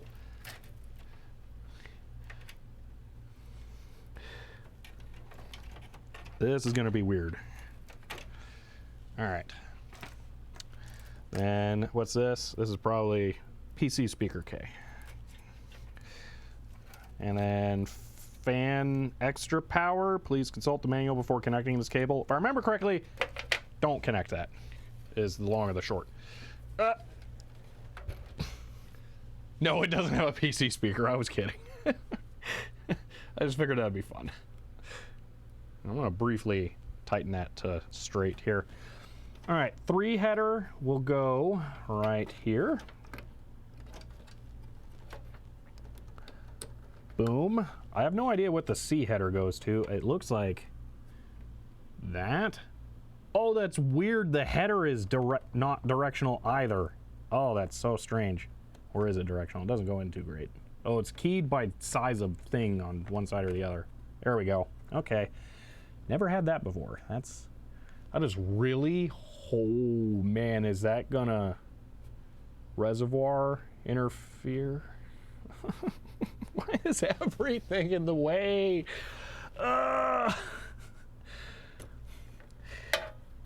Man. I'm also gonna try this. We're gonna do a little bit of cable management right now. I'm gonna put that under there and then run this like that. That's prettier. Oh man.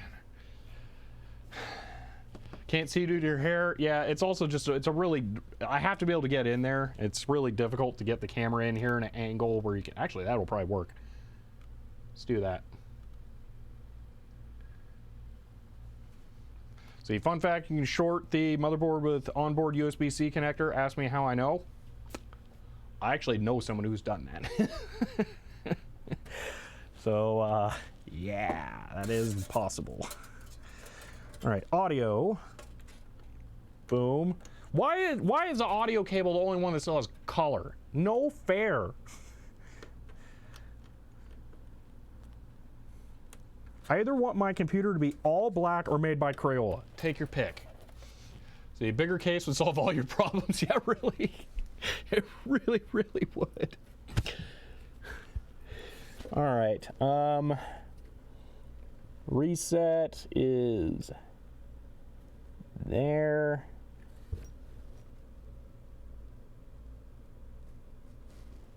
Kind of. Wow, this is really, really hard to read this stuff. Duct tape 2 cases together. Where did I put my light? It's in my pocket.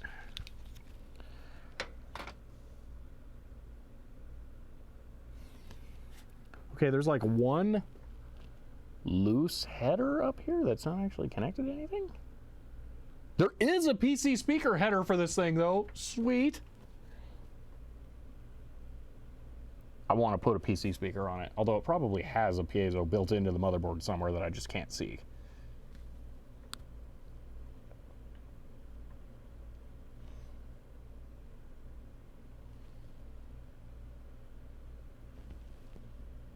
All right, the thing that's tripping me up here right now is this has like one extra pin right here. It's kind of weird. Like, I don't understand. It doesn't fully match the marking. It's a little strange. That's what I'm currently trying to figure out.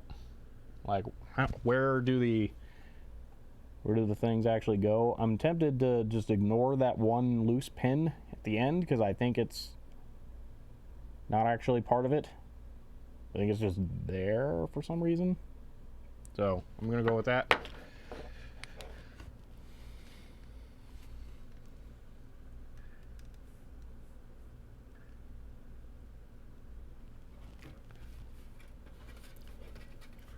All right, so reset.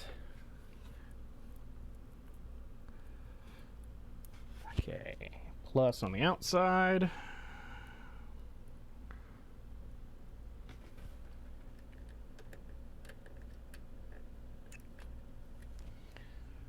And then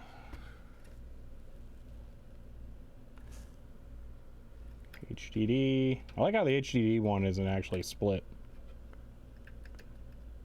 I figure you either won't care or it'll just be correct. There we go. That's hopefully all connected correctly. All right, that's, I think, all the panel stuff. Just following the labeling with the brackets. Yeah, it's just as confusing with the brackets, that's all. It's all right. That's that plugged in. Yeah, that's all that stuff. All right. Let's go back here a little more. Zoom in a bit and continue. You're going to get a lot of lens flare, unfortunately. See, power on board and water tank clearance going to be okay? Yeah, I'm pretty sure that's not going to be an issue. Oh yeah, we should get the power supply out. Let's put that in the computer too. That would be really smart. I was about to fully assemble this thing with no power supply. It's middle pin of row 5 that skipped, is it? All right, I'm just gonna take your word on that.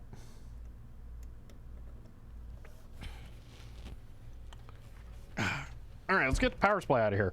You have to undo these thumb screws that are way too tight. And then you can take out the basement thing. Why'd you say something that would have been fun to watch PC people without a power supply?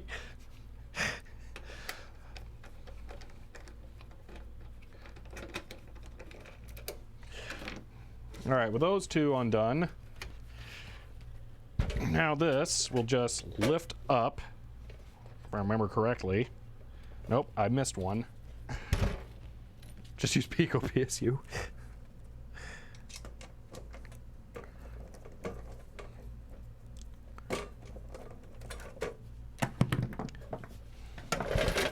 There we go. That thing pops out and obviously is optional. One of the nice things about this case, there are rubber feet right there, so when you drop the power supply in, it doesn't like rest on the case itself. So all right, here is my totally awesome thing, the 1000 watt power supply, and let's just go ahead and get, you didn't see anything there, you know, let's get that there.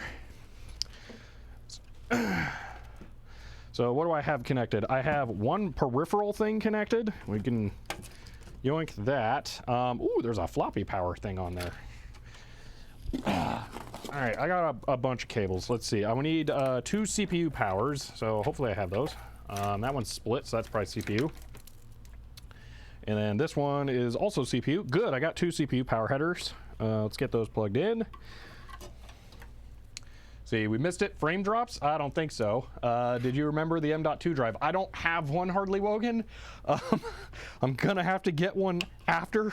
I totally forgot to order one before this. So now that you pulled the PS shroud out, you have more room. Yeah, it wasn't that cramped though.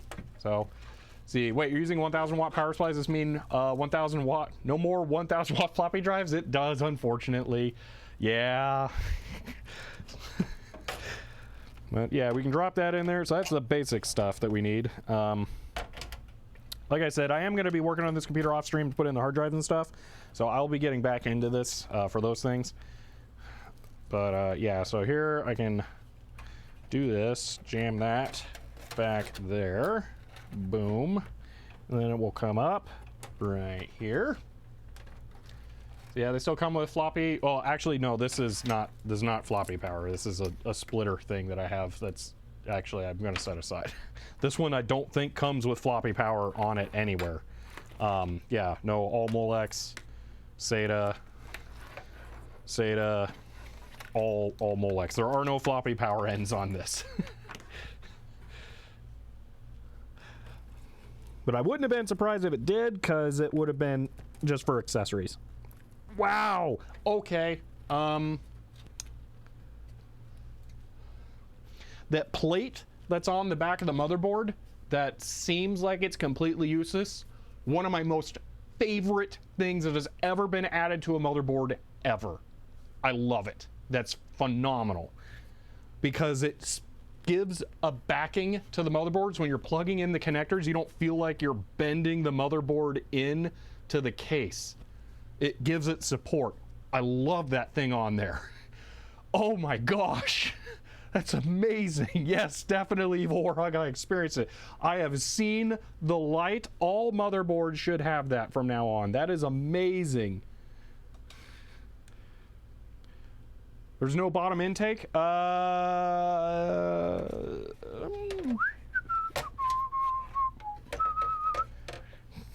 There is. What are we talking about? It's like that.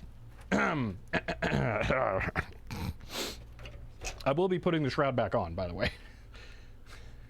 So it does actually matter a little bit. Yeah, I really need to get something on this.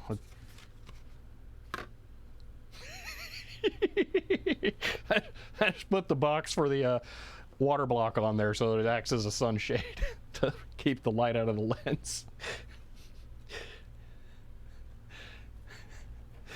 All right, let's get these up too. Motherboard power plugged in. Let's get the CPU power plugged in. See, is the Arjo?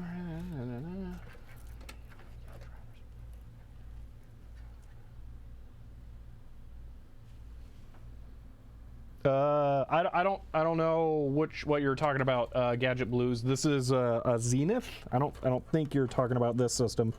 At least I hope not, because you're talking about Linux drivers not being available, and that sounds scary.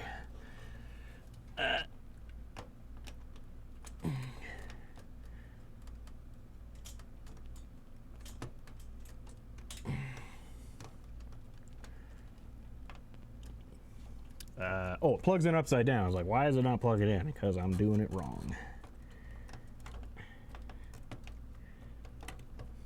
Oh man, this is kind of the tradition. It's not easy to plug in CPU connectors. You can marvel the driver package now as they brought Quanta and Linux drivers. Okay. Put ATX cable 1 hole higher? What?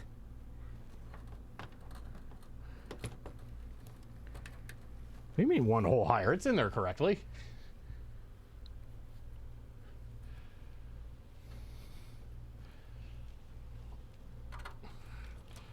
It may not show up on video unless I did something wrong. I don't know. Oh, that's the 10 gig card. Oh, okay. That's right. I got to look at that. I think they mean the case holes. Oh, yeah, I suppose I could do that.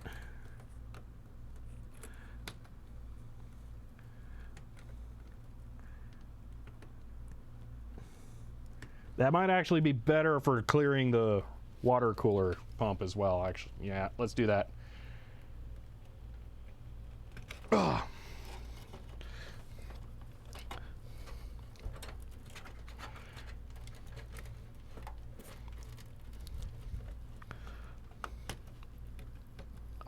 really like that back plane on this motherboard. Holy moly, that's awesome.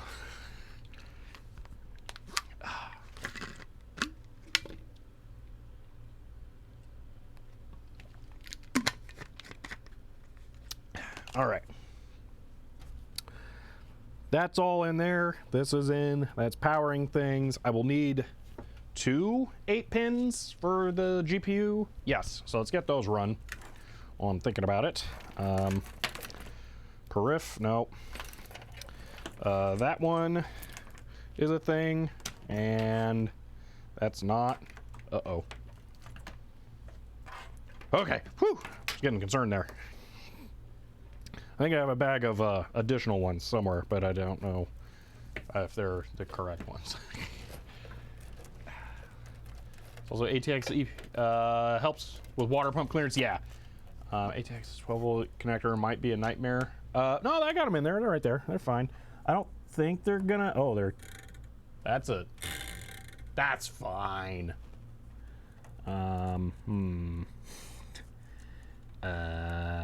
Let's do a thing here. Ratcom, thank you for the Prime sub. There we go. What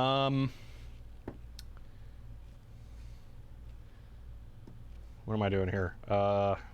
Twist tie. No, zip tie. Right? I think I have those somewhere. What came with zip ties? Ooh, the case came with Velcro straps. Let's use one of those. Where'd they end up? Actually, there's a twist tie. No, I don't think I want a twist tie on this. Now I think about it. Like Velcro strap. You know, I know where mine are. Let's just use one of those.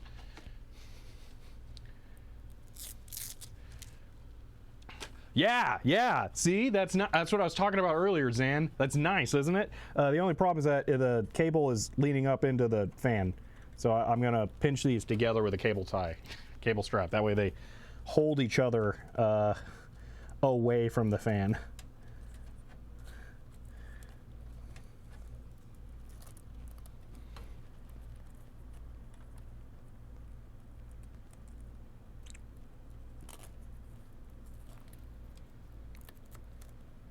And the Velcro strap can get loose and go into the fan. That'll be much better.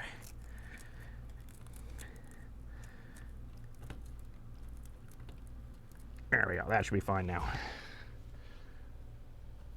Really appreciate how strong the bond between ATX plug and the motherboard is. Yeah, you know, it's definitely good. All right. GPU needs to be plugged in still. Where are those at?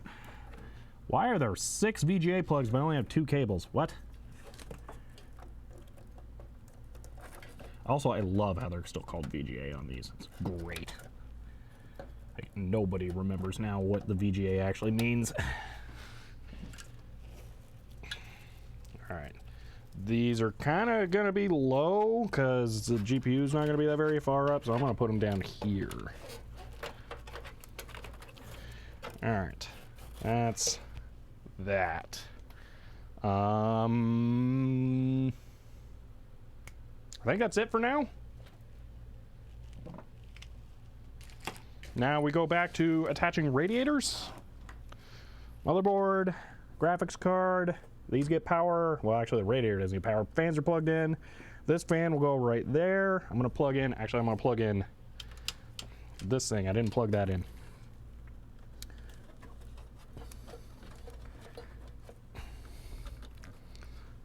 This will go H-amp fan. Boom. It will power the front fan, which is super big. Let's see, tangent ripper. Hair cam. Yeah, there's a lot of hair cam going on. Sorry. Okay, I think that's everything. All right, let's do. Oh my gosh, it's heavy now that there's a power supply in it. Oh, I should screw the power supply in. That would be smart.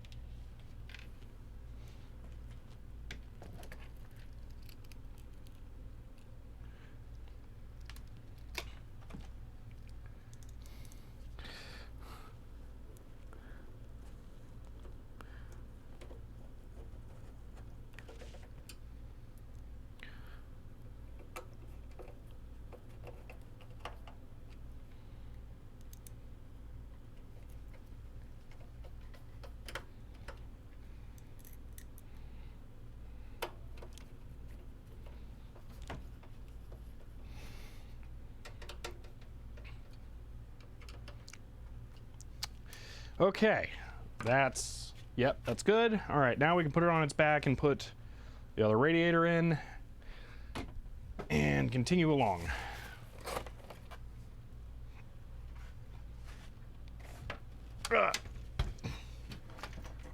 Power supply cables, you're relieved of duty.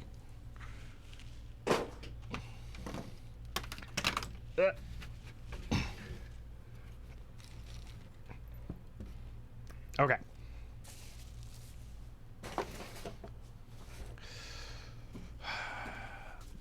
This one?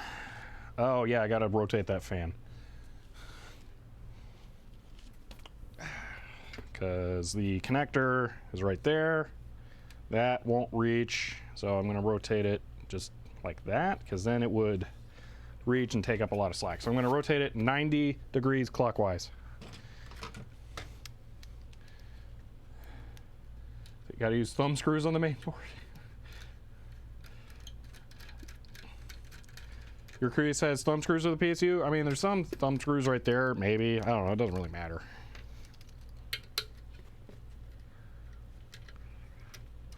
I don't blame you for using thumb screws on the power supply, since that's always the first part that fails.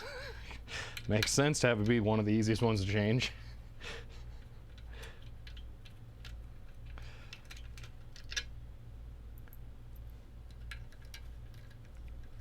So your recent EVGA sale got 1,600 titanium. Wow, just the fact that that even exists.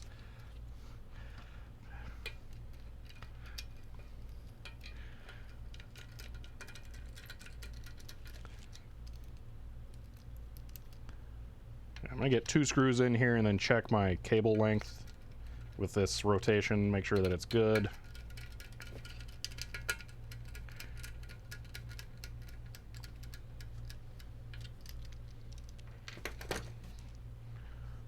Oh, that's gonna be slick. That's perfect.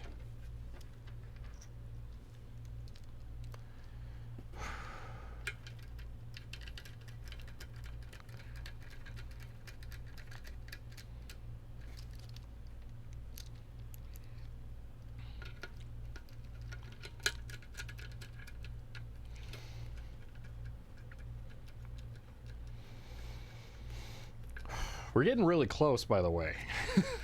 We're barreling down to this thing actually being bootable. All of the really significant electrical connections have been made. We have some hydraulic connections to make still, but the serious electrical ones are all done. So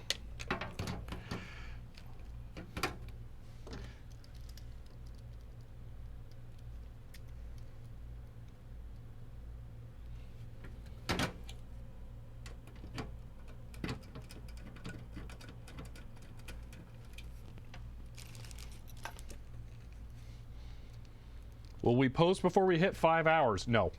I was going to tell you that right now. Don't need to make a bet. Not going to happen.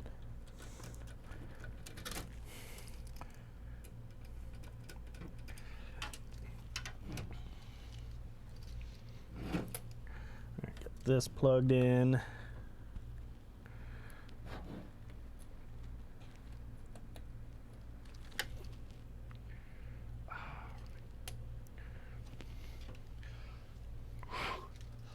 Merlin41, thank you for the tier 1 sub and for the 4th month.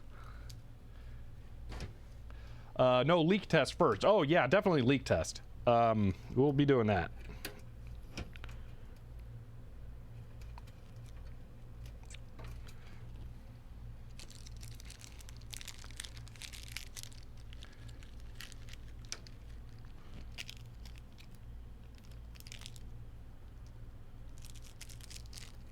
Oh my gosh, that was weird. I thought I picked up a bag with the screws in it, flipped it over, tried to get them out, and then it was empty. It was like, where are they at? It was a different bag that was sitting on top of. Oh my gosh. Been a long day. Leak test, we will be doing that pretty soon. I need to loosen this one because the plug is making it weird.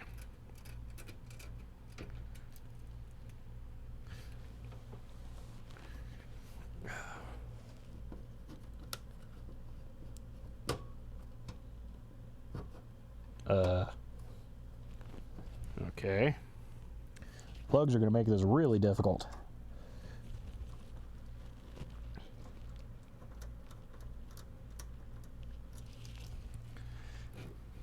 Well, I can tell you this thing's not going anywhere because the fill plugs are torquing the case so much as I tighten these down.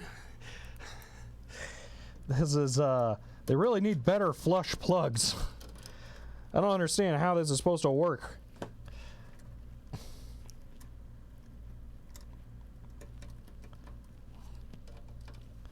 It seems like you have to mount these things to standoffs. Like, that's the only way that makes any sense.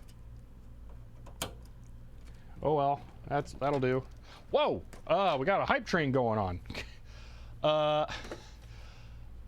Balakai, thank you for the 200 bits. And Evil Warhog, thank you for the 5 gifted subs. Alright, so that's in. That's in so much the whole desk shakes. That's in. We got a GPU to mount and then hoses. Actually, I think we should start on hoses first, because it's going to get in the way. Are we cutting hoses? Are we doing it? Is it time? Whoa. Merlin41, thank you for the 2 gifted subs. Blake, thank you for the 100 bits. Text changes. If you put the fan between the rad and the case, use long screws going through plugs. That is true. Yeah, that would be a thing. Ultra minimalist. Thank you for the 100 bits. Okay, I think we're ready. Here to here, there to there is the first run.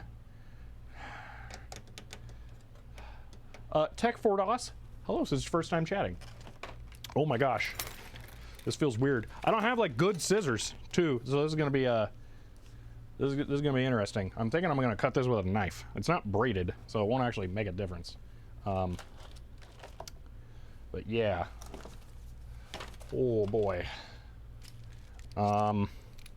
That's a good. I want to find a silver Sharpie so I can mark where the cut point is. I think I have one over here. I'm not totally just not stalling because I'm nervous about cutting the hose and then being committed to the things that are involved with cutting the hose. Because hose cutting is, it's a big step. Where is my... There it is, found the silver Sharpie. The cap was slightly open, but I think it was close enough that it's not gonna be bad. Let's make a quick test mark. Oh, that's gonna be great. That's gonna look really good, actually. All right. I might even write which ends go to what in case I ever take these off. All right. Make sure when you cut, needs to be as flush as possible. Yeah, that's part of why I want to use the knife, because I'm gonna mark it and then put it on a table and then cut straight down, or like, you know, like that. Because I don't have really sharp scissors here that are good. I don't trust them to work, and I don't want to use something like this, which is gonna suck. So.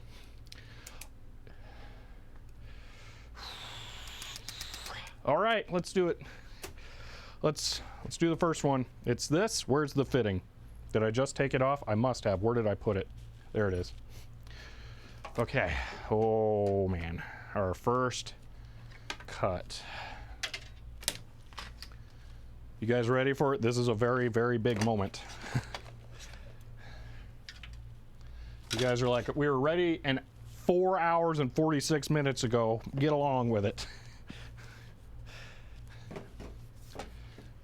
Okay, I'm gonna fully put it on.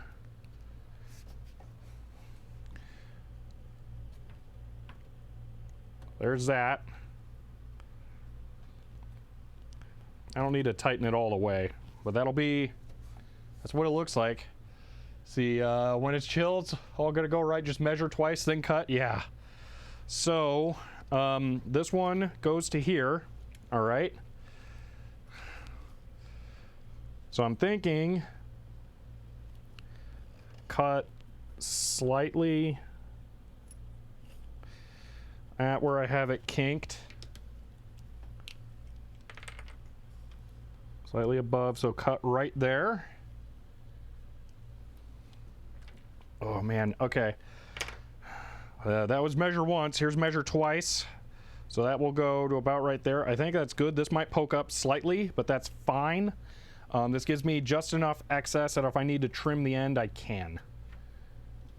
This build isn't going to be super pretty. Leave yourself some slack. No, it's not going to be super pretty, but I also don't know how much hose I have versus what I need. So I want to make sure that I have the correct amount here.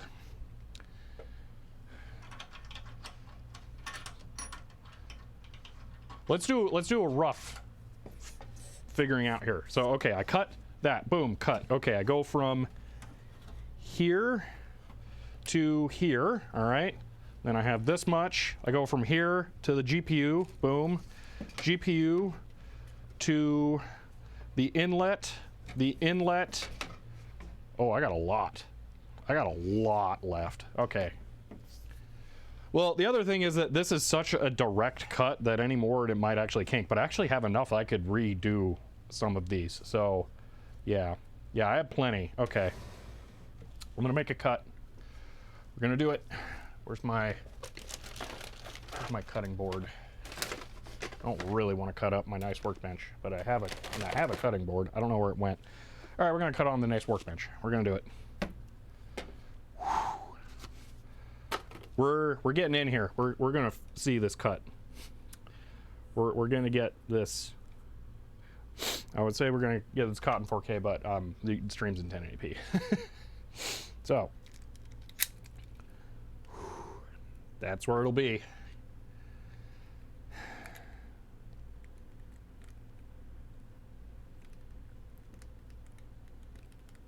Oh my gosh, that's thick hose.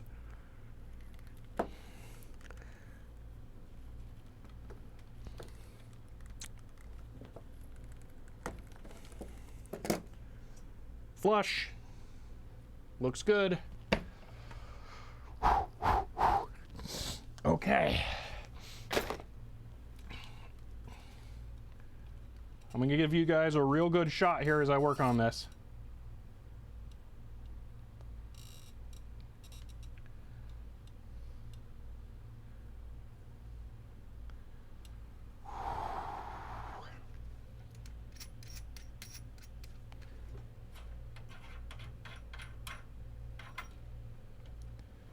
How much liquid goes into a build like this? It's going to depend on how much radiator and how big your reservoir. So it's completely variable. All right, fittings are on. Location 1. You know what would be really smart is if I didn't block that one off first, but I'm feeling the moment. And location 2. So that's what it'll look like. I'm really happy with that. That's gonna be so slick. Oh yeah, look at that nice radius. Oh man. You may want the outlet hose first. Yeah, no, I'm thinking I need to do that. Yeah. Mix silver and black caps with bases. So black means, oh, you want to swap them? No. Black means outlet. So that one is always outlet. This one is always inlet on every single thing. So that is, they have a purpose to look different. I don't want to swap them. So yeah, I think I'm happy with that. So I'm going to take this off and we're going to cut the next one. So this one doesn't block it. And then we'll have 2 on to the CPU. Wow. All right. I think I'm going to do better to actually leave you at this camera angle for this.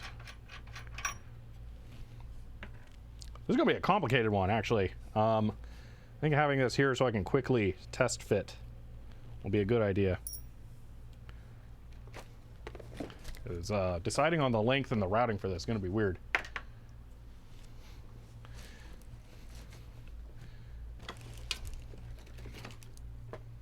I'll give you this view. Whoop. Hair cam. That view for overhead because you can't see me right now anyway. So, oh no! These are backwards now.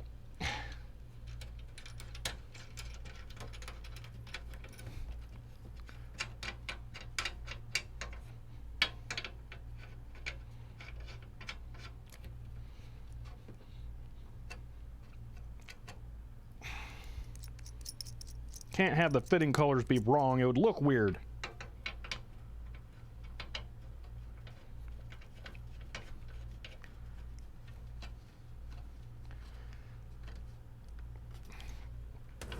Okay. So I gotta take the crimp off. Okay, the whole thing came off.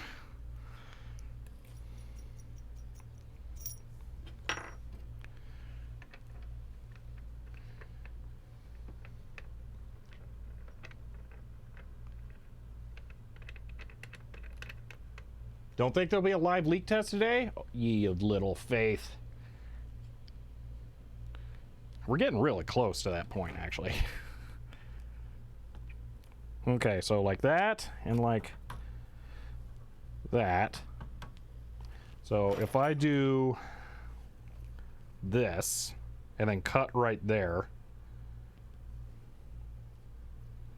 I could even go slightly less and pull it over, but more would be a little better. So right there, and then slightly up. I think I have enough hose that I can redo 2 lengths if I mess them up.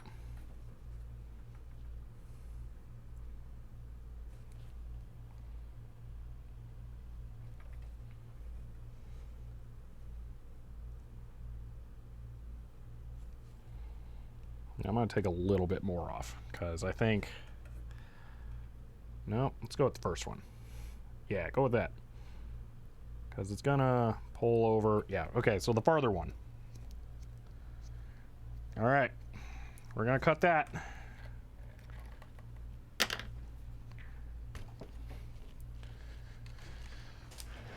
Wow. Hello, Goofy Music. Am I going to use Threadlock? I should not need to use Threadlock. I don't want it getting into the system, for one, so I don't want to use it on the fittings themselves. And then the rings that go onto the outside shouldn't need a Threadlock because they're just to press down on the hose. They don't actually seal anything, so they're not really needed. So, all right, here we go. Okay, next cut on this super ridiculously thick hose.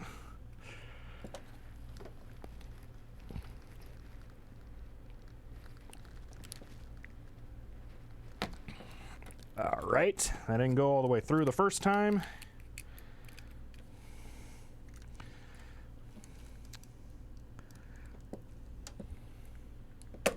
There we are. That's pretty flush. I'm satisfied enough with that. All right. Really suck the thermal paste needs to be replaced. Yeah, because I have not had the opportunity to check that. Just a little too small. Yeah, I don't have a tremendous knife. Would a bite break be okay for today?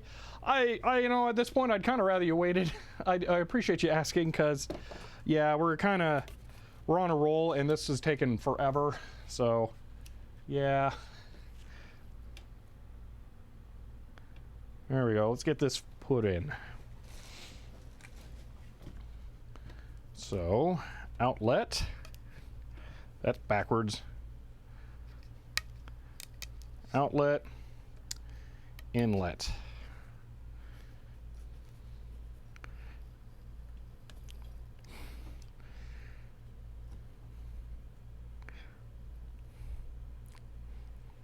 These are not fully tightened, any of them yet.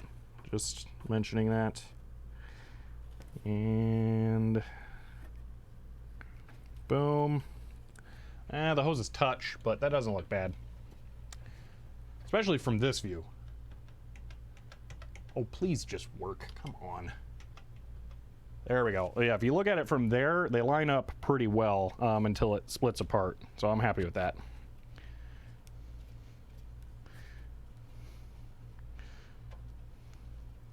It is not going to be easy to get this to crush down the hose. Wow.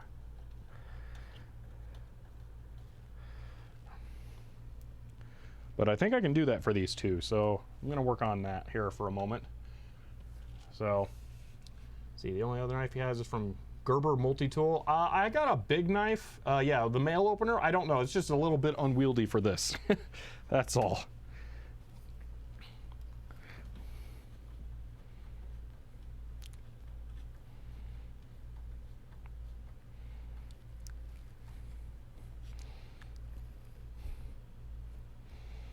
All right, I can tell you right now, the fitting up front is gonna royally suck if it takes this much force to do these. Wow.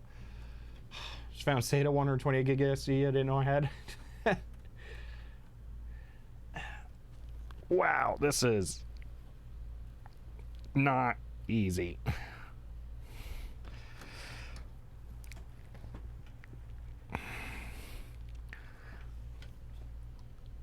I wish I had a rubber pipe wrench right now.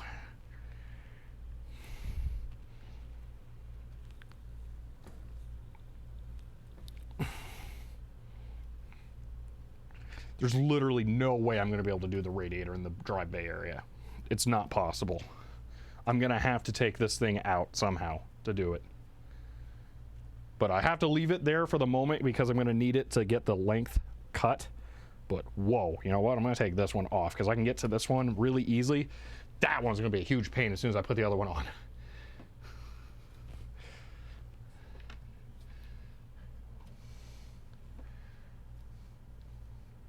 So you actually use the interdimensional matter transporter? Yeah.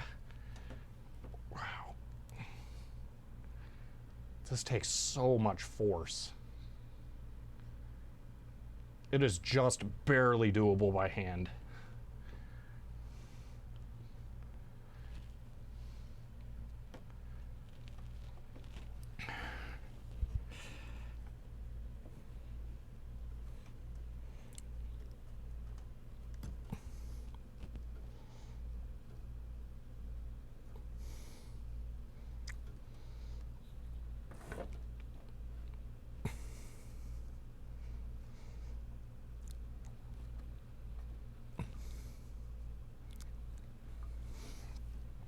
Well, I know the fittings are going to be tight into the blocks. See, you don't have to bottom them out. It should be tight enough. Oh, well. All right.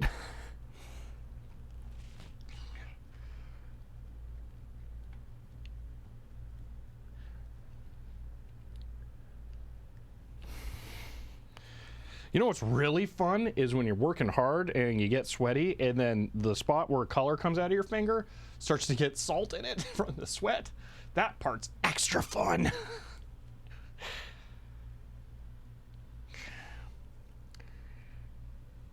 Ow. Seriously? The ram just got me. Ow. Slice some tubing, put it over plier jaws. You know what? Yeah. Well, I don't know. This is working. If I don't need to bottom them out, maybe I just won't. Maybe I just won't tighten them as much.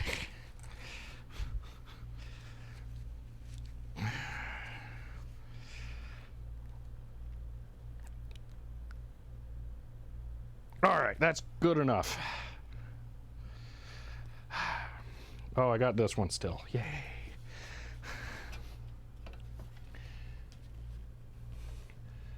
See, there is absolutely no tool for that. Is there absolutely no tool? Not that I own. They are just to keep the hose from flying off the barb. Yeah.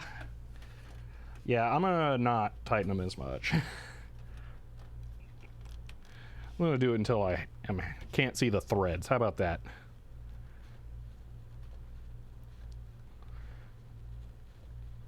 Okay, that one's good. Ow. All right, we got to cut another hose. Oh, actually, we have to put it in the GPU, don't we? Okay. Oh, I'm super not going to like wrenching on the GPU. We're totally leaving that thing loose. Oh, yeah, that. Wow, that thing is just ready. That RAM is really sharp. We'll cut the hose a little bit if you bottom them out. Ooh. Okay. That's suboptimal then. Well, it's in there now. All right. Ow. Use it to cut the hose. That would take a lot of force. I'm definitely not getting those ones out now. That's for sure. But not without redoing things. This and GPU. Okay. I gotta put the GPU in there. It is on the table over to the side. This is temporary, just for getting the cable length.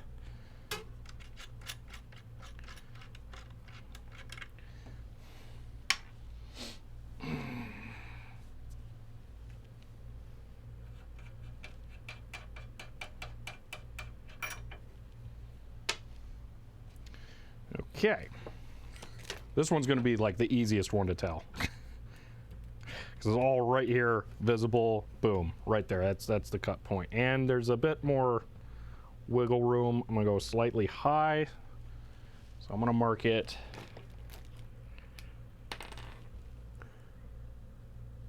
here.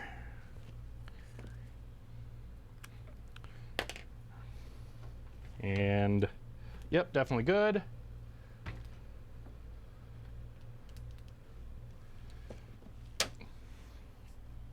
All right, I'm gonna cut it again.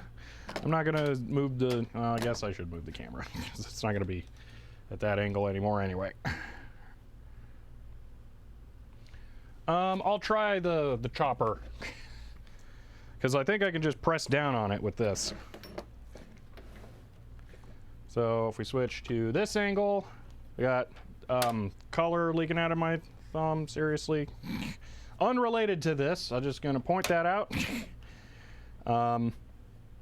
So this, there, and force. Okay, that's the way to go. Wow. Yeah, that was a lot easier.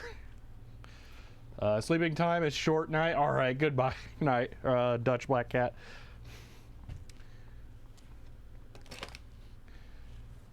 Hose cutting 101. Yeah, use good knife. All right. To this spot.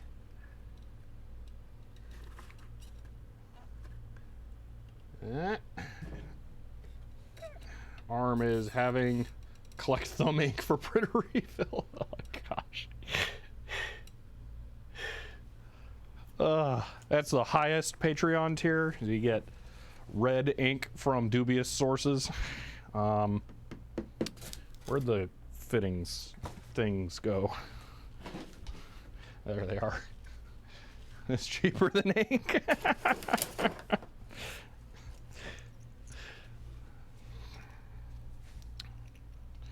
All right, so here and there, and that thumb is pointed away from the camera, sort of.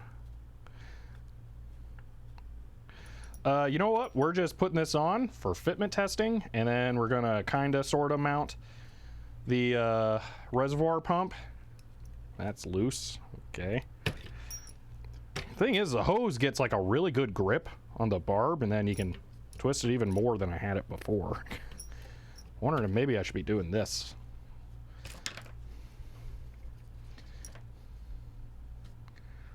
Get it on there and then twist it. Oh, that one's good. All right.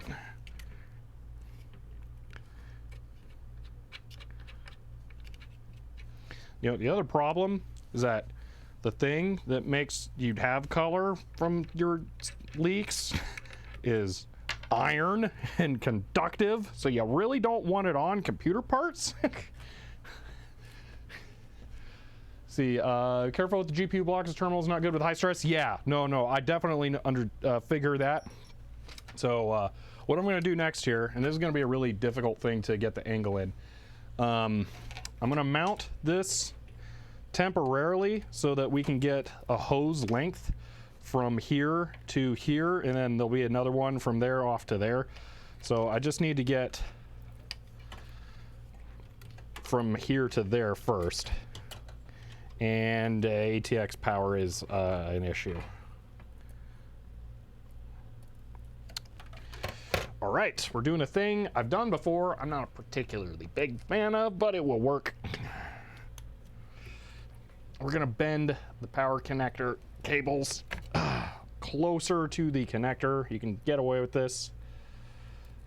Yeah, so like that. Then it'll be sharper of a turn, and it won't interfere with the pump. Just puts a lot of stress on the crimping.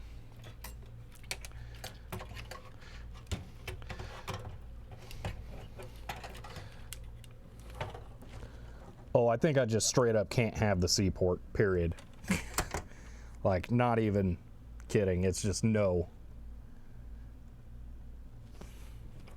What are these U.2 ports down here? Those aren't compatible, are they? Yeah, I think I just absolutely can't have C.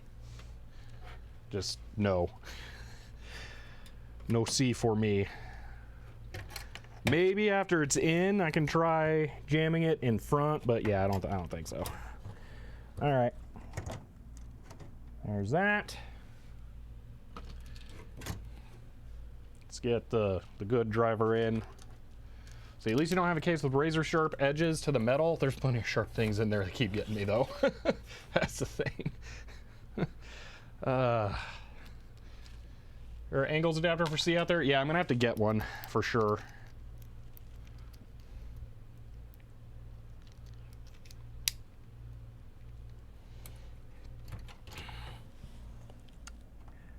Okay.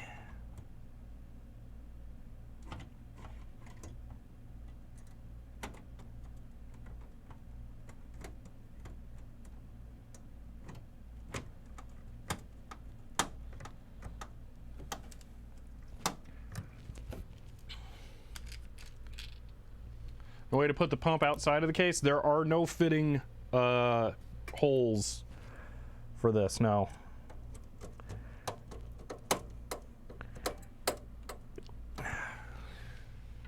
That's good enough for length testing, but for giggles. Oh my gosh, it's heavy.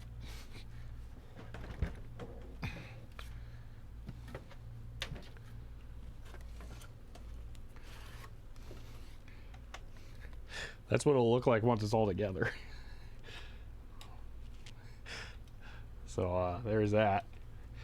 How are you externally powering the pump? I'm gonna have to put another peripheral connector in here, and then the power cable will go out through the back, and then it'll connect on the back. So that's how. The power cables run down here, and then they're gonna go right out the back, but I don't have that done yet. So it'll be even heavier, 2 liters of water. Yeah. There are hard drives in there. There are not hard drives. We're not doing the hard drives today, unfortunately. I would like to, but we definitely don't have time. The hard drives, actually, I haven't covered that. I'm just gonna briefly tangent on this. Oh my gosh, it's heavy. The hard drives have really nice little trays that go in here. The cables go into the back, so there's no back plane, but it does make getting them in and out really easy. So that's actually nice. I will be putting the box of screws when I'm done into the top hard drive tray, and then putting it up there, because that's just like one of the best things ever. It gives you a place to put the screws in the computer, and it's super awesome. I don't know if they do that intentionally, but it sure feels like it, because that's just excellent. So yeah, but that's how hard drives we manage. I will probably do the obsessive cable management on that, but not today. So can't you put the pump in the back 2.5-inch tray right there? That it won't close the case. I could not have a back on, but that I want a back on it. I definitely don't want the pump just like hanging off out of here and then get kicked and then rip off and break and water sprays all over and the computer overheats and what sounds like it's dragging. I think it's nothing.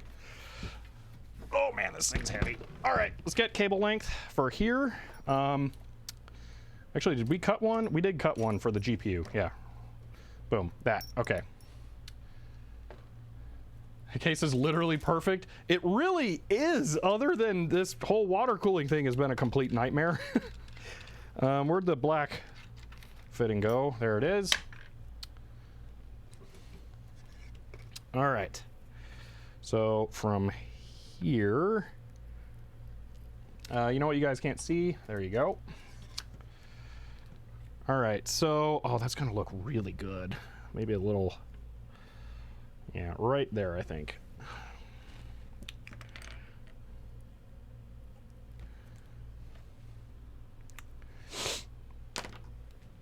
So if it goes to there, yeah, that'll be great. Okay, cut that.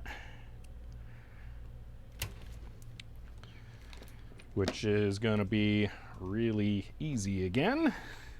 Now that I know the trick, which is big knife and quick. Big knife, boom, quick. So much better.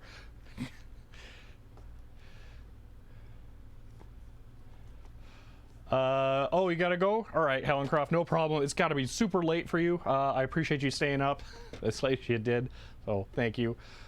See you later. All right, so we have that. We have one more that we have to cut. That's it, just one. We have to go from the underside of this to this, the front. Two that we can't see. So that's fun. And that's because I want to avoid a 180-degree bend that goes like that. That will suck. Who knew a letter opener is a perfect tool for cutting a hose? Kind of. So I'm going to put these on just so I don't lose them. Boom. Go with the other hose. All right, now the really, really fun one. This is going to suck. I think avoiding the 180-degree bend is the right choice. I have enough hose, I could do it. It wouldn't be a problem. I'm not doing it for length. I just think, like, it's not a good idea. Are there screws above the dumb plaque? There are cap nuts that hold it on, and there might be... I can't get to the screws that are on the back, so I can remove the cap nuts, pull the dumb plaque off, but then have posts sticking out that I can't remove. So that would put sharp things in the case, and I don't like that. Oh man, it's so heavy. It's gone for 10 minutes. What did I miss? We put the computer together. No, well, we're getting close. We did some more hose routing. Those are in. Those are solid. That shouldn't change. Now we have the two super painful challenge ones here. Let's see if I can get a shot with them. Wow, you can't see that at all. So this is the reservoir right here, and just to the side where you can't see, my finger is touching the fitting that pokes out. So that's where the hose has to start, and then it has to, look, there's camera stuff. It has to go from here to here. So yeah. No, the thing above the plaque, the A bumps. Oh, those are the SSD stands. You put a SSD, the tray thing. It's a tray that locks on. I would have to lift it up. Leak test. We haven't got all the hoses cut yet, so no leak tests. But yeah, those are standoffs for attaching an SSD tray. All right, let's figure this out. You know what? I should probably do the 180-degree route, shouldn't I? It won't affect the length of the hose that I just cut, but hitting my face, making this cable extra long, hose extra long will make it so that I can actually pull it slightly away from the case when I fill it. So, 180-degree route. This just got a lot easier to do. This pump mounting gives nightmares. Yeah, it's not my favorite. But we're doing this. Okay, let's go to this view for a moment. I'm running hose. It's a cable to conduct water. Yeah. So it hits that. It'll go there. It'll bump the fans. Oh man, I hate this. So it'll go to about there. So I'm just gonna blah.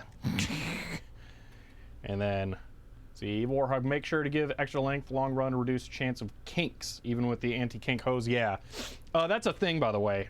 So Evil Warhog recommended this to me. This hose is ridiculously thick.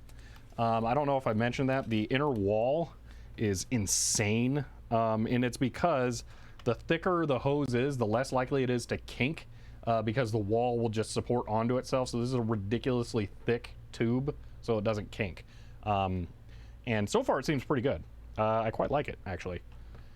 So, but yeah, I think I should do that, and then I will have a run up front. And I think, you know what, I think I should just cut this one like even a little extra long. So I'm going to be less precise about this particular cut. And a lot of it's going to be obscured into the dry bay anyway, so it's not like it really matters. So, All right, I'm gonna put it just on the silver fitting that's out here. That will be approximately the same length as the other one. So it'll be about that. And then this is really fun to do. That has to... Touching the ram is not acceptable, I feel. Because those ram heatsink fins are really sharp. And this is touching the ram. That's a problem. Can I use this to hold the hose over? Oh, this sucks. Oh, man, this is not fun. So if I do that, that will kink. That will definitely kink. And then it's going to rest on other bits of the motherboard, but that's too sharp, that kinks. All right. There's another option. Go up.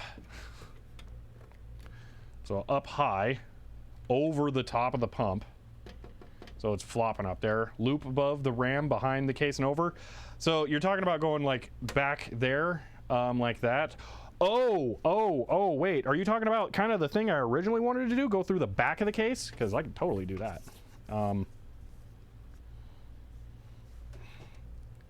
Ow. Oh, man, it's heavy. Yeah.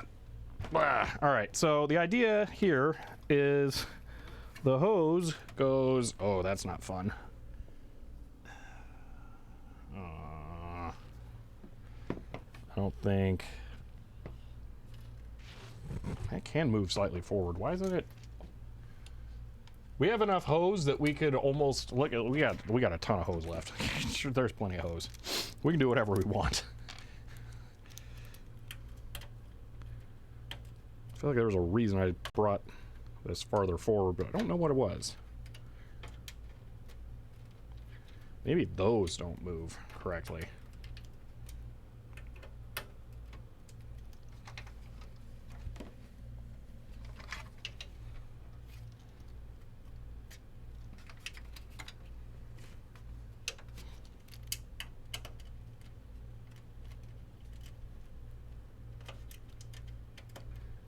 Go through the drive cage instead of through the hole. I'm trying to go through the drive cage, but it's going to touch the ram almost no matter what if I go through the drive cage. Here, I'll show you why. It'll make sense. I can't actually visualize this.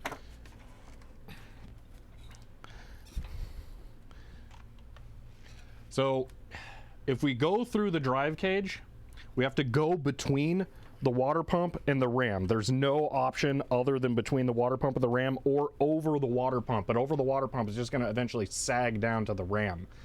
So the ram has the really sharp heatsink fins that protrude up, and I'm a little nervous about that. So that's why I'm considering going through that hole up there, which is going to make for a really weird twist. It may not be acceptable. But it's rounded and smooth instead of super sharp. Oh, I don't think that's gonna work. No, that doesn't feel right. I don't think I can do that. Yeah, it's too sharp of a turn. Electrical tape is too impermanent for me. Can you take it through the same hole as your ATX power connector? Maybe.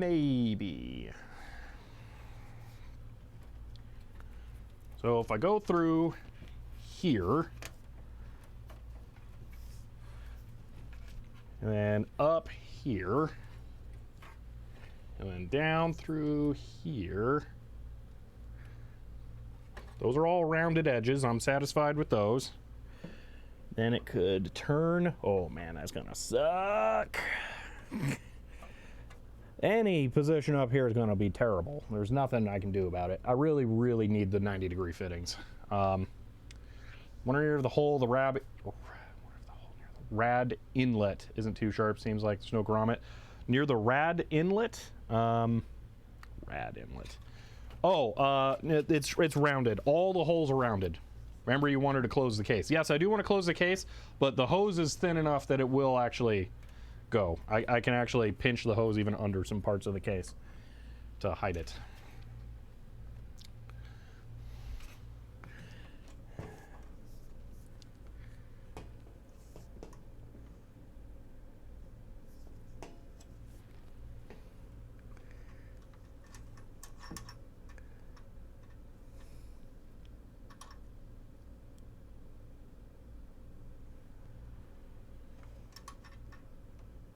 The routing's going to be weird up there, but I think I can do it to avoid the ram. Let me feed some more hose through for the fitment.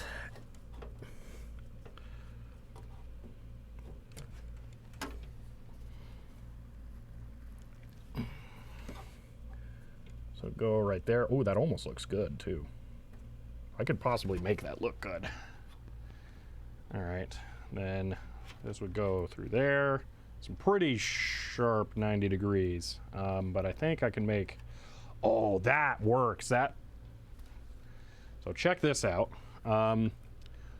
With the right alignment, because the problem is if I go like this, it's pinching the hose in two places, right here. So I can't do that. But if I angle it slightly down, it makes that wider. And then this, actually coming from down here, gets to radius slightly right here before it goes over that. So it's not just a straight 90 that kinks right there. So if I do that, it'll rest up into the back of the case, but there's the most space in the case right here. So that's actually good. Do you have a strong enough pump for that run of a hose? It's a D5. I think it's like the strongest normal pump people buy. So hopefully. But I think that'll work. So we can do that. And then up front, what I'm thinking is rather than try and go straight up like that, which will push the hose down so much, pull it over like that and then twist it to the natural bend and go like that. I think that will result in the least amount of kinking. So, in-wind case looks big enough for this? Yeah, really. Almost wish I used it in wind. Okay, so it would actually be mark and cut right there. That would be the point. I have to make sure that there's not too much that it kinks. So, I'm going to mark that.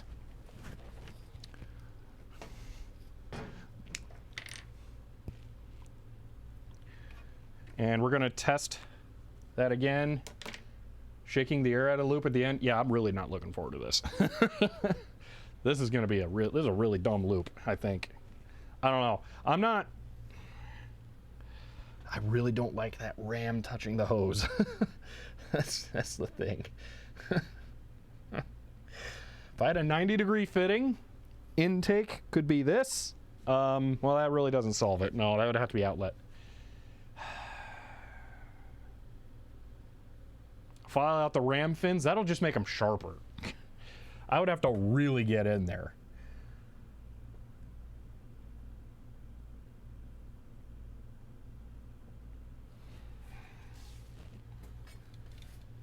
Maybe I could come through this way and loop her over the front. I don't know, I just feel like, I don't know if I can make this area better. Here, we have the mark for the super long length, so we have that saved, essentially. Not really convinced yet this loop would be more efficient than a good air cooler. I'd agree. It's difficult to say. So, okay, if I do that,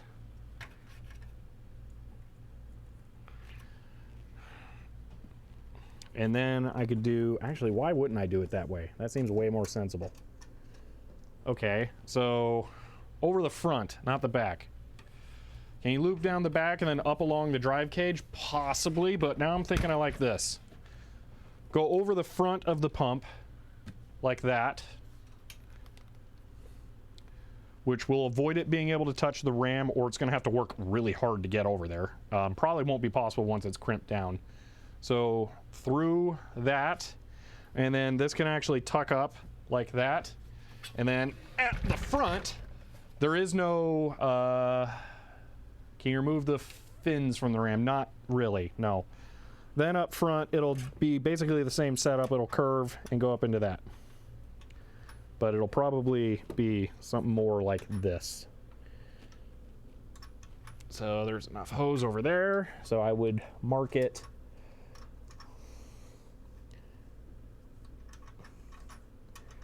right there.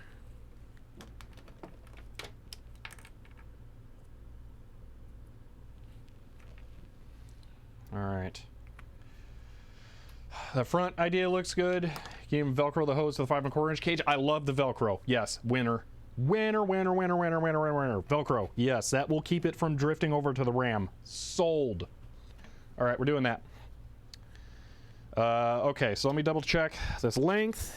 That looks good. This is gonna bend all sorts of weird and horrible ways. I can pull out more into the big area to figure out what makes the most sense. It'll bump the ones over that. There's a little bit of play in several directions, but all right, I think that's it. That's the length. Okay. So we have to do the Corsair pump, but we have the length set up, and the length will match the other one. So where is it? That's the first one.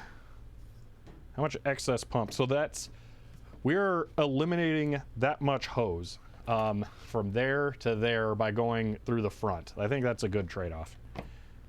So that's the cut point.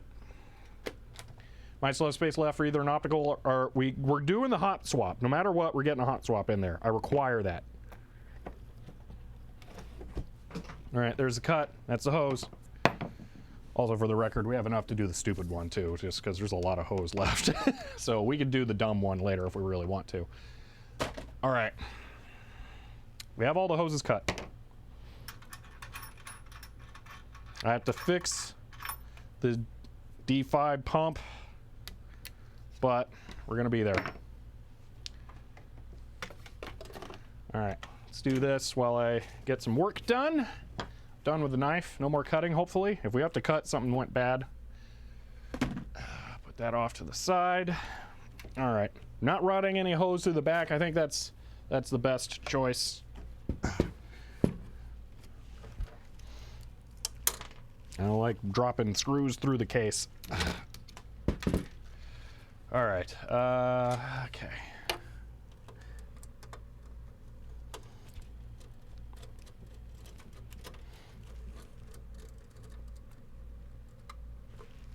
Oh, that's the Allen. Where's the Phillips tip? There it is. Whew, okay. This is a long stream. We're getting really, really close. Can I ask where you got that screwdriver?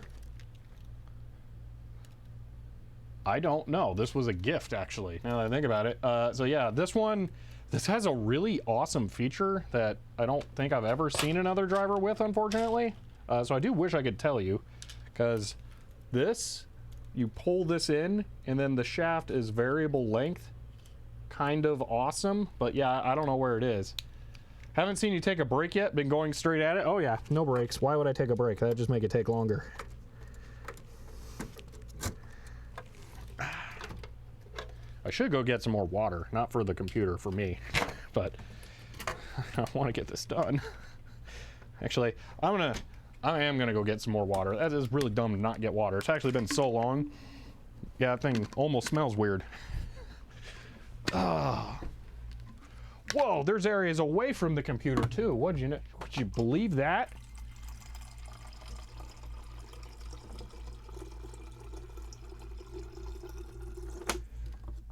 I'm seeing things that aren't black computer bits and hose. What a wild world. Still water though. And my water cooler bottle is empty. So it's a good thing I wasn't going to rely on that for filling the computer.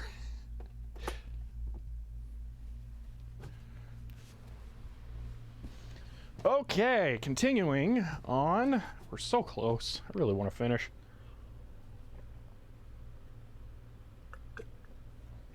All right, I really wish that webcam would expose better for dark stuff, but I don't know how they could possibly do that. Just a really difficult problem to solve.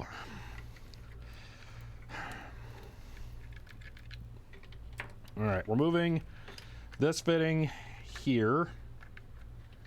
Search telescopic screwdriver. Got this thing's fairly similar. Sweet. So this is really cool. I do recommend it.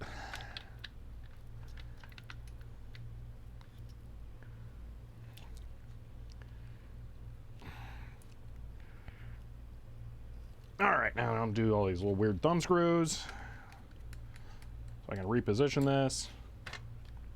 Kind of wish they just made these holes bigger and then you could like run an actual Phillips through. I don't think there's a reason for these to be thumb screws. Maybe if you thought you could get this back one on the bottom. So I don't know. If I didn't have an iFixit kit, I would pounce on it. Yeah, that's the thing. iFixit's nicer, but that one has that feature. But I lost my iFixit driver, so I started using that one. I have no idea where it went. I thought it was going to show up behind my computer desk when I moved. It wasn't there, so I genuinely have no idea where it's disappeared to. Oh, you know what'd be smart is not put the sensor like on the front.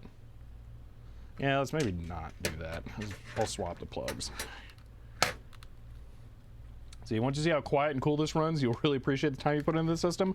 Quiet will be interesting. It'll probably run cool. I don't know how much I'm going to slam this thing with CPU encoding, but it will. Oh, gosh. Ah, there we are.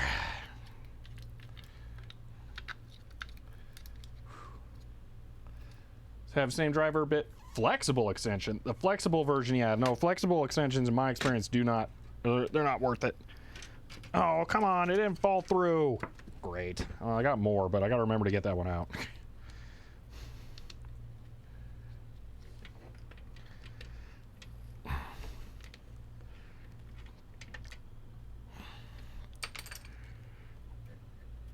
Okay, that's in there.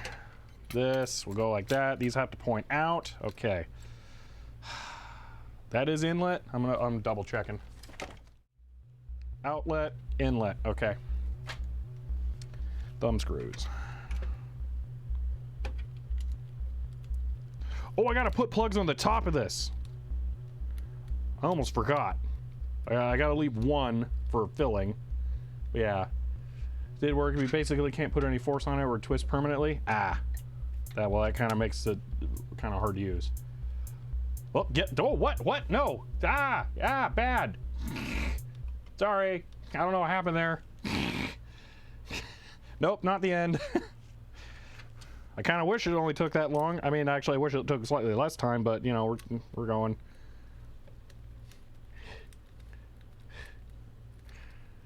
Ugh. Probably scared everyone who wasn't paying attention and hearing the music.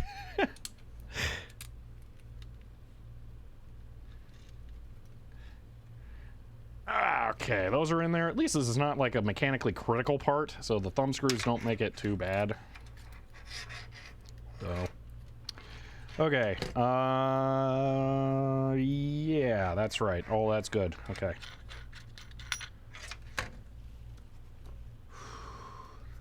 Not done yet? Yeah. See, I see the extra long streams as a rare treat to be enjoyed.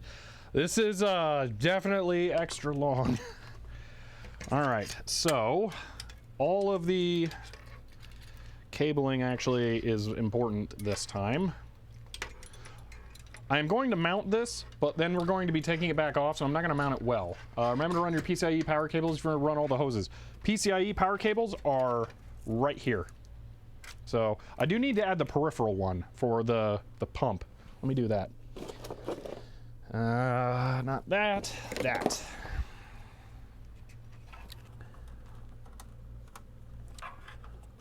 I'll get that, it's not SATA? Oh, weird. There we go.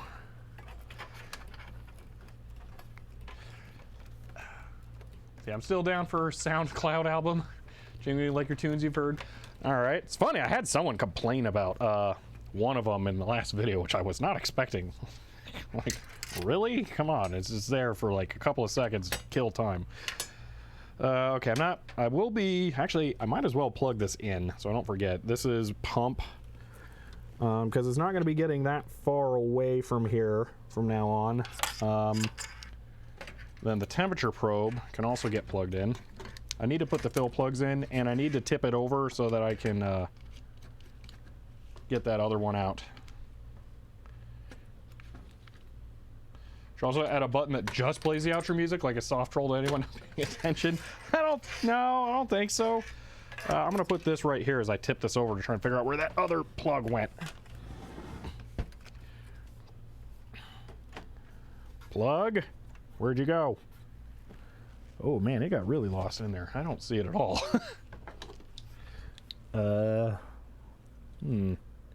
It went into the fan, and then the fan ate it. And now I don't see it. I kind of need it. I actually literally don't have any more, so I have to find that one.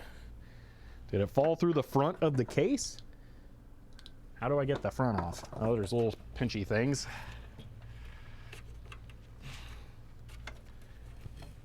It's a little too heavy to shake. Or I would, because that would be an easy solution. There it is. You know what? I'm leaving this off.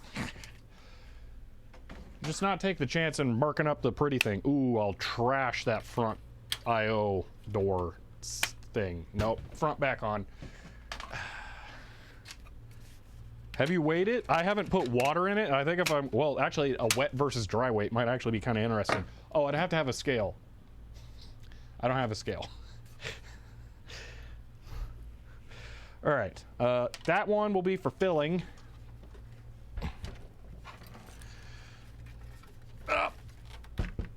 All right. We're at a very interesting point here. We're going to be attaching hoses to the GPU, which I think I want to do loose. So we're going to take this out, put the two hoses on it. Short hose there, long hose there. And then we're going to put this in, maybe not fully solidly, but a bit, to get the things run. Get that keyboard out of the way there. So short one here. Man, I wish all the parts could just be taken out to put the fittings on. This is going to be way easier. Have you calculated total hose length? Nope. In multiple caliper box lengths. Well, what I can do is I can look at the box to see how long the total hose length was and then just do the difference of what's left. All right, there is that. And then it'll bend over there.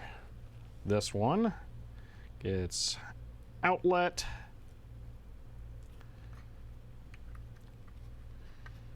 Was AFK, did you get the fallen plug out? I did, yes. I took the front plate off and it just fell right out. But thank you for the reminder.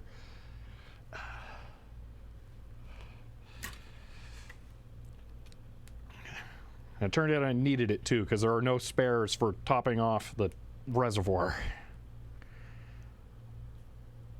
Oh, this one's going to be bending the wrong way naturally. Well, that might be interesting as far as looks.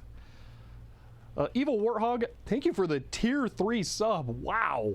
And for the second month. After hearing the end music, my brain thinks that Aircon hum is a beat of the music still.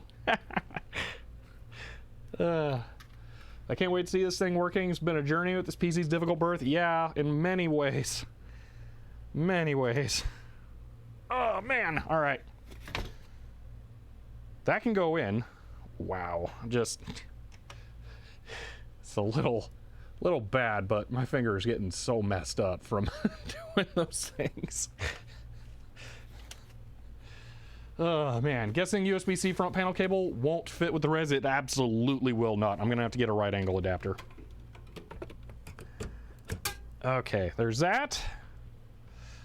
Put that one right there. Oh, that looks good. That looks so good. See, first GPU I water-cooled is GeForce 6800. That's awesome. Because that's the one I got in my Windows XP computer over there. You mixed your colors? What do you mean I mixed my colors? No, that's right, because that's going over to the pump. It's 11 p.m., but you need to see this finish. I'm working on it, Goofy Man. Sorry. Oh, man. Water-cooled XP machine? I don't know, lower pressure with that. This I, like, need to work.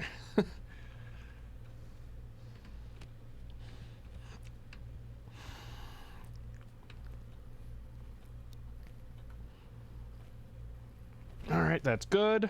Oh, that really... It puts a little bit of pressure on the GPU, but not too bad. I think that's going to work well. Using only vintage water cooling parts. No, I don't think I would do that. All right, I'm gonna put the long hose on here first because it'll be a lot more difficult to get it on in a moment. And then, you know, maybe, should we try the silver fitting up front? This is gonna not be fun.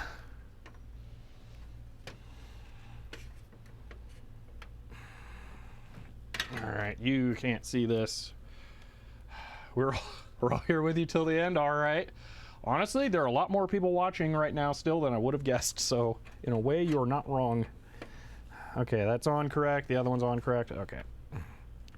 Put that in. At least this one is like, ooh, that rotated.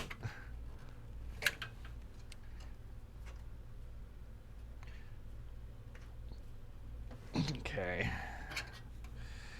I'm also going to put some slight torque into that, so it may rotate it a little bit. If that's over 5 hours of this thing, I'm not leaving now. Yeah. Myra, are you not giving up? I really don't want to, and I don't want to put it off for another day for multiple reasons. Like, I don't want to have to stream this tomorrow, and I really got a video I need to edit that I've had multiple problems with getting edited and shot and working. I'm genuinely not even 100% sure I'm going to get the video done for this week.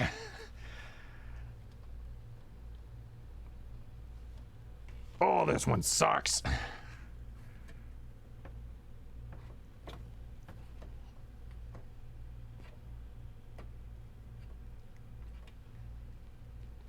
You started watching during work time, you need closure?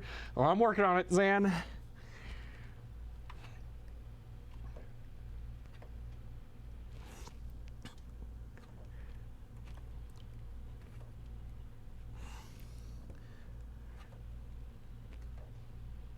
All right, I think that's good enough. We have 2 hoses left. Oh, I got a new cut. Sweet. Oh, man. Oh. Okay. It's just the pump. That's it. That's all that's left. I'm gonna run the temp probe here. Quite the workout getting those compression fittings on. It absolutely is. It was worth it, I feel, as opposed to going to just barbs and hose clamps. They look better, and I feel like they're gonna work better long term. What sounded like metal flopping? Hopefully nothing concerning. All right, sensor, since it's a thermocouple or a probe, it might even just be a thermistor, I don't know. Doesn't have a polarity, so that's in there. All right, I'm not gonna worry about that, whatever. Let's get these connected. Long one first, because it's long and easy.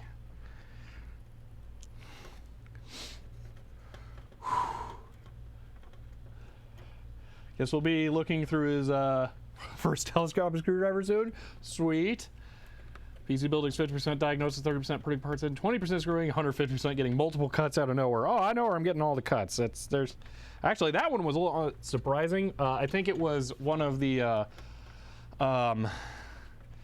little guides that hold up the drives in the drive bay. That was just a fingernail fold. Ow. Manjenko Tech, thank you for the gifted sub.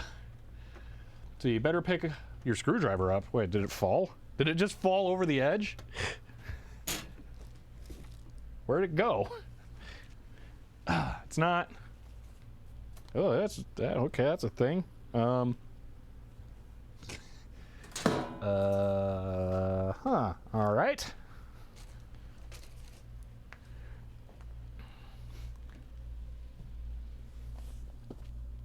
I don't know where it went. Oh well. that's a thing. Under the case? Oh! Oh, there it is. All right, thank you.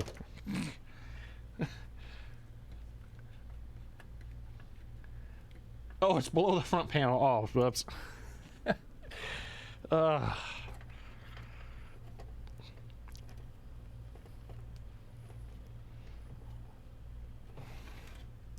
right, so test of the over front routing here. So it'll go something like this. All right, once it's Yeah, that'll work. That'll work well. All right. You're the most audience-engaged streamer you've ever watched?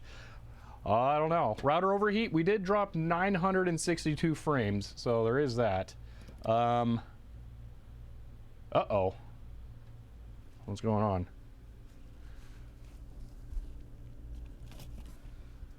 I don't like 0.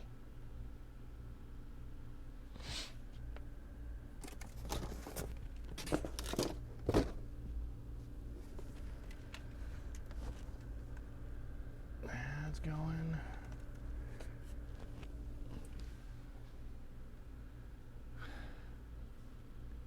What gives?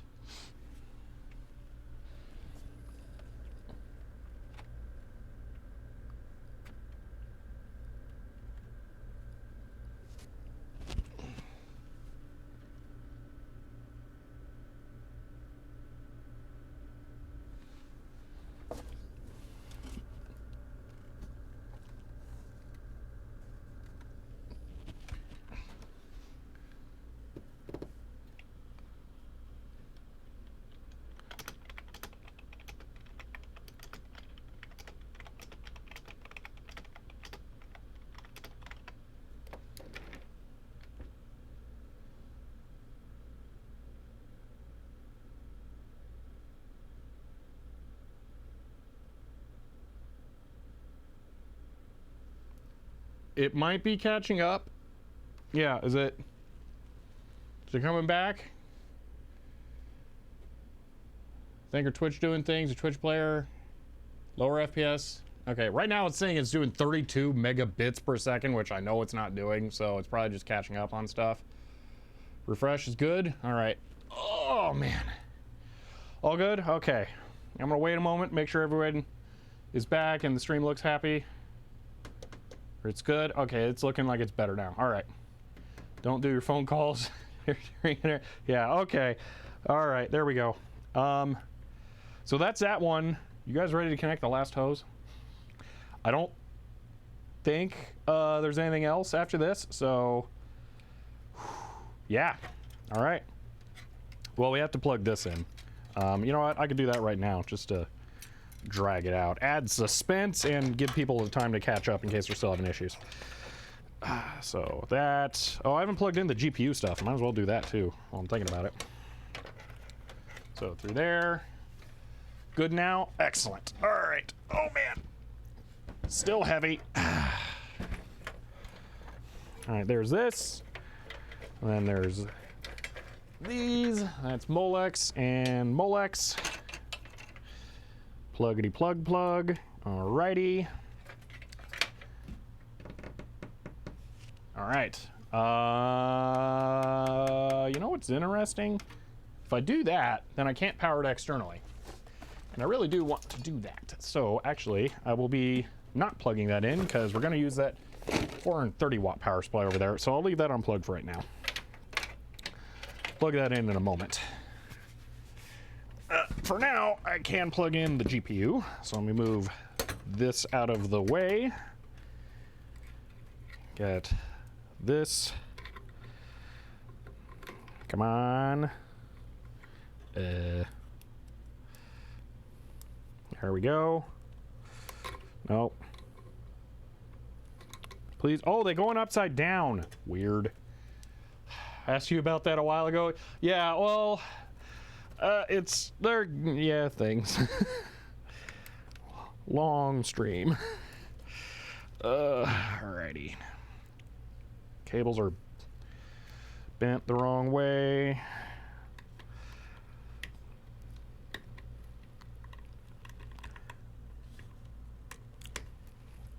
There we are. I should get some screws into this. Which thumb screws was this one? There's some here. I'm just gonna put one of those in. It won't matter. They're all the same, other than the ones that are different.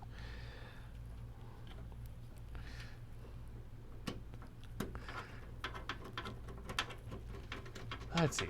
Stop standing on the internet tube? Yeah, really. Okay, finally got shipping notification. Your Caesar 24. Awesome. That is cool. All right. Okay, now that's secure. It's powered. This is it. All right, let's do this. Last hose. We're closing the loop-ish. Then we got to do the top, but we're closing the loop-ish.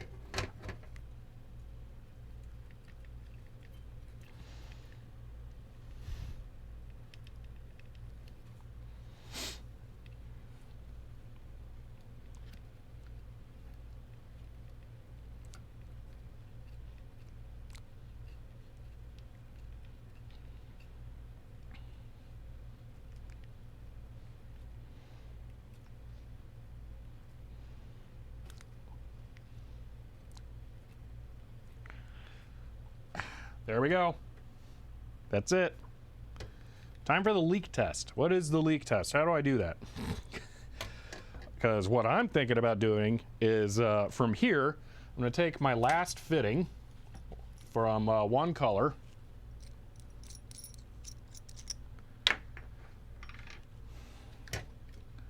And I want to put it on there, and then I want to put water in it. I want to instinctively blow into it.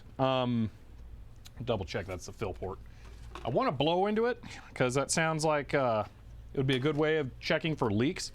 But on the other hand, that'll introduce microbes from my breath. Yeah, no, I'm not going to blow into it. Yeah, but there we go. I can mount this. No, I can't because I have to put water into it. All right, wow. We're about to put water into this thing. Like, seriously, water is going into a computer.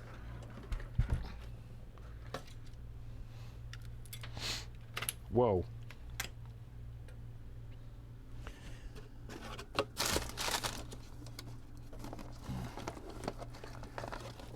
Okay. Plug in top rad. The top rad is plugged. There is plugs on both sides. This hose here goes to, actually I'll do this. Why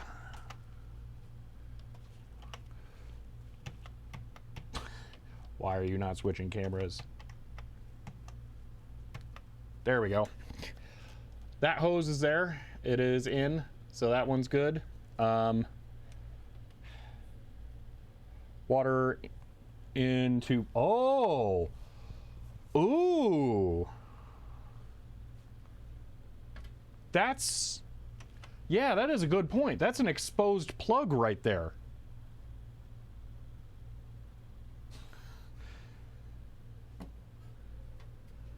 I could totally just put a fitting on there, move this to there, and then fill it from right there, because I'm going to use the hose plus a funnel. The funnel will jam into the tip of the hose. If I do it right. There we go. So that can go like that, and then I can fill it from farther away. You know what? We're doing that. I like that idea a lot. That means I can also mount this with it plugged.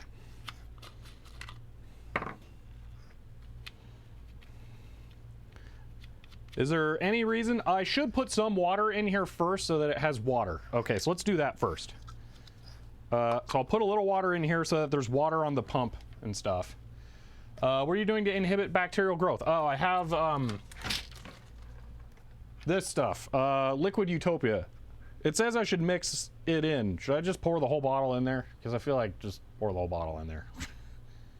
Prime the pump, yeah, but so it says it should mix for 1 gallon. Like, I don't think there's a whole gallon in here, but maybe in the rads, I don't know. I just feel like I should pour the whole bottle in because it's not like I'm going to save it and reuse it later. It's either I pour it all in or I throw a little bit away. So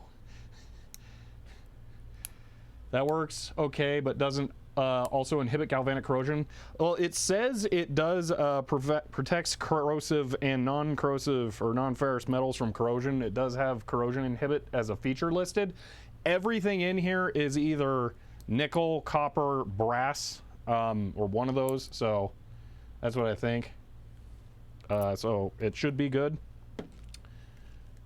But yeah. I'm not seeing anyone say don't pour the whole bottle in, so I'm just going to pour the whole bottle in. So I'm going to put a little bit of water into the pump first. Where did I put that fitting? I'm going to put that up here right now while I'm thinking about it. Fingers crossed. Yeah, big fingers crossed moment. For sure. Don't pour the whole bottle in. There. Well, if you're only doing it just to say it there, it's a little different. All right, so this is not going to work out the super best, but it'll work out well enough. And I'm going to go with it. It doesn't. The O-ring doesn't reach down because it's on the lip, and it would take a lot of unsettling. You know what? I can just do it. Let's just do it. I like that idea too much to settle. For those watching, Pentosan Blue is German antifreeze. Oh, okay. I thought it was bad to mix copper and aluminum parts. Yeah, it is, Cassandra. There are no aluminum parts in here. It's copper, nickel, and brass. Those are the metals that are interacting here. Let's see. If you use too much of it, it can cause some buildup. Probably.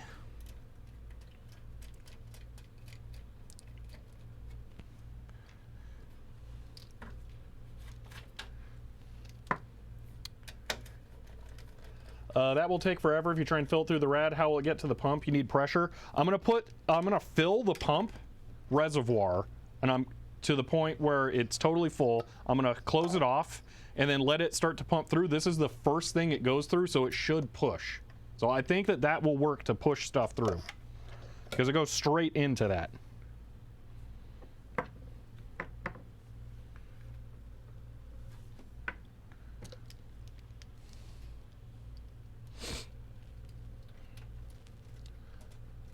Oh, do water first, then the add-on? Okay, I can do that. There we go. That's enough space.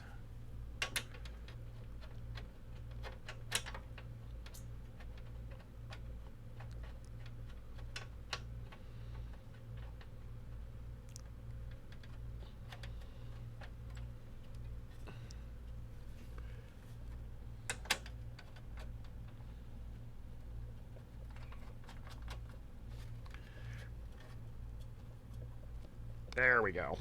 All right. You'll run out of water long before then. Well, all right. I can...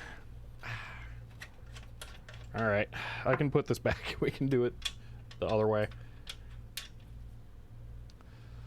So the rad will be under pressure. Water may come out of that plug. Well, I was going to do it just a little bit and then move it over. I don't know where my washer went, so I'm going to use a bracket.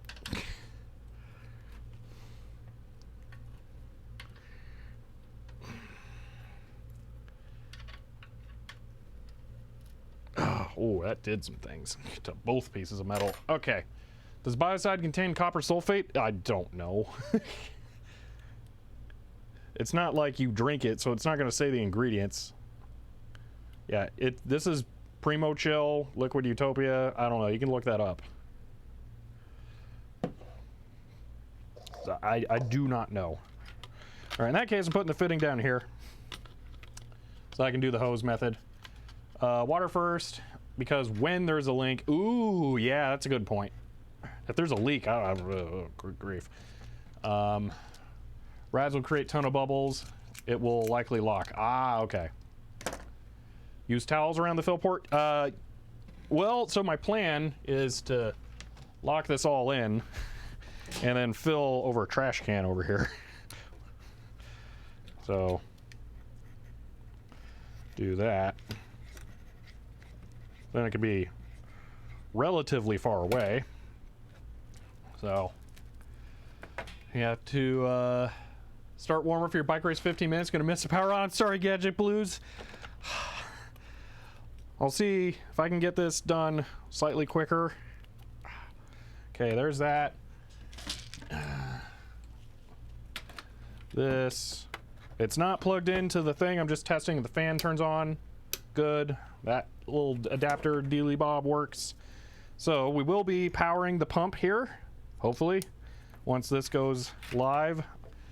And I can add water. Rest the pump in a box so it is flat. Yes. Yeah. Let's do that. I care the least about the power supply box.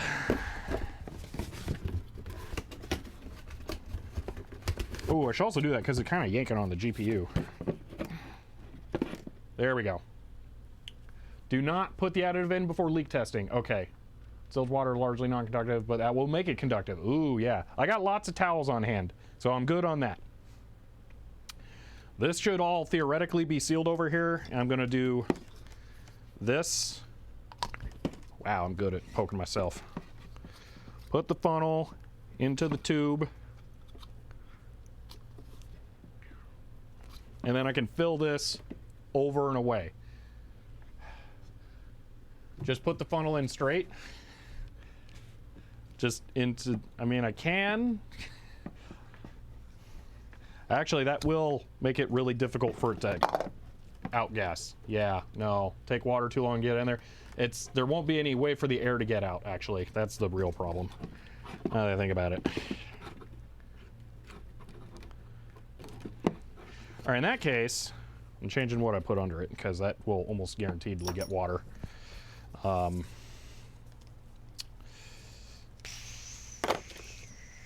What do I have? Ooh, I like that solution. One moment.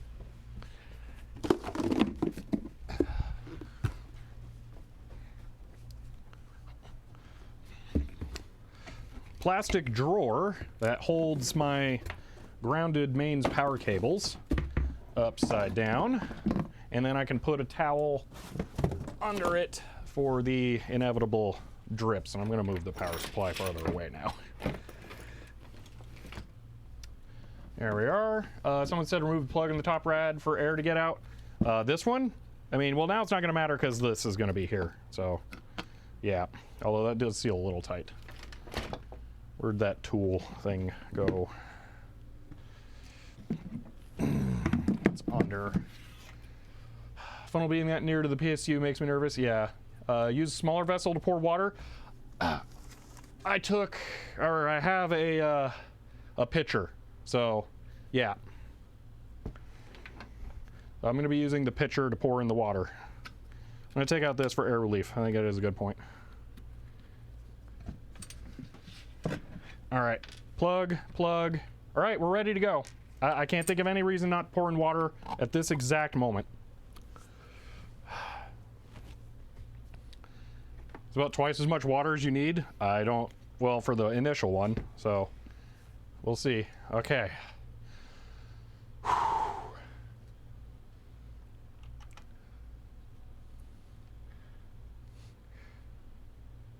Get you guys this view. I'm gonna put the lens hood on. So smoke test, we have leak test. Yeah. The lens hood that is the EK water block box. Zoom it in slightly so you can't see it. Hey. Refocus.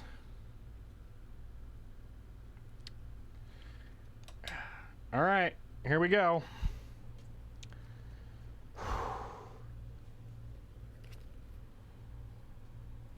There's water in the computer parts. This goes the other way on the lid.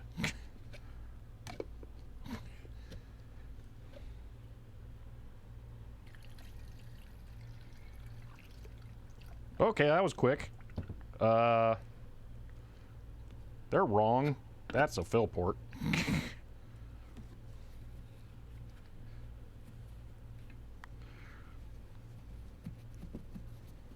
Of course, it gets water all down the most complicated bits that it's going to take forever to get out of.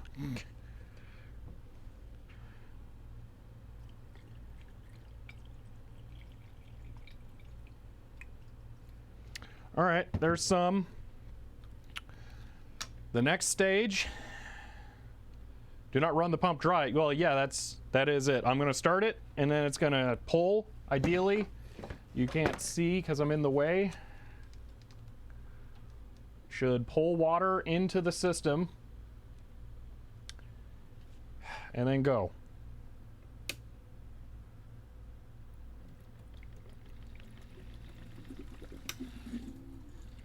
All right, I'm gonna stop there.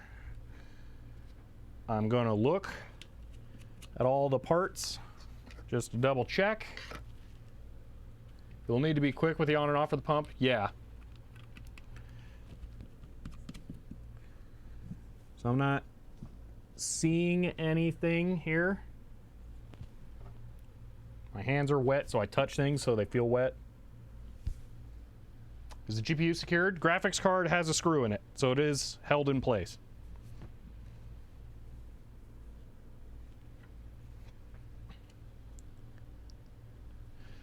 I feel like I want to put this right here over the power supply because it would be not good if it gets in the power supply. All right, we'll go for pump. Bingo. No need to be fully pressurized for the leak test to be properly effective. Okay, that is true. But now we can add more water.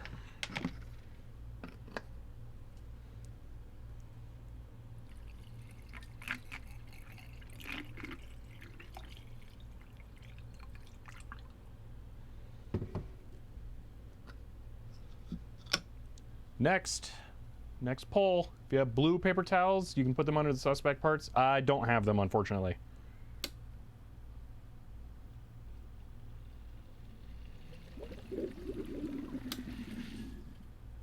Okay. Next round of water's in.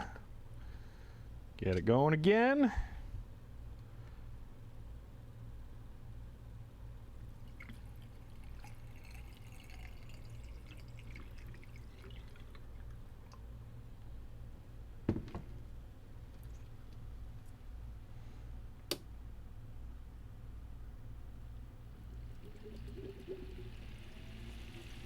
That's it.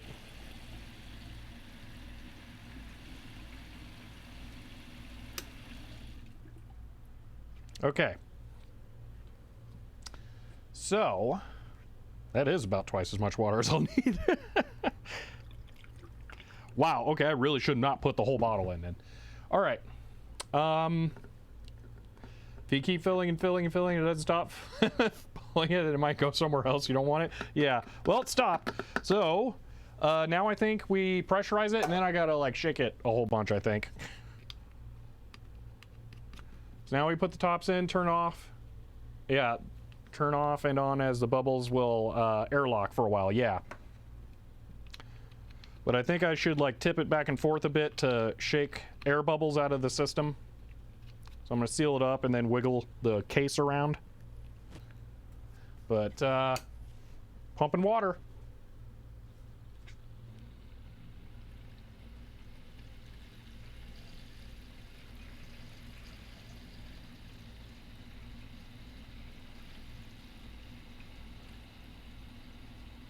Man, that pump is loud. Just knock on the rads. That's where there will be bubbles. All right.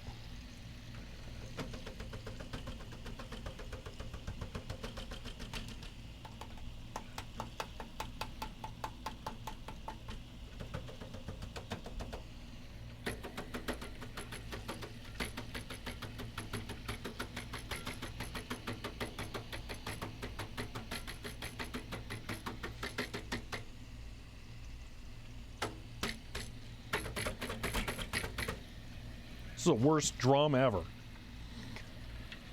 Make sure I got that one fully tight. Oh yeah, that's super good. You get to the point where you don't hear the pump. On and off. Oh, okay. Well, the pump has, it's full of water. I mean, the pump has water in it, so I think it should be good.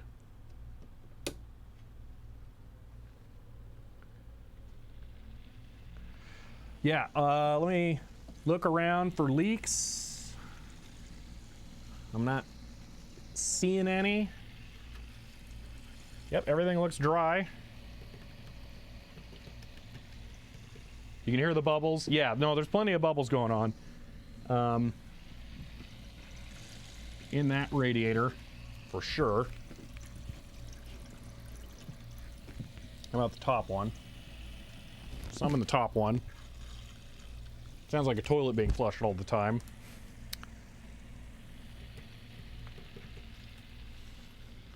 Take a few days for all the microbubbles. Yeah, I think most people also don't run the pump at full speed unless the system is under heavy load.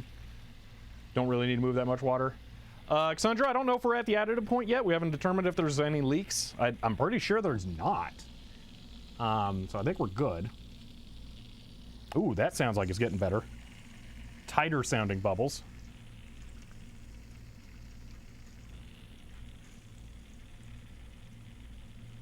Okay, now I'm excited. Now this is fun.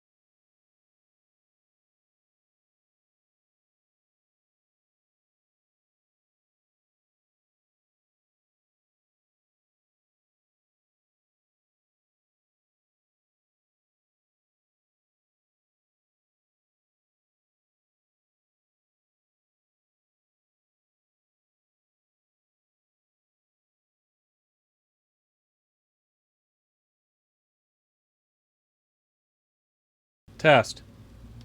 Test. Can you hear me? Is this working? Can you hear me? Works. Okay, let me plug this in. Yeah, we outlasted the wireless mics. So, yeah, I plugged both of them in. This one's on battery, obviously. You may hear some noise in the background now, like an electrical buzz noise, because the other one's plugged into the wall. So that's a thing. It's peaking. Really weird. Okay, let me turn it down a bit. How about that? That should be better. All right. This is still working on it, but it's getting really quiet. So that should maybe a little bit farther down. Oh, I may have adjusted the, I may have bumped the decibel button. One of these has a button for changing the volume output. So let me try tapping that. How about that? No, one more. I can't tell. I have no idea. I'm gonna look at the meter. That should be quiet. This is talking. That is also, that's super quiet. Okay, so this, and then that one. That's probably the way to go right there. How about that? No, that looks a little loud. Let me turn it down a touch. Okay, so we're gonna go with that. You may want to rethink that additive. What do you mean? What do you mean rethink? Yeah, maybe another power cycle. Everything go wrong has gone wrong. Too many decibels. Okay, sounds good. Okay, why are you saying the additive? Well, hopefully it didn't start leaking and I didn't notice or something. That would be horrible. No, everything looks good. I don't feel anything. Yeah, no, I really think we did it. I'm a cat. Oh, imager link here. Oh, whoa, holy moly. That's mildly concerning. I wish I hadn't just broken the seal, maybe. Words on the internet say it may contain copper sulfate. That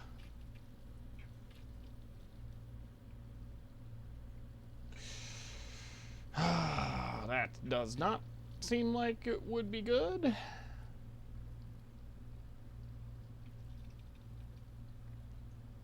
All right, let's do this. Evil Warthog, send me a link to what you used. I'll buy it. We'll not put this in today. I will try and return that. Pump sounds good. It's getting a little bit out every now and then. I don't know if this is something where it'll be like just it's gonna happen. Yeah, there was a little bit some. I can't find anything definitive. I don't know. It won't hurt to not use it for a bit. All right, so I'm gonna, I guess, mount the pump now. So there's that. And then I think we can turn the system on. Yeah, because there's nothing not to lose. Yeah, those bubbles will be going for a few days. Okay. All right, well, let's mount this. This is going to be a really difficult camera angle to get. So you know what? I think I'm not even going to try. Because I don't think I can. I'm just going to do it. So let's get this sucker mounted. Now the screwdriver's hiding from me again. There it is. Top off the res first. Yeah, that will be really hard once I mount it, won't it? I was thinking I'll just do it after I'll mount it, but no, that would be a pain.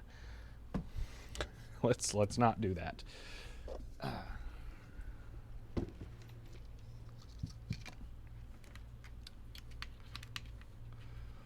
Lifting the PC after mounting the pump. Yeah, let's do that. That will be interesting.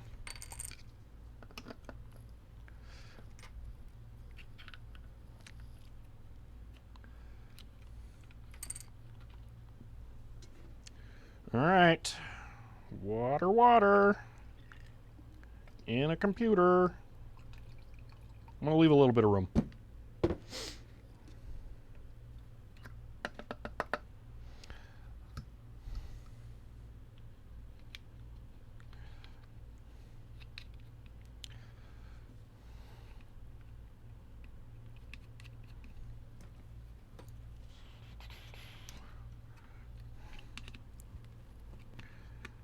I'm really happy with having taken my time and really thought things through, because it seems like it may have paid off here with the no leaks. So I'm feeling pretty confident about that now. So let's go ahead and get that thing on there.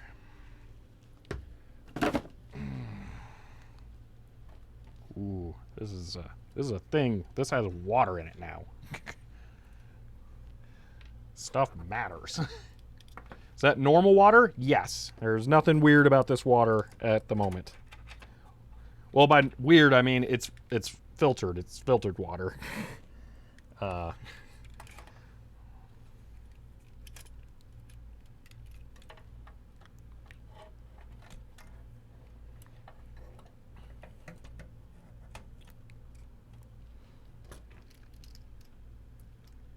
right, the hose is going to hold that up a bit. Not as much as I was hoping. These are the dumb screws. I don't want those. I want these ones.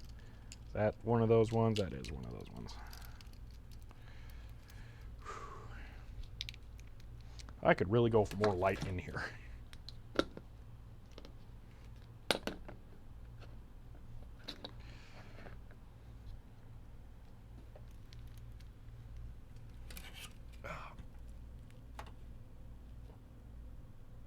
Why is this so easy to screw in? Oh, because that's the top one. Bottom one's gonna be a way bigger pain. Oh yeah, that's not fun. All right.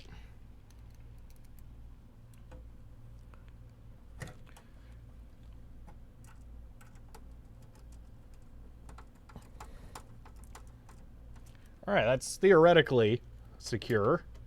I need to get the other two in. Top, got the reds. Yep, okay. No, no, no.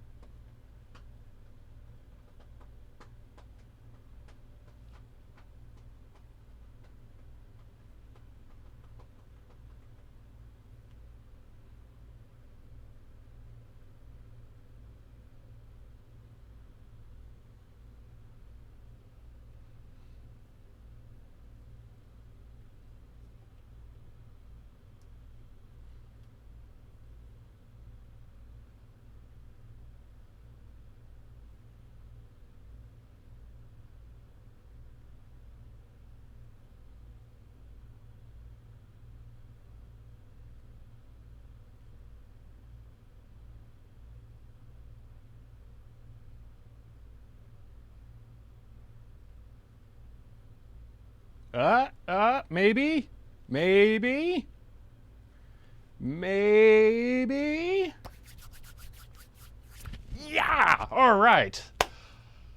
Oh, man, everything says just stop, but we're gonna keep going. We're not done till we get video. I want video.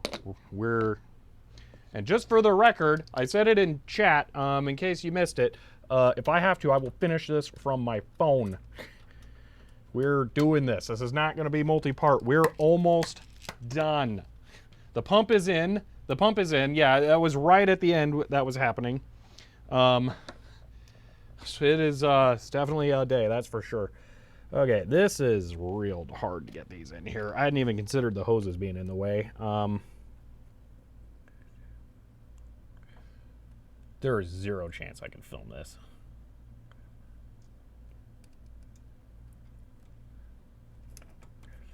Surprised I can see it.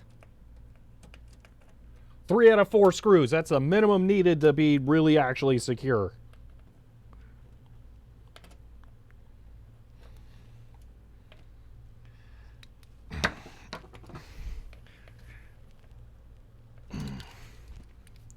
Yeah!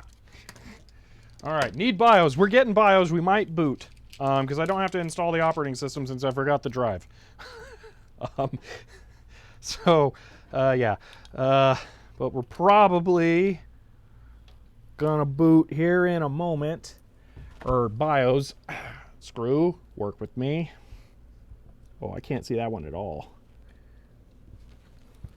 I have to look at it from underneath.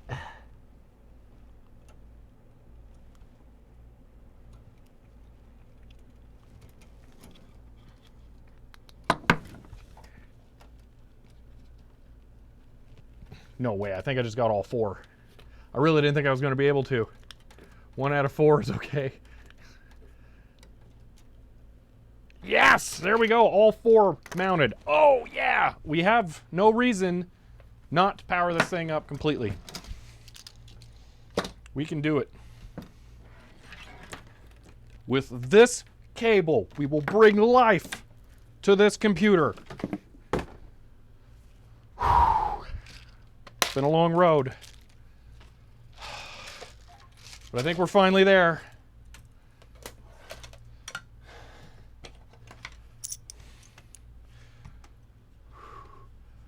Where's my mouse cursor?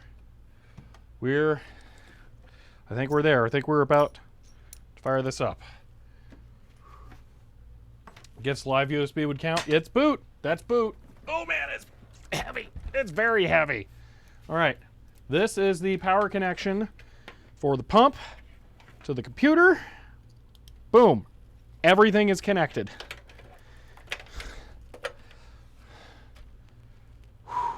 Okay. One last check of the power connections. It wouldn't hurt. Just run over everything. Let's go over it all one more time.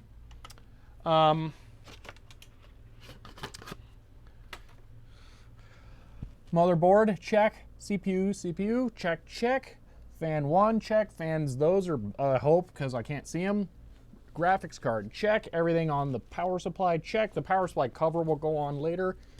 All the buttons are hopefully plugged in. I see pump is plugged in. Thermistor, whatever the temp thing is plugged in. So, we should be ready to rock.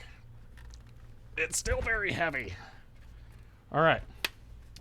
I'm taking HDMI capture from the laptop and I'm routing it into this thing, which is not necessarily the best idea because this thing doesn't give EDID, so stuff gets kind of cranky about it sometimes, but this will work.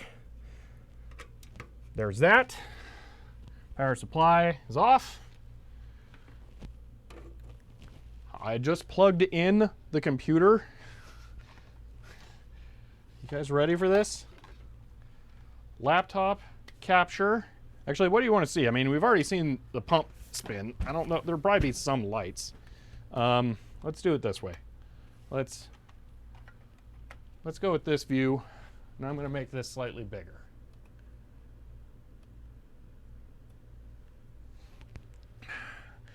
Grueling 8-minute stream. Yeah. All right. Here we go. Oh no, I can't use the Python calculator. Whatever will I do? Power. There is an OLED post screen on the back IO shield. Wow, this thing is crazy. All right. It's live. Here we go.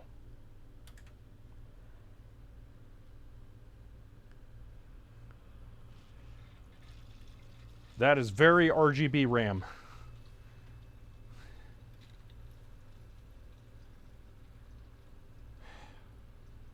Fans are spinning, things are happening.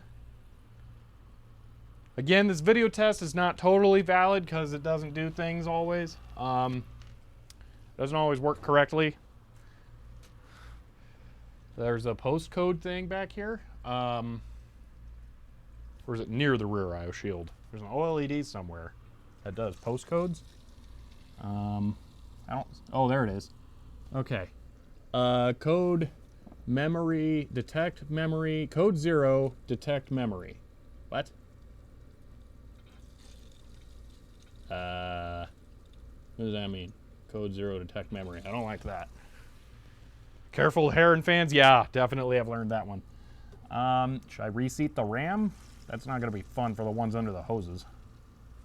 Oh, also that's on the RAM like I didn't want it to be right there. There we go. Training memory? I don't know. That seems kind of long. Ooh, there's a fan there. Let me get a Velcro strap for that hose. Where did I put them? They're right there. This takes a minute or two. Okay, I've never done a Threadripper, so I will not freak out because I don't know. I'm going to run this through. How much RAM do you have? 8 times 432 gigs.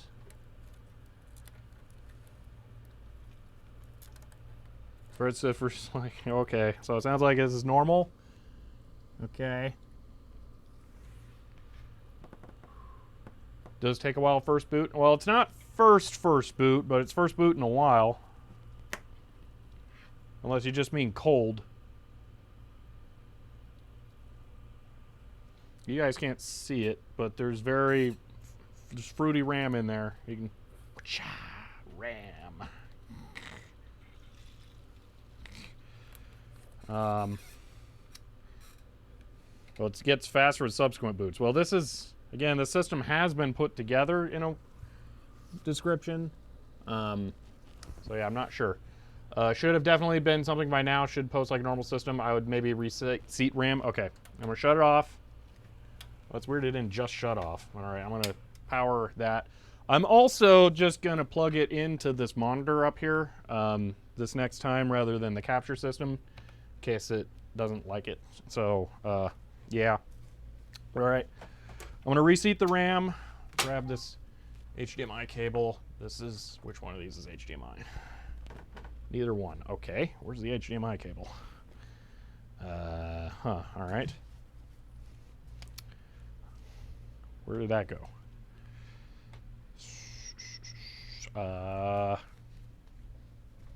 Okay, I'll have to find that in a moment. Let me reseat all the RAM first. Try hooking to the monitor first. There's a LED code. There's an OLED display that says codes, and it's code 0. But I'm just going to try reseating all the RAM real quick because it's pretty quick and easy, other than the ones that are blocked by the hose. Those kind of suck.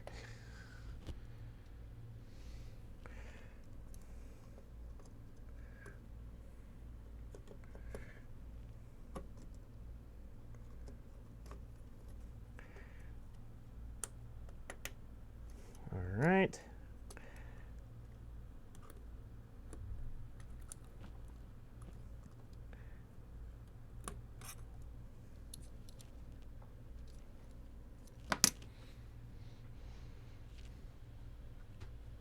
Where'd my light go?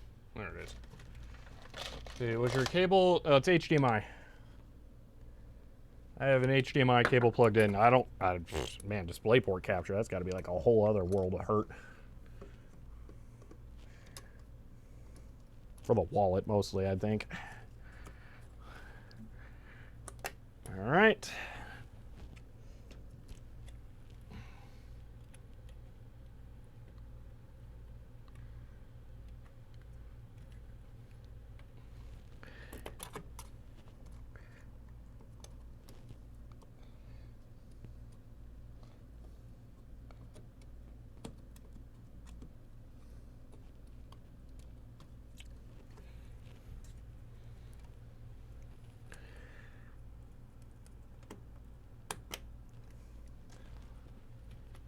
next one.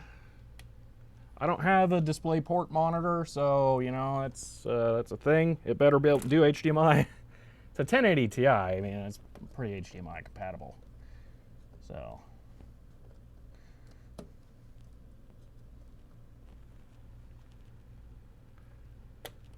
There's definitely a fan connected to CPU fan. It's this one. All right, that's all RAM reseated. Let's go direct to a monitor. Oh man, it's heavy still. There's HDMI cable. I'm gonna plug into the one up there. So there is HDMI plugged in to both ends. All right. Power plugged back in. That's the HDMI cable. Why is that thicker than the power cable?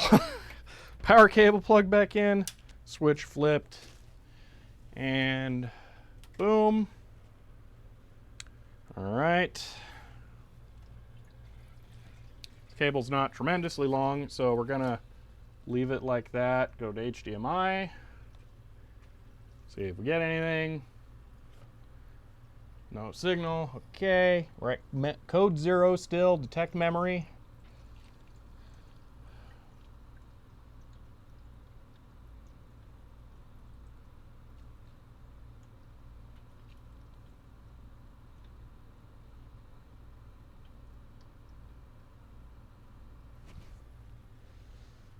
See, Bitwit had this some days ago. Asus Sierra board, no post, no error, because CPU fan was unplugged. Oh, that's weird, but yeah, no, it's definitely plugged in.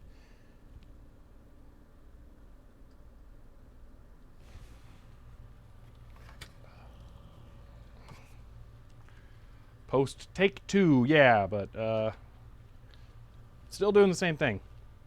Maybe redo the CPU seating. That's a big thing to get into. That's a really big thing to get into.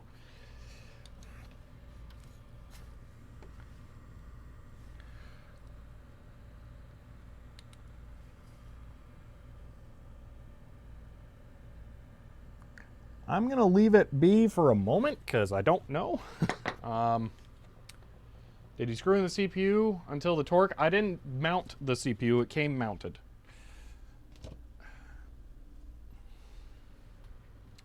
Yeah, you may need to reseat CPU. You have been using it as a grab point this whole build. All right. Well, okay. This won't be fun, but we can do it.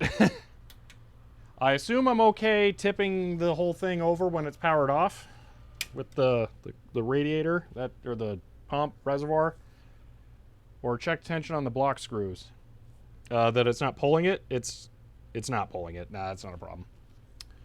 All right, IBM blades take like 10 minutes post. I don't know about Threadripper. Yeah, I have no idea. But so you Gadget Blues, just what I mentioned earlier, 50% CPU-Y seating failure on that terrible socket. All right. Well, let's try it. Let's reseat. I have not done this because I didn't want to disrupt it. I'm not going to change the thermal paste either. I could, but I don't want to have to go through that because I know it's complicated on this because it's just massive. So if this works, then I will deem the thermal paste as invalid and needing to be replaced later. But for right now, I just want to do it. So where did I put the motherboard box? There it is. All right. CMOS reset first. That's a thing. We can do that. There's a button on the back for that.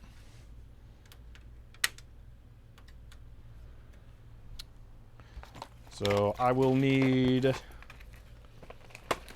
Oh, I should maybe not run it on its side with the water cooling, actually. Oh, man. That was a mistake.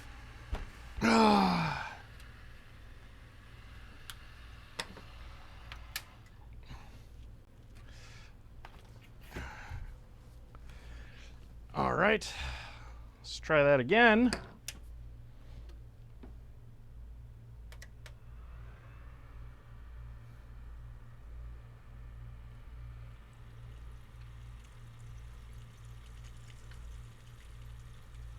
Yep, air bubbles are back. Yay! Okay.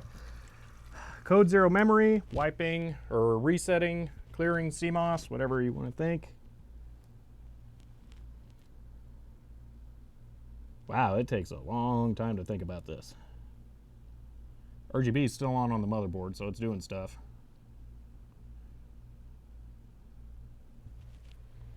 They really want to make you think about pressing that button, don't they? It's 1 a.m. Might be worth plugging in a PC speaker, see if it's trying to do beep codes. I can see the error codes. The error codes are printed on a display back here. It's just really tiny and under the fan, so I can't show you it, but they're there and I see them. No different RAM. Wow, does it really take this long, or do I have to do something else for CMOS reset? Now I'm a little concerned. 2 a.m. Wow. I feel like it's 2 a.m., but that's just because I've been live for 6-7 hours. So let it sit there for a bit. All right, well, that's long. I wonder if it's because it like automates the whole, like pull the battery, wait a moment, and then do it. Have you checked compatibility? Very picky about RAM. This was a functional system that was basically sent. The motherboard, the RAM, and the graphics card. These should all be compatible.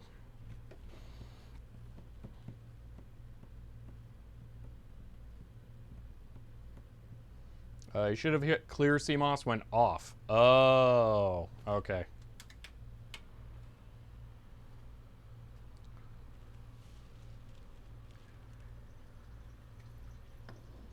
All right. Now it says memory code 0. Okay, detect memory. All right. I'm going to turn it off. Well, I can't turn it off with the soft button. Maybe if I hold it. Okay. Now CMOS button, or clear. Okay. Doesn't really do anything. Do I have to hold it? I don't know.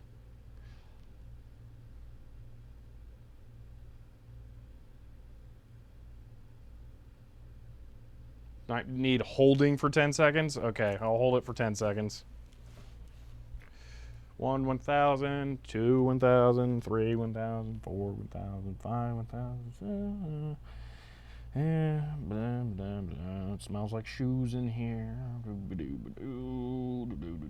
Okay, that's been at least 10, so yoink. RGB's back. All right, on.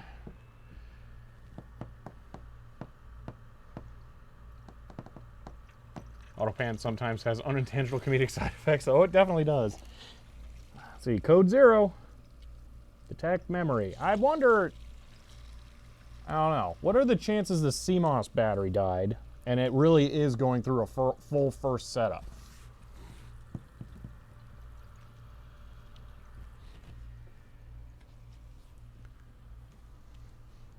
So I feel like it's not likely, but maybe.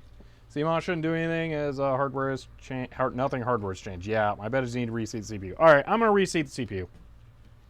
I'm doing it. Off. All right. Let's figure this out.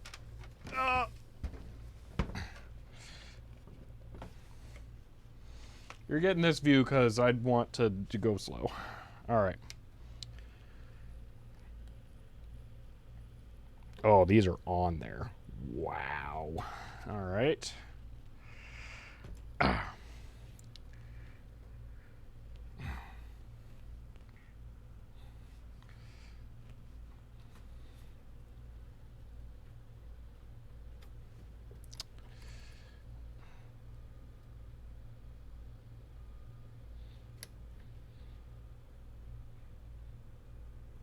Really makes me nervous seeing that bottle of water in there sloshing around as I do this.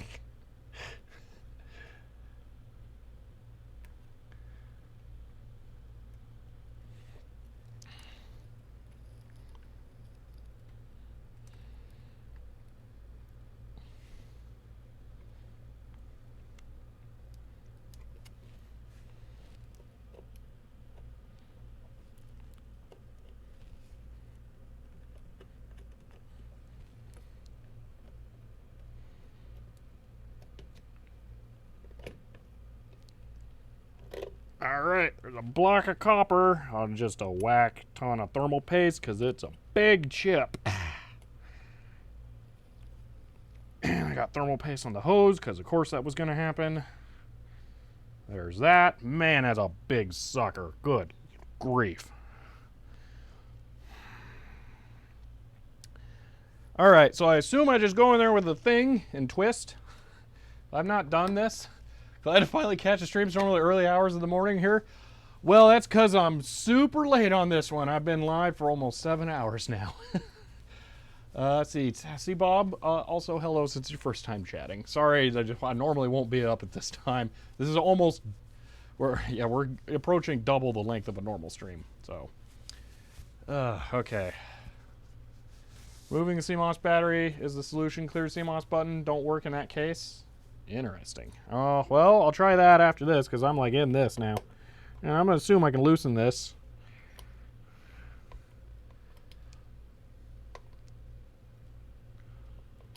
This thing got like a clutch in it, so it's optimal thing. 1.5 Newton meter. Seems like it probably will be. I just ran that through the thermal paste. I'm going to wipe the tip off. Read the order printed on the CPU. Read the order? What? What do you mean order? Oh my gosh, there's a thing. Open 3, 2, 1. Okay, that's unexpected. Threadripper's weird. Alright, that's... hello, Box and R. So it's the first time chatting. Now I know how you stay so thin. Have you eaten anything today?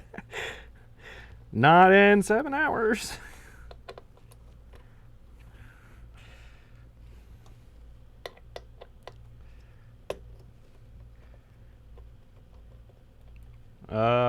Well, that's that.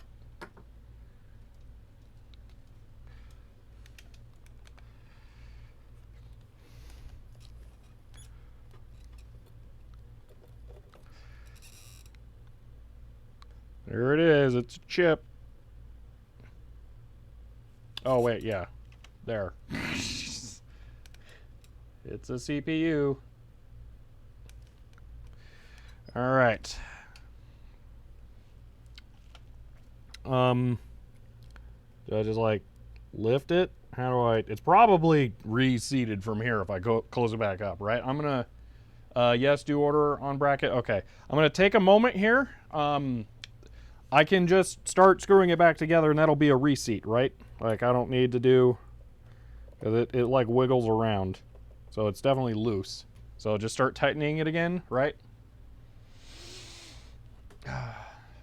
Shouldn't it be in the bracket? Yeah, well, if I was going to take it out, I would. It would be in the bracket, but I don't think I actually have to take it out. I think I just have to retorque it from here. I just want clarification or confirmation of that before I start doing it. If I have to pull it out, I will, but I don't know. Little dry can wipe the gunk off? No, I don't want to have to. I don't even know that I have that much thermal paste. Don't need to take it out of the sled? Okay, so just latch it back down? Okay, deal. Let me get a drink of water.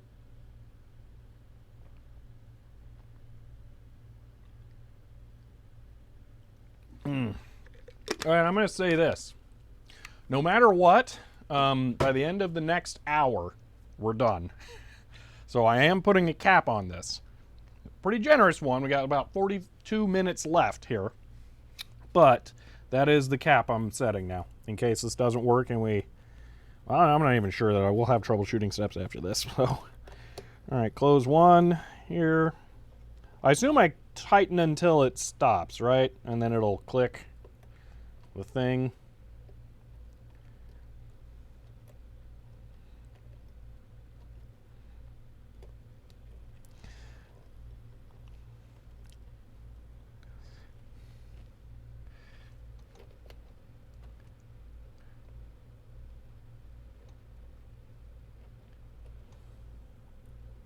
Why are you not going?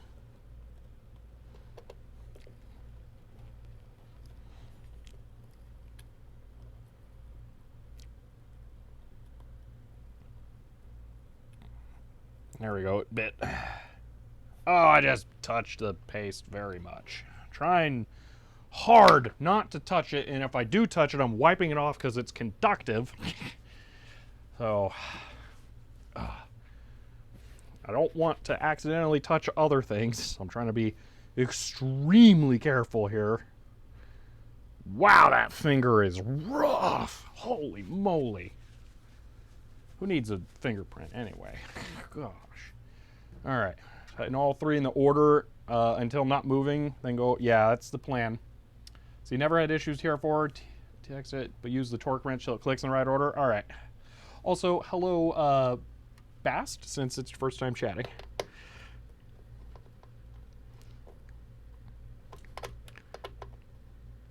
Click. Okay. 2.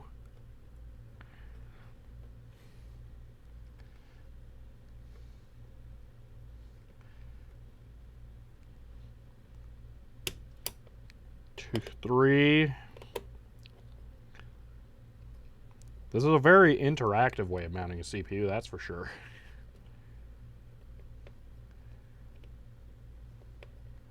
I've dropped some frames, HFrox, but it doesn't seem to be currently doing it. All right, that's locked. I'm gonna do one more pass. Probably not gonna do anything yet. Lock. Lock. Lock. Okay, I'm putting the block back on.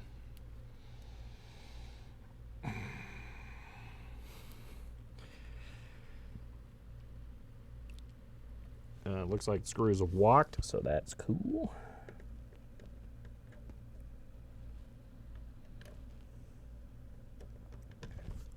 This seems like it's not going to be very fun to line all these up.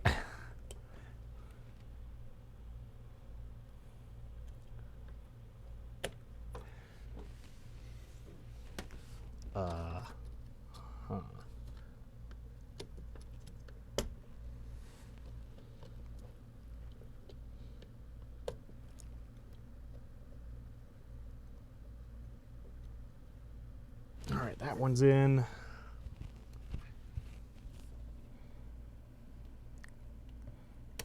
Oh, man, come on, cooperate.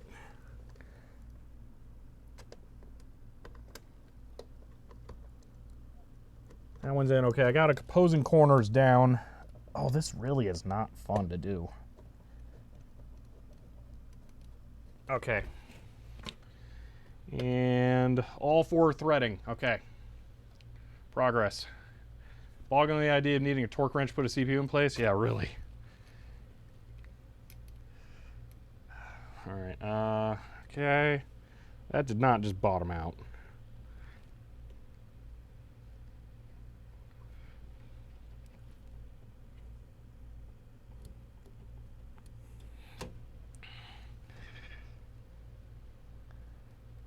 Hair sweep though.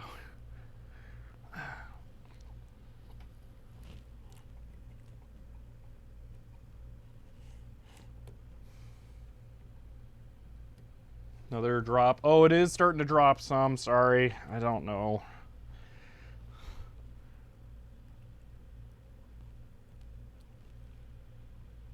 All right, that's solid.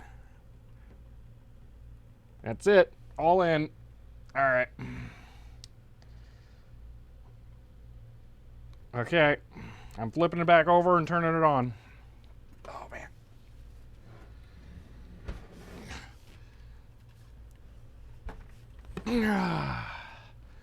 All right. Let's power and go.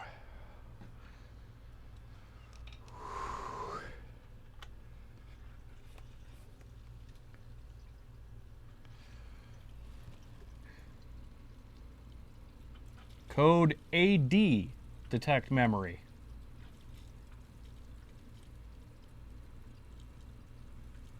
What? Also, testing, thank you for the sub and for the 2nd month. We did not do the battery, but since the code changed,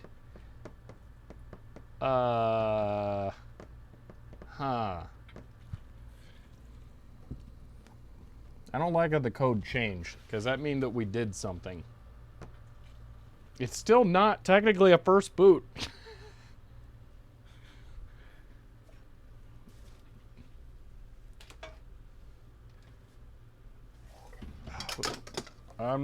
No, it's a Threadripper. It does not have onboard video. Anything is better than 0? Yeah. I just wish it was 99.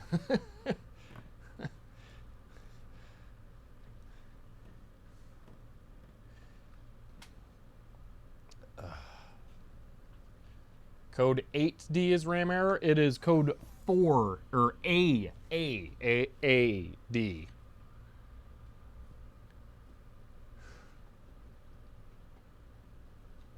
I'm hoping someone's going to say something like, "Oh, that's stick 3 not working," and then I'm just going to pull sticks 4 and 3. Remove all memory and put in 2 sticks? Yeah, that's what I'm thinking. Can I do just 1? Or does it have to have like 2? Leave running while you go to the bathroom? I really don't have to go to the bathroom. Yeah. Try 1 RAM at a time? Yeah, that's what I'm thinking. Will it run on 1? The manual, I don't remember if it said I could do 1. Sometimes a few reboots can help with memory errors. Is the platform just credibly buggy? All right. Let's see. I think RAM population was at the beginning. Yeah, there we go. It can have 1 in DIM 1A. So let's go ahead and do that. Is PCIe lane set up correctly? Yeah, they're all on. I don't know. I can't change anything like that. For HEDT, with my experience with LJ11, use 1 channel. Yeah, so we're going to do that. The code is AD. Yeah, AD. Leads to the motherboard shows 1, and the motherboard, the socket's only Threadripper. So I'm gonna take out 3 sticks of RAM. For the record here, the power button on the system does not immediately shut it down, which to me makes me think it's doing something, but it also could be just because it hasn't fully started up. So I don't know. I can't hold it for 10 seconds and shut it down, but that's something different. Here's someone saying it took 45 minutes to boot after AD? Really? Manjako Tech is not completely wrong.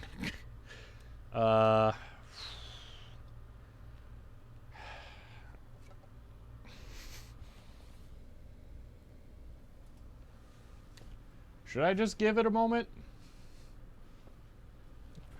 While I give it a moment, I'm going to look at the manual.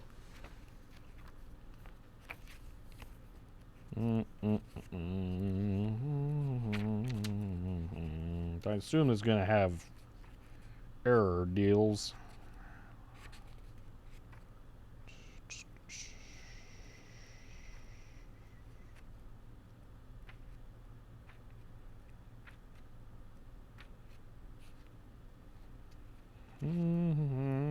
Actually, I don't see anything about error codes. That's, really?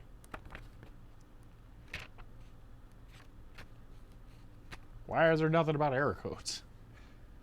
Postcode cam, it's really, really hard to see. I can't really get in there, unfortunately. RAM takes a long time. Okay, but this is not a new computer. That's the only thing, is that it's not new. It has been used in this exact configuration.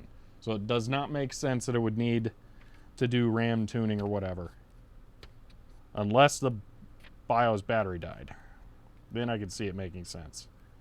How do they not have a listing of all of the errors in the manual?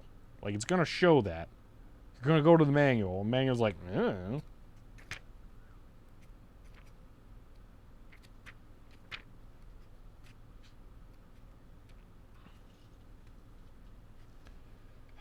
You ever move the sticks around? I mean, technically, I'd probably put them in a different order.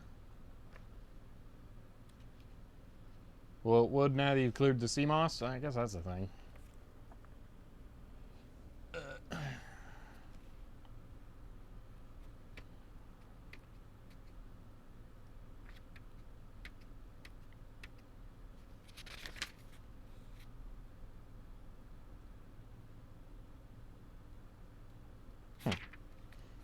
This is a fancy motherboard. There's a thing in there that I'm immediately gonna have to get. It's got a header for some OLED for displaying system information, and that's just, whoa. And I have this dead slot up at the front, so like, it might as well go there. So you cleared CMOS a few times? Yeah, I guess that would make sense. Oh, no, I don't like that. Does a RAM tuning happen every boot now? Really? What's the model of that motherboard? It's a ROG Zenith Extreme. It might be an E13034, or that's for the manual.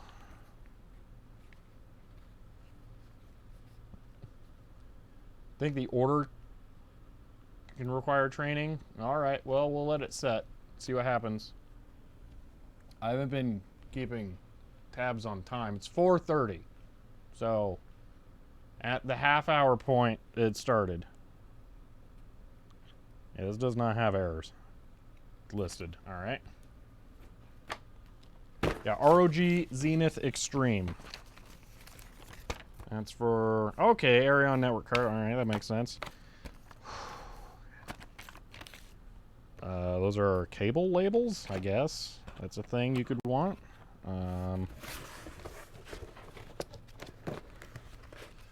If it really takes this every time before starting to tune, that is going to be good to know, because I don't want to come in here and then be like, I'm going to stream, and then I have to wait a half hour. So I'm going to have to turn this thing on as soon as I come in every day.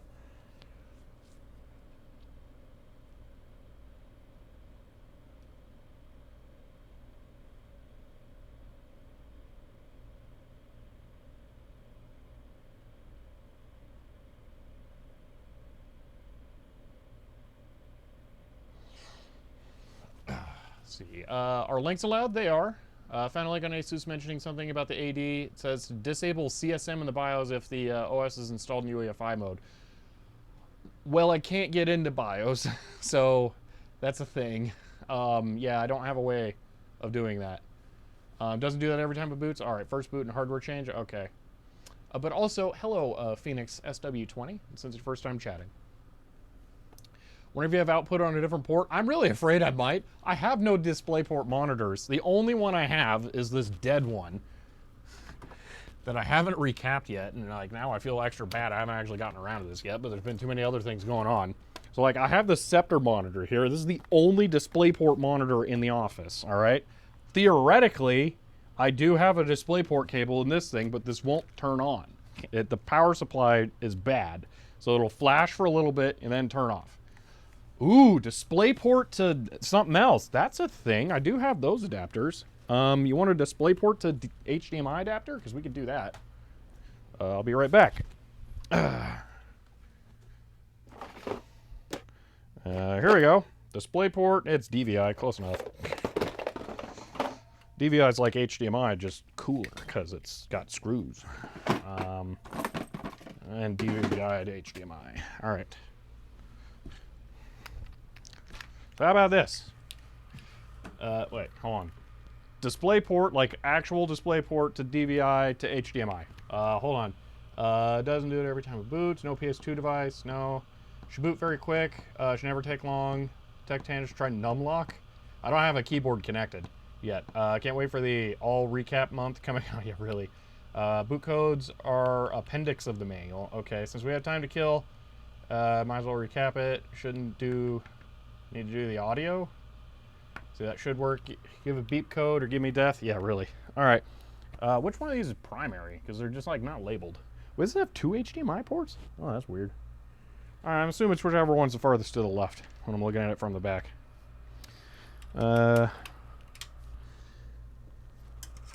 Boom.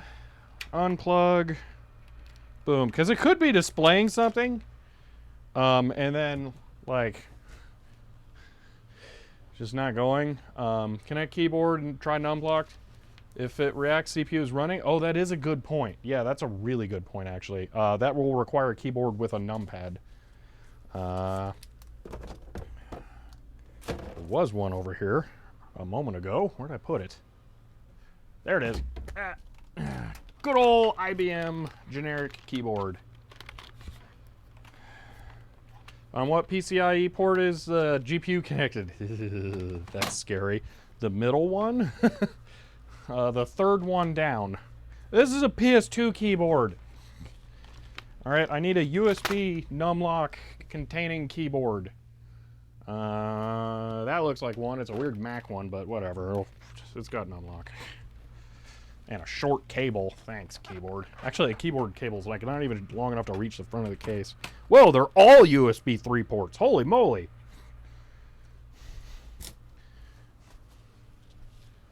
Numlock.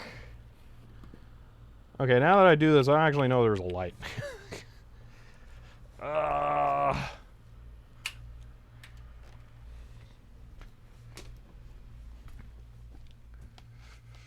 Why can't I just have normal people keyboards? Those are all old and weird. You just wanted a change keyboard redeem without having to redeem change keyboard, didn't you? That's what this really is. It's a trick. Alright, this one's USB, but it's also a keyboard, so it's kind of weird. So I don't know if that'll mess it up, but it's just the best I got, I think. Oh wait, I have a Razer Black Widow Ultimate somewhere. Where is that at? That should be here. I see it. I can get to it.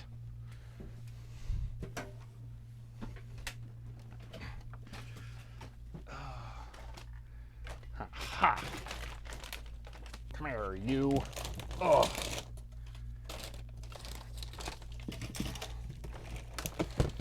Oh, there's stuff on the cable. Please just don't fight me. Just be compliant. All right.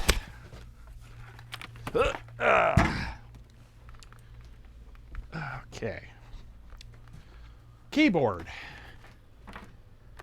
It's no PS2? Yeah, no. It would be, yeah, you can't redeem change keyboard, I think. Frames I do be dropping, sorry about that, I have no idea. Looks like it's pretty sporadic, so, yep. Okay. One of these is keyboard, one of them is USB. I'm gonna guess it's the one that's labeled Razer and not the other thing. Alright, at least turn on the lights on the keyboard. I think it has lights. I'll just plug in both, why not? Boom, okay, that's the thing. I thought it was lit green.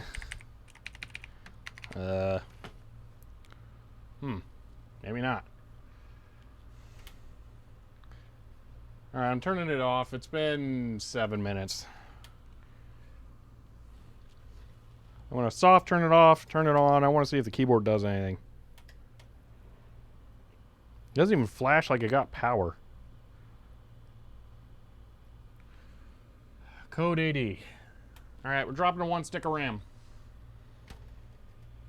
I did reboot it with the keyboard plugged in. We're going to 1 stick of RAM.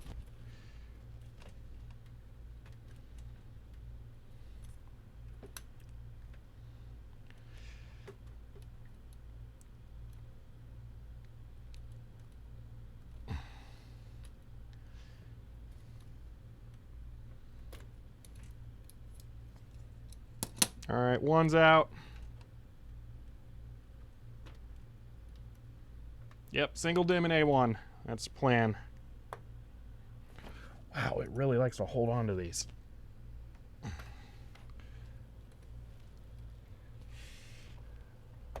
More than likely it's CPU seating. You can get that. It will work fine. Alright. If this does it, then I can see it be the CPU seating, but I'm ready to say, okay, I got it to post. Let's go sleep now. So, yeah. All right.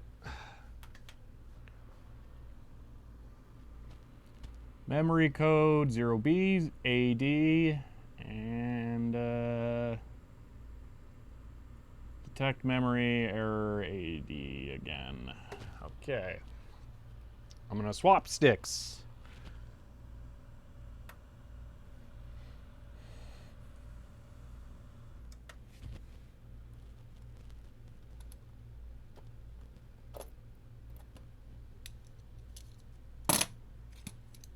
pretty crazy. It's been 45 minutes on the second stream. My OBS timer shows the real time, by the way. So I know how long I've actually been live.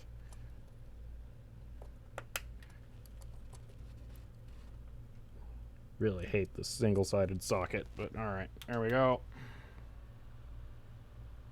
Oh, I check the code every single time. Whoa. This is different. Whoa, it's booting. It's about to do something. It's gonna do something.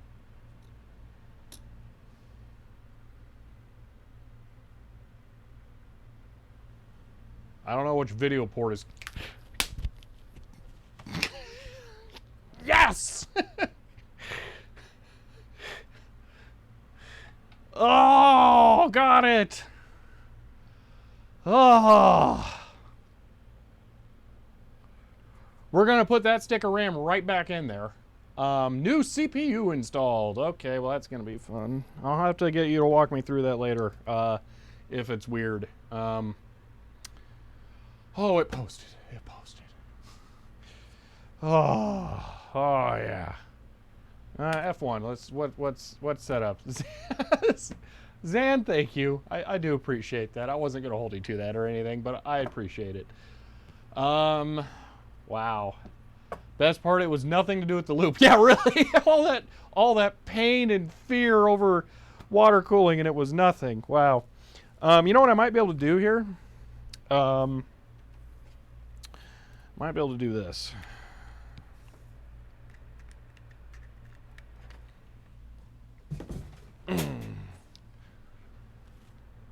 Boop. Oh, that's almost right. One moment. Bingo. Motherboard BIOS. Specs. It's a computer. It's got parts in it, and they go, woo! That's the specs. Promise is a promise. All right. I genuinely do not know what processor this is. I know it was... Actually, I can look it up. Hold on. Give me a moment. It's not too many clicks away here.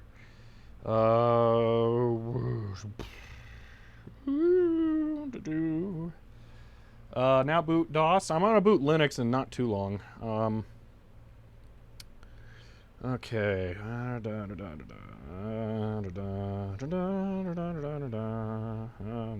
Okay, Twitter screwed me on the scrolling. Threadripper 2950X. An Asus Zenith Extreme, 32 gigs of Trident Z RAM, unless this one's bad, then it's 24. An MSI Seahawk X EK Water Blocks 1080 Ti. There you go. Time for bathroom dinner. Yeah, really. Won't be too long for that. That's for sure. Yeah. So that is the machine running. Oh, yeah. Time for you to go? All right, I don't blame you. I'm going to do one test here real quick. All right? Well, actually, we're going to do two things. All right? We're going to probably call that success on boot here. While it's booted, posted, I'm going to take a cable here. Plug. Where'd that go? It should be kicking around here. I had it. There you go. This thing has an actual C port too. I could just use that. Oh, come on. There it is. Boot. We're going to try and boot. Because we can. Cavalcanti? Thank you for the Prime sub.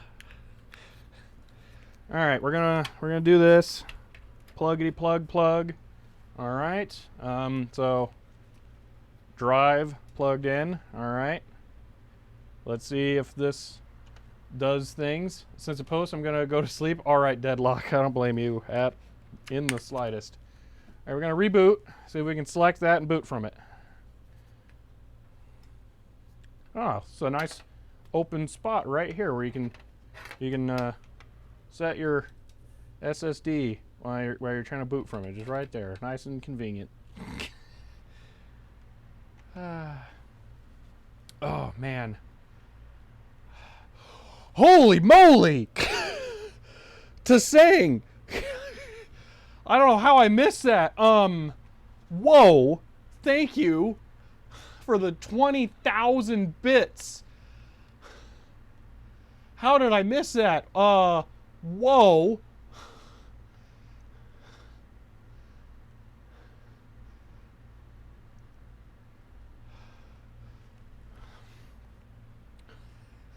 Thank you. Yeah, sorry it took a while.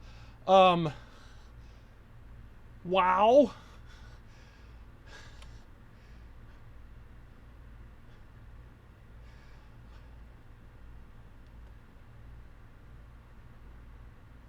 Oh, yeah, hold on here. I gotta change this over. I'm trying to get a view of the laptop. Wow.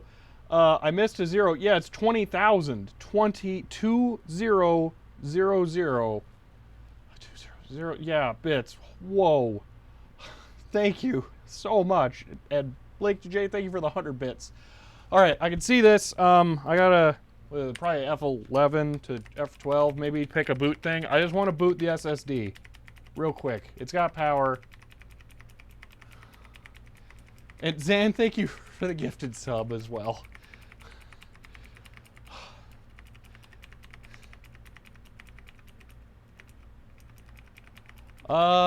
Yin? Yes. Yeah. Okay. FS, sure. Image saved. Oh, no, that's not it. Okay. Boot. Boot configuration. Is it not detecting it? Maybe it can't boot that. Device boot. Samsung Portable. Yeah, there we go. Boot. Okay. Why is it not booting it? Is it complaining? It wants me to do something? Well, Tessen, I really appreciate that. Thank you. This was a rather grueling stream.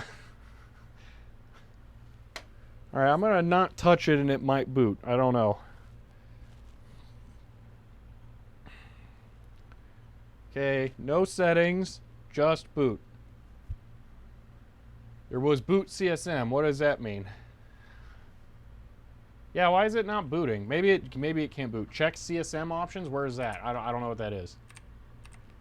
Boot CSM compatibility support module. Boot device. It should be able to boot any of that. You need UEFI boot option. It's boot control, UEFI, and legacy. Starhawk, thank you for the 100 bits. Select boot override. Oh, what's boot override? You may need to enable CSM into hour 9. I don't think. No. Definitely not. Or just enable CSM. Boot from storage devices. UEFI driver first. It says it's in that. Launch. I don't know. Set that to UEFI 2. Just set them all to UEFI. Because, like, sure. What OS is on the Samsung? It should be a UEFI Ubuntu, if I remember correctly. At this point, if that's not it, CSM's compatibility mode, you set legacy and UEFI. Starhawk, thank you for the other 100 bits. Previous page. Oh, hold on. This? What? Boot option. Testing, thank you for the 5 gifted subs. Got the hype train to 550% completed. Wow. Incentive Freak, thank you for the 100 bits. An overshot. Fast boot, next boot after AC power loss. Boot option 1. It's that. Boot override. Oh, wait, save configuration. Do I just do this? Oh, wait. Do I just select that and then it'll force boot it into that, maybe? I don't know. If this doesn't work, we're going to boot a flash drive. Because I think... Oh, maybe I have one that's bootable. That, I think, is bootable. It'll be Ubuntu. We can boot that. I'm going to not touch it. Hit enter on the boot override option. Okay, I did. We'll see. If it boots. Looks like a no. Okay, we're going to try flash drive. All right. Boot. It's not there. All right, try and flash drive. I don't know why I didn't boot. I'm not going to worry about it right now.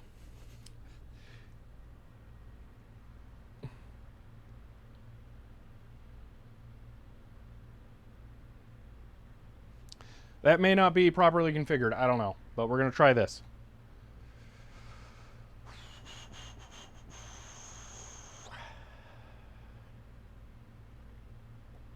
That's a success.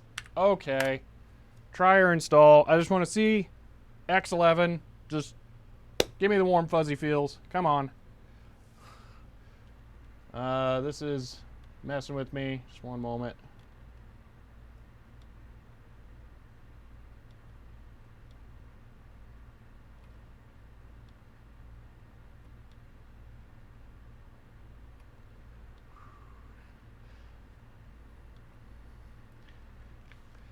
Yeah, Legacy UEFI thing is a pain for sure. Ah, yes. It's doing boot things with boots. It's walking around. It's booting. Sent you another DM. Oh. Bingo. Kubuntu. Bam. So I walk you through stuff after stream you want? Get Discord call? Okay, not today. No. Some other time, maybe. Okay, I'm happy with that. I'm going to shut it down. All right. I'm going to put that other stick of RAM in there just to satisfy my own curiosity. Maybe I seeded the RAM poorly. I don't know. I want to know. But then that's it. We're calling it. Because it boots. It did boot. It booted Linux off of a flash drive. That's not the most difficult boot. I'll admit that. But it booted. So, yeah. Wow. All right, I'm going to swap this stick of RAM. Okay, that's the good one. We're going to keep that one because that's my favorite stick of RAM in the world right now. And then I'm going to push this one in here. These RAM slots are honestly really not easy to use. Okay, I'm gonna try and get it seated real good. Okay, let's try this again. Try giving the RAM edge connectors a wipe over. Yeah, it's possible. Too much blood on the RAM. Yeah, really. It's conducting across the address lines. It's messing it up. All right. Memory. It shut off and on multiple times. I assume it's being a weird Threadripper. Okay, there it did more stuff. And it shut off again. Wow, this really may actually be a bad stick of RAM. Okay, on. Code 08. Off. Wow, we may have actually found a bad stick of RAM.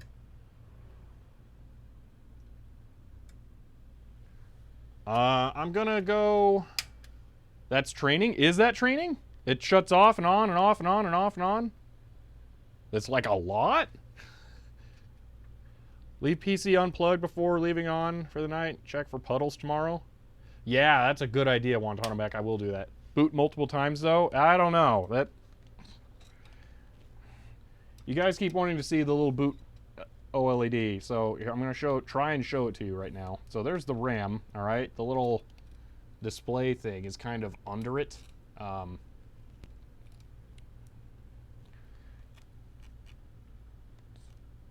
Back there. I'm going to try and focus on it. Okay. So there it turns on.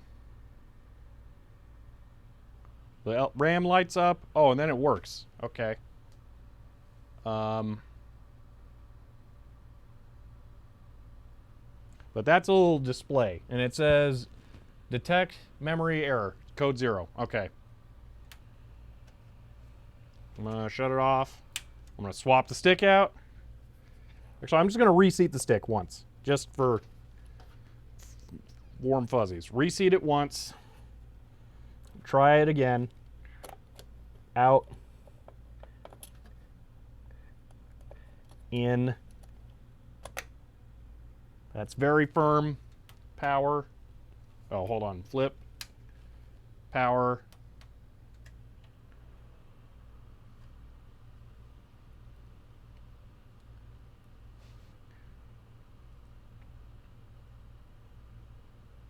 Code 0. I don't know. I think this is different. I'm going to put the other stick back in now.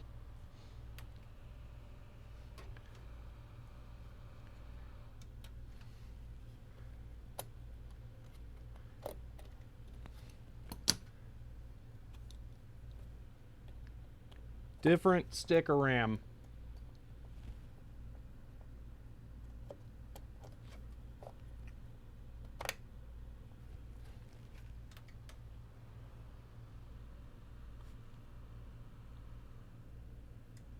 Okay, I'm expecting that to be normal.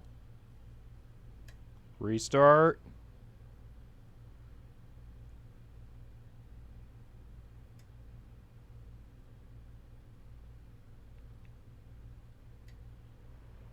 I don't like that the water pump doesn't turn on during all this because it starts and stops so quick.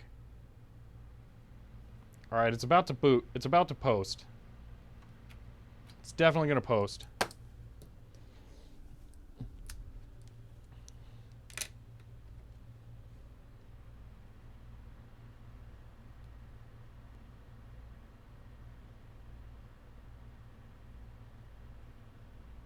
This is the right slot. There we go, post. So, all right, I'm going to shut it off and I'm going to put that other stick in. Your memory setting's been reset due to failure, boot, something or another. All right, that's fine. Power off.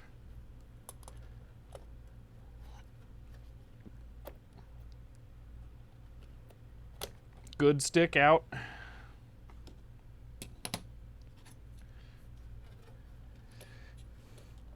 Naughty stick in.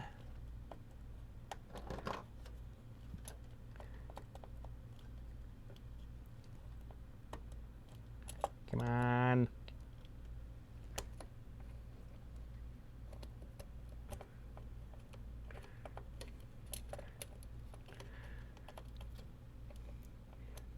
It is so hard to line this up.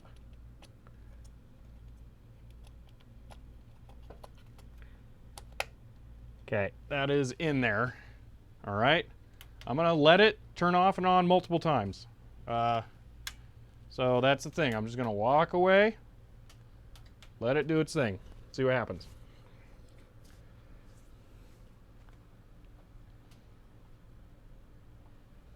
It just immediately errored code 0. Didn't restart, nothing. Maybe try the bad stick in another slot with a good one in the slot 1. So yeah, will you plug spinning rust into this? Later, I will, Wantonomech. I have multiple drives set aside for that. I only have 3 minutes I'm giving this left, though, for troubleshooting. And then we're ending stream. So we're close. Yeah, there's that. All right. You have to be more patient. If it detects a stick other than the last known working one, it can yeah, it boots a couple of times. That's what I'm expecting, but it's not rebooting here. It's just saying error. All right, on. Gets to code 8. I think it'll shut off. No, it just stays on and... Yeah. That's D1, not A1.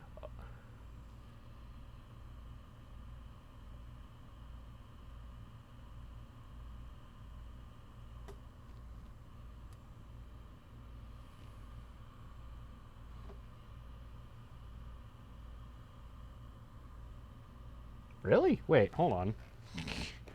Let me double check the manual. The manual says which one you should have in for one slot. It's booted with it in there on the other sticks.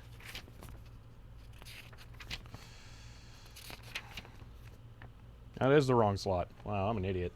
Why does it boot with the other one then, not this one?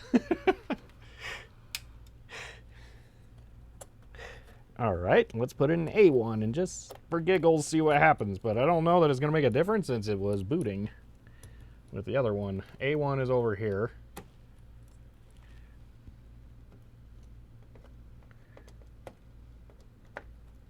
Okay. Couldn't have rotated it. So why isn't it plugging in?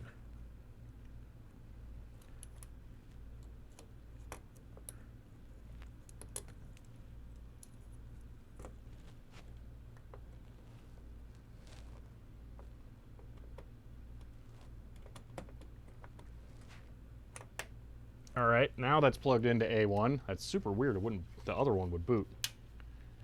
Sorry, Lemmy. All right, let's try it. Memory F9, 0, and error. All right, I'm going with bad RAM. I don't know. I'm gonna have to say it's bad RAM. Even in that slot, does not change.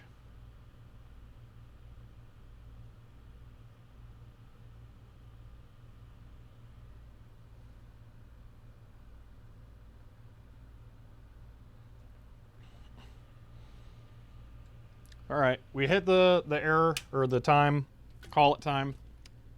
I'm gonna do one last thing. I'm gonna put a different stick of RAM. I'm putting it over here because this is easy, easier to get to over here. I'm putting it in this slot way far away. This is a completely different stick of RAM than we have single tested, just to see. It's probably the one I cut myself on. You know, it would be funny if it had blood on it. No, I don't see any.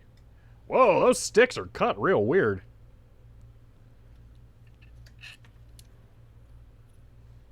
Wow, that's strange. I didn't know that about DDR4. It's doing a reboot. I bet it's going to work. It's got like a... But look, I don't know if I can focus on this here. It's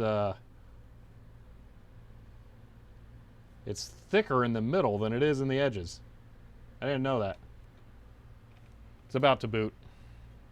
There it is. Posted. All right, bad stick of RAM.